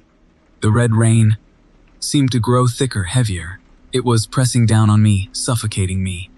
The wipers could barely keep up, the view a smear of crimson and black. The voice then took a different tone. It was almost seductive now. "Stop, driver." It purred, the sound like a wet hand stroking my ear. "Let us in. Let us be one with you." The dashboard started to bulge, the vinyl rippling like flesh. I could see faint, red veins pulsing beneath the surface. The steering wheel seemed to throb, pulsating with a sickening, rhythmic beat. I clenched it tighter, my knuckles white, my body trembling. "No," I whimpered, the word barely audible, above the driving rain, the incessant chattering from the dashboard. The seats started to writhe like snakes. Under my touch, the dashboard started to moan softly like a wounded animal. Then, the truck spoke. With its own voice. A voice that had no resonance, no warmth. It was the sound of grinding metal, the scraping of bone, the gurgling of fluids. "You cannot escape us, driver," it said, its words formed of creaking metal and the hissing of steam. "We are in the engine. We are in the wheels. We are the truck." The truck started to shudder violently, its frame contorting as if something was trying to force its way out. The speedometer needle jumped wildly, back and forth, even though I was not pressing on the gas. The truck was alive now. It had become a grotesque vessel, a living thing that was, now, no longer under my control. The headlights suddenly died, plunging me into darkness, the only light, the eerie red glow of the rain, now seeping through every crack, every seam of the truck. I screamed, a sound that was lost in the din of the storm, the chattering voices, the grinding metal. The dashboard erupted. It burst open, with a sound like tearing flesh, and from the opening, a mass of crimson tentacles reached out. Thick, pulsating appendages dripping with blood, writhing, reaching for me. One wrapped around my arm, its touch like a cold, wet, slimy hand, pulling me forward into the abyss of the truck. I fought, screamed, thrashed, but I was no match. The tentacles tightened, their grip unbreakable. The truck swallowed me. I was pulled into it deeper and deeper, until all I could see was red. All I could hear was the whispering, the chanting, the laughter. It was the rain and the truck, and they were now me. I was the rain. Story 37. The static, a constant companion, hummed. It vibrated through the dashboard into my teeth. Then it happened. A saccharine sweet melody, a sickeningly cheerful tune, seeped from the radio. It was like a rusty music box, unwinding a lullaby from hell. At first, it was ignorable. Just another piece of pop dreck polluting the airwaves. But it burrowed, it insinuated itself into my skull. My rig, a monstrous chrome behemoth named Bessie, felt different under my hands. The steering wheel, usually a familiar weight, began to pulse with the tempo of the song. I tried to switch stations. The dial slid uselessly, stubbornly sticking on that same frequency. This tune, this saccharine poison, clung tighter than a leech to flesh. It began to make my vision swim, like looking through oil-slicked water. The highway stretched before me, a black ribbon under a moonless sky. The headlights, twin blades, slicing through the oppressive darkness. Each passing mile felt longer, each moment drawn out, distorted by the musical torment. My hands, rough and calloused from years of wrestling with diesel and steel, began to tremble. Not with fatigue, but with a restless, simmering rage. The song, it changed, subtle shifts in tempo and tone. The once cutesy notes grew sharper, laced with a malevolent undercurrent. It was whispering to me, feeding on the frustration that was clawing at my insides. It was telling me to lash out, to break, to shatter the world around me. I saw a rest stop up ahead, its sickly fluorescent lights beckoning. I pulled Bessie into the bay, the engine grumbling like a beast in pain. Other trucks dotted the lot, their drivers slumbering in their cabs. I had to get away from the noise, the insidious melody that was tearing at my mind. I slammed the door, the metal screeching in protest. The song still thrummed, I realized. It wasn't coming from the radio. It was inside my head, pulsing behind my eyes.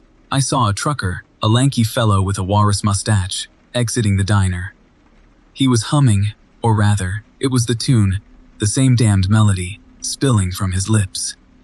It made my teeth ache. My knuckles cracked, the pressure building like a geyser about to erupt. The urge to silence the humming, to smash his face in, was an overpowering torrent. My hands balled into fists, my body shaking like a leaf. I barely registered the guttural growl that escaped my lips. The trucker, he stopped, his eyes widening in alarm. His hand was reaching towards his back pocket. Probably reaching for his knife, the stupid fool. I lunged, my fist connecting with his jaw with a sickening crack. I felt his bones break under my knuckles, the satisfying crunch sending a cold thrill down my spine. He collapsed like a discarded puppet, his humming ceasing with a gurgle. The other truckers began to stir, confused faces peering from their cabs. I saw the fear in their eyes, saw the dawning horror as they realized what was happening. I had to stop. I knew I did. I saw it in my eyes, the bloodlust. It had to end. But the music wouldn't let me. The tune was louder now. It was a roaring anthem to madness, a symphony of pure, unadulterated violence. My feet moved, faster than I intended. My body, a marionette pulled by invisible strings, surged forward. The truck stop, once a beacon of tired camaraderie, became a theater of carnage. I was a whirlwind of bone and blood, my hands becoming weapons, my heart a cold furnace of rage. I heard the screams, the pleas, the desperate gasps. They were a chorus, accompanying the unholy music that pulsed in my skull. Bessie, my rig, was my only escape now, the only safe place that the music couldn't get to. The only place the tune wasn't. But I had to leave this place behind. I stumbled into the cab, bloodied, breathless, and trembling. I slammed the door, my face contorting in pain, in madness. The engine roared to life, a mechanical symphony of power. I slammed my foot on the gas, the tires spitting gravel. The truck, a metal beast fueled by my fury, lurched onto the highway. The rest stopped shrinking into a distant memory. But the music, it was still there. It pulsed, it throbbed, it was one with my blood now. It was no longer a radio tune, it was me. My thoughts, my fears, my every waking moment were intertwined with the melody. I knew I couldn't stop. The song wanted more. It demanded it. I drove faster, the needle on the speedometer climbing past the limits. The world became a blur, the asphalt a canvas of black and white lines. The trucks I had seen in my rearview mirror were far behind. I felt the pull, the irresistible urge to find more victims, to feed the beast within. Then I saw it, a roadblock, a series of orange cones stretching across the highway. Emergency lights pulsed a silent warning. It was the highway patrol. They knew. They must have known what was happening. My body thrummed. The music was deafening. My hands, they moved on their own, grabbing the wheel, wrenching it violently. The truck, my massive metal beast, veered, heading directly towards the roadblock, towards the police, towards my own damnation. It was all in slow motion. The sirens, the shocked expressions, the fear, it all felt numb. The tune was all that existed. I closed my eyes, a single tear carving a path through the grime on my cheek. This is it. This is the climax the tune had been building towards. The violent crescendo of madness. This was the end. I opened my eyes just in time to see the impact, the steel on flesh. The lights were extinguished, and the music. The horrible, ever-present, unending music finally faded away. Story 38. The rumble, it's a constant thing. A low, throbbing heartbeat beneath the metal floor of my rig. It's been with me for years. The soundtrack of my existence. I Jedidea, or Jed to most, have been a long-haul trucker longer than I'd like to remember. This road, this endless black ribbon unspooling before my headlights, it's become a part of me. Or maybe, I've become a part of it, a cog in some monstrous, unknowable machine. It started subtly, you know. The usual things. The aches and pains of a life spent in a cab, the phantom limb sensation of the steering wheel still imprinted on my palms when I finally crawled into my bunk. But then, the whispers started. Not audible whispers, no, nothing so simple. These whispers, they burrowed into my mind, cold, slithering things. At first, they were just suggestions, fleeting thoughts that I could easily dismiss. Go faster, Jedediah, they would say, a low, guttural chorus. You're falling behind, always falling behind. The suggestions became more insistent. I started noticing things that I had never seen before, shadows flickering at the edge of my vision, faces contorted in the reflections of my side mirrors, eyes burning like embers in the inky blackness that rushed by. I tried to explain it to other drivers at the truck stops, guys I had known for years, but they just laughed, their jaws jiggling like jelly. They said I needed a good woman, some sleep, maybe a bottle of something strong. But I knew, deep in my gut, that this was more than just road fatigue, more than loneliness. The highway itself, it started to feel alive, a malevolent entity coiled around me, constricting my very breath. The white lines on the asphalt, they morphed into skeletal fingers, reaching, grabbing.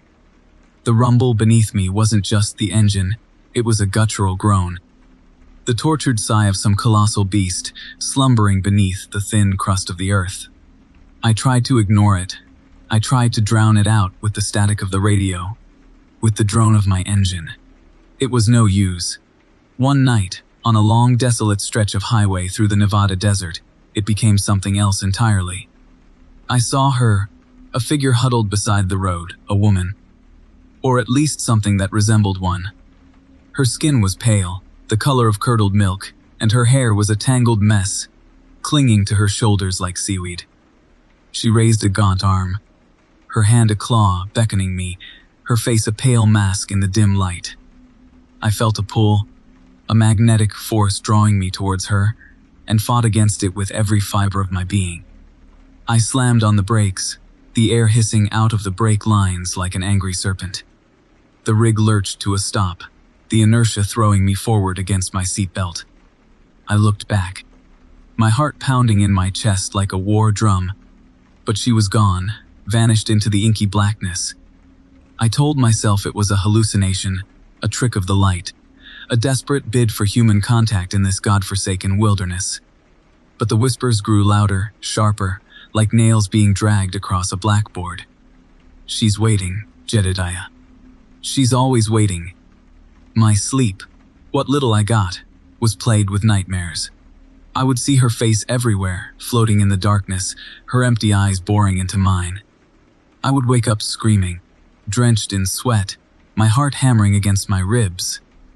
I started avoiding truck stops, afraid of seeing her reflected in the chrome of other rigs, dreading the possibility of that pale face appearing before me in the Grazy Spoon restaurants.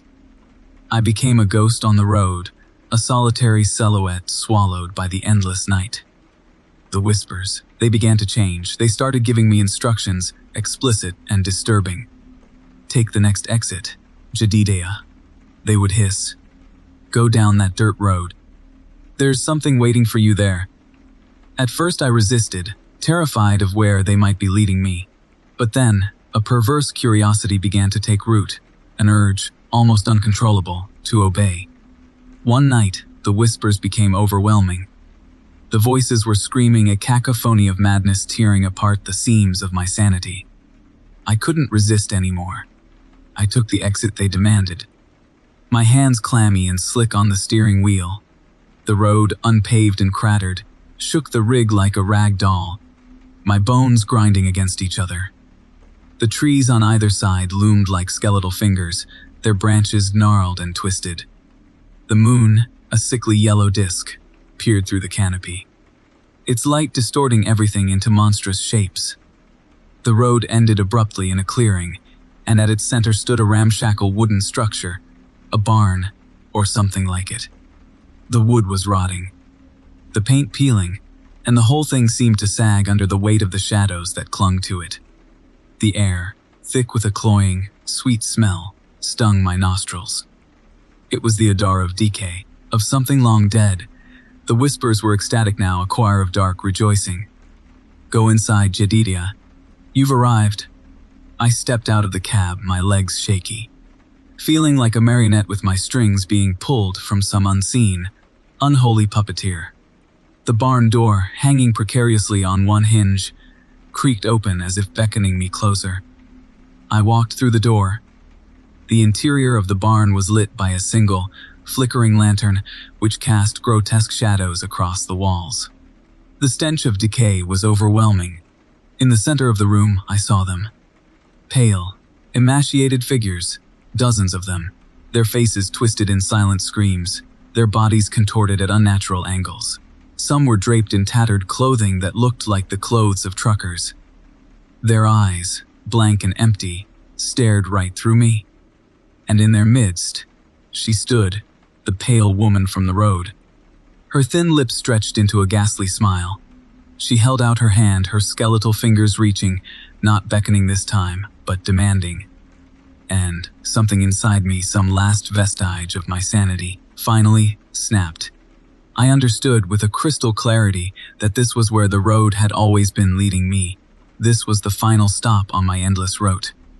I screamed, a guttural, animalistic sound, a scream of terror and resignation. And then I reached for her, my own hands, now claws, mimicking her own, my mind, a broken mess of whispers and shadows, now finally quiet. I would now join their choir. I was finally home. Story 39. The hum of the engine, it's a constant lullaby, a rhythm I've known for years, a comfort. But lately, that comforting drone, it started to sound different, almost like a chorus of whispers, a chorus that only I can hear. I'm a trucker, see. Been one since I was knee-high to a jacked, up 18-wheeler. I know the road. I know the feel of the wheel in my hands, the shift of gears. This life, it's in my blood, it's all I've ever known. But now, this thing that's happening, it's like the roads turned against me. It started, subtly at first. I'd catch a glimpse out of the corner of my eye, a flicker of movement in the rearview mirror. Something just not quite right, like a shadow that's too sharp, a shape that's too angular. I told myself it was just fatigue, the endless miles playing tricks on my eyes. That's what it had to be. I pulled over, rubbed my eyes hard, drank half a pot of coffee, and got back on the road. But it was still there. It kept happening. Then, the shadows. They started to take on form. Horrible, grotesque form. I first saw it, clearly I mean, on a lonely stretch of highway in New Mexico. The sun was setting, painting the sky in hues of blood orange and bruised purple. The desert stretched out on both sides, an endless canvas of rock and scrub. And then, in the periphery of my vision, I saw it, a figure. Tall and gaunt, with limbs like twisted branches, its skin a sickly, grayish-green, like decaying meat, glistening with a foul, viscous fluid. Its eyes, oh God, its eyes were empty sockets. But they burned with an inner fire, a hateful, infernal light. I swerved, almost sending the rig into the median, my heart hammering against my ribs. When I looked back, the figure, it was gone. Vanished into the desert night like a bad dream. It happened again and again. Each time, the figures became clearer, more defined, more grotesque. There was one with a head like a bloated tick, pulsating, and filled with a seething darkness. Another had rows of jagged teeth, yellowed, and dripping with some sort of dark, oily substance. They never spoke, they didn't have to. Their very presence was a violation, a silent scream against the fabric of reality. They were always just out of focus, existing at the edge of my perception, lurking like malevolent ghosts, feeding on my fear. Sometimes they would stand beside the highway, their skeletal fingers outstretched, as if beckoning me, luring me into the abyss. Other times they would appear on the road itself, just for a second, before disappearing with a pop. I was starting to dread the night, to dread the long, lonely stretches of road where they would manifest. I tried to explain it to other truckers at the rest stops, but they just looked at me with pity, or with something else, something worse, like a subtle disgust. They didn't believe me, not a single one. They called it road fever and said I needed rest, that I needed a break. But they didn't understand.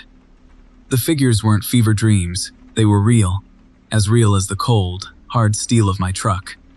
I tried to convince myself that I was just imagining things, that my mind was playing tricks on me. I wasn't insane, I couldn't be. This was my life, my purpose. I couldn't let the road take me. Sleep became a luxury I could no longer afford. I was afraid to close my eyes. Afraid of what might be waiting in the darkness, afraid of what might slip into the cab with me. I became a gaunt shadow of my former self, my eyes bloodshot, my hair a matted mess. I jump at every sound, every creak of the truck, every flicker of light. The road was no longer my refuge, it was a twisted, haunted hellscape. The figures were getting closer. They were getting bolder. I started to see them in the daytime too, not as clearly as at night, but there nonetheless. They would flicker in my mirrors, like brief flashes of nightmare. They would stand in the back of other cars on the highway, just out of reach. I could hear them now too, a chorus of whispers, a chorus of pain. They spoke in a tongue I couldn't understand but felt deep within my bones, a language of dread. They were getting louder, more insistent. Tonight, it's different. Tonight, the figures aren't just lingering in the periphery. They're right here, in the cab with me. The figure with the tick head is hunched in the passenger seat, its vile, gray face inches from mine. The one with the jagged teeth is in the back, its dripping maw open in a silent scream. Their presence fills the cab, the smell, like rotting flesh and burning sulfur. It's almost unbearable. The whispers have become a chorus. They are screaming, they're tearing at my mind. It's all I can hear, it's deafening. I try to scream, but no sound comes out. I slam on the brakes, the rig lurching to a halt, and I can see them. They are everywhere. They're all around the truck, their grotesque bodies, twisting, their empty eyes, burning. They're pressing against the windows, clawing at the doors. I can feel their hatred, their desire. I look around wildly and realize that the world around me isn't real. The trees and sky are shifting and changing, forming horrible shapes and patterns. The road beneath me now looks like a dark gaping maw, with rows of sharp, jagged teeth. The world. It's coming apart around me. I can feel my sanity fraying, unraveling like a cheap piece of fabric. The figure with the tick head, it reaches out, it's gnarled. Skeletal fingers wrapping around my throat, it's cold, like death itself. I can't breathe, can't move. The creature in the back lunges forward, its putrid maw opening wide. I can see its throat. A dark, swirling abyss. It's reaching for me. I can feel it. A horrible sensation. I can feel it consuming my soul. I close my eyes, finally, surrendering to the darkness, and I allow myself to be swallowed by the void, by them. This is it. This is how the road finally takes me, how it wins. This is my final destination, and it is nothing but pure, unadulterated horror. Story 40. The rumble of the 18-wheeler was a familiar lullaby. It had been for 20 years. 20 years of endless highways and greasy spoon diners. 20 years of the open road stretching before me like a black ribbon, unwinding into the night. I was a simple man, really. A trucker named Earl. At least, I think I am. Lately, things haven't been quite right. The first one hit me like a punch to the gut. I was barreling down I-40, just west of Flagstaff. A long, monotonous stretch of desert road, And then it came. A memory not mine. It was a different truck, a different rig. A beat-up Peterbilt caked in rust. The interior was a mess. Torn vinyl and overflowing ashtrays.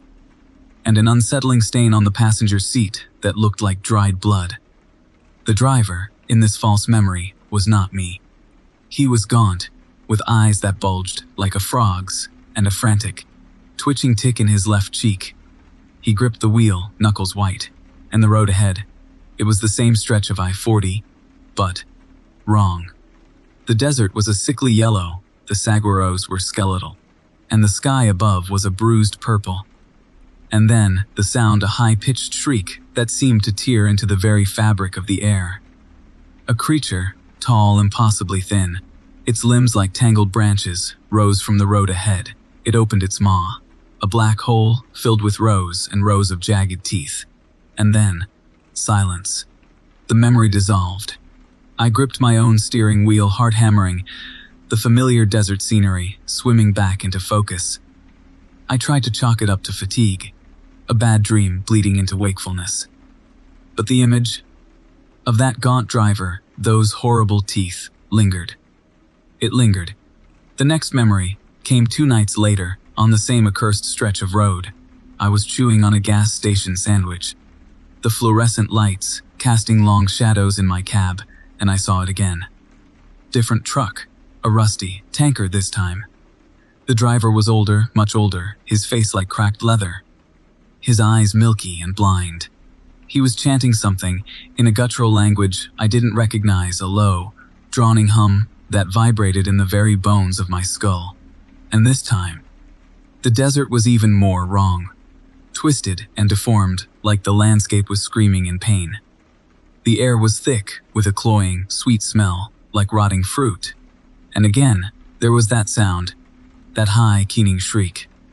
And then something emerged from the desert floor. It was a writhing mass of pale flesh and twitching tendrils, a living, pulsating tumor that oozed across the road. In front of the tanker, the blind driver kept chanting. And then, the flesh swallowed the tanker, whole. The memory faded. I slammed my fist against the dash, the plastic cracking under the force. It was happening again. It again. Sleep became a luxury I couldn't afford. The highway became a stage for my personal hell. Every mile, another chance for the memories to resurface. And they did. Every single time. Different rigs, different drivers, all sharing the same awful fate. One was a shiny chrome semi, driven by a woman with a severe, expressionless face. She had a tattoo of a serpent coiling around her arm. The desert was a field of pulsating eyes staring up from the sand. She was impaled by a long, bony finger that shot up from the earth. Another was an old, beat-up flatbed, the driver, a child, with vacant, doll-like eyes, sitting rigid behind the wheel. The desert floor was littered with desiccated corpses, their mouths agape in silent screams. The child was pulled into a chasm that opened beneath the truck. Each memory more gruesome, more bizarre than the last. They were not mine, I knew that, but they felt so real, so visceral, so disturbingly familiar. I started to question everything. My name, Earl. Was that truly mine? My life as a trucker, had I actually lived it? Or was it just a tapestry of lies, woven from the memories of other men, other lives, other deaths? Was I some kind of vessel, an empty shell, being filled with the horrifying echoes of a highway's dark past? The stretch of I-40 became a focal point for my dread. I knew I had to avoid it. But my routes kept leading me back, as if the road itself was drawing me in, like a moth to a flame. One night I was driving, exhausted, the line between reality and memory blurring. I was barely holding on. My vision swam in and out of focus. And then, it happened again. Another truck, another driver. But this one was different. It was a mirror image of my own truck. A freightliner just like mine. The only difference was that it was covered in a dark, greasy film. And the driver, he was me, but not me. His face was pale and gaunt, the skin stretched tight over his bones. His eyes were like 2 black pits. He was wearing my clothes. And then, he smiled. A horrible, teeth-baring grin that stretched across his face like a grotesque wound. The desert was no longer the landscape that I recognized. It was a churning, screaming abyss. A place where time itself was broken. And from the depths of that abyss, a dark, skeletal hand reached out and grabbed the other me, pulling him into nothingness. I jerked back to reality, my heart pounding in my chest. I was on I-40, the dreaded stretch. My hands were shaking on the steering wheel, the sweat making it slick. I saw, in my mirror, the road behind me, the black ribbon of asphalt stretching into the distance. And then, I saw it. My truck behind me. The same crazy Freightliner from the memory. And inside, behind the wheel, was the other me. The pale, gaunt imposter, grinning that terrible grin, and he was gaining on me. I pressed the accelerator. The engine roared, the speedometer climbed. I was not going to end up like the others. Not this time. But he was faster. I could feel his presence on my bumper, like the cold breath of a predator right behind me. The landscape around me began to warp. The air began to crackle. And then, I saw it. The skeletal hand rising out of the road right in front of me. It was not in the memory. It was real.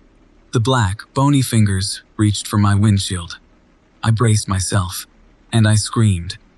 The world exploded into shards of light and darkness. The truck lurched.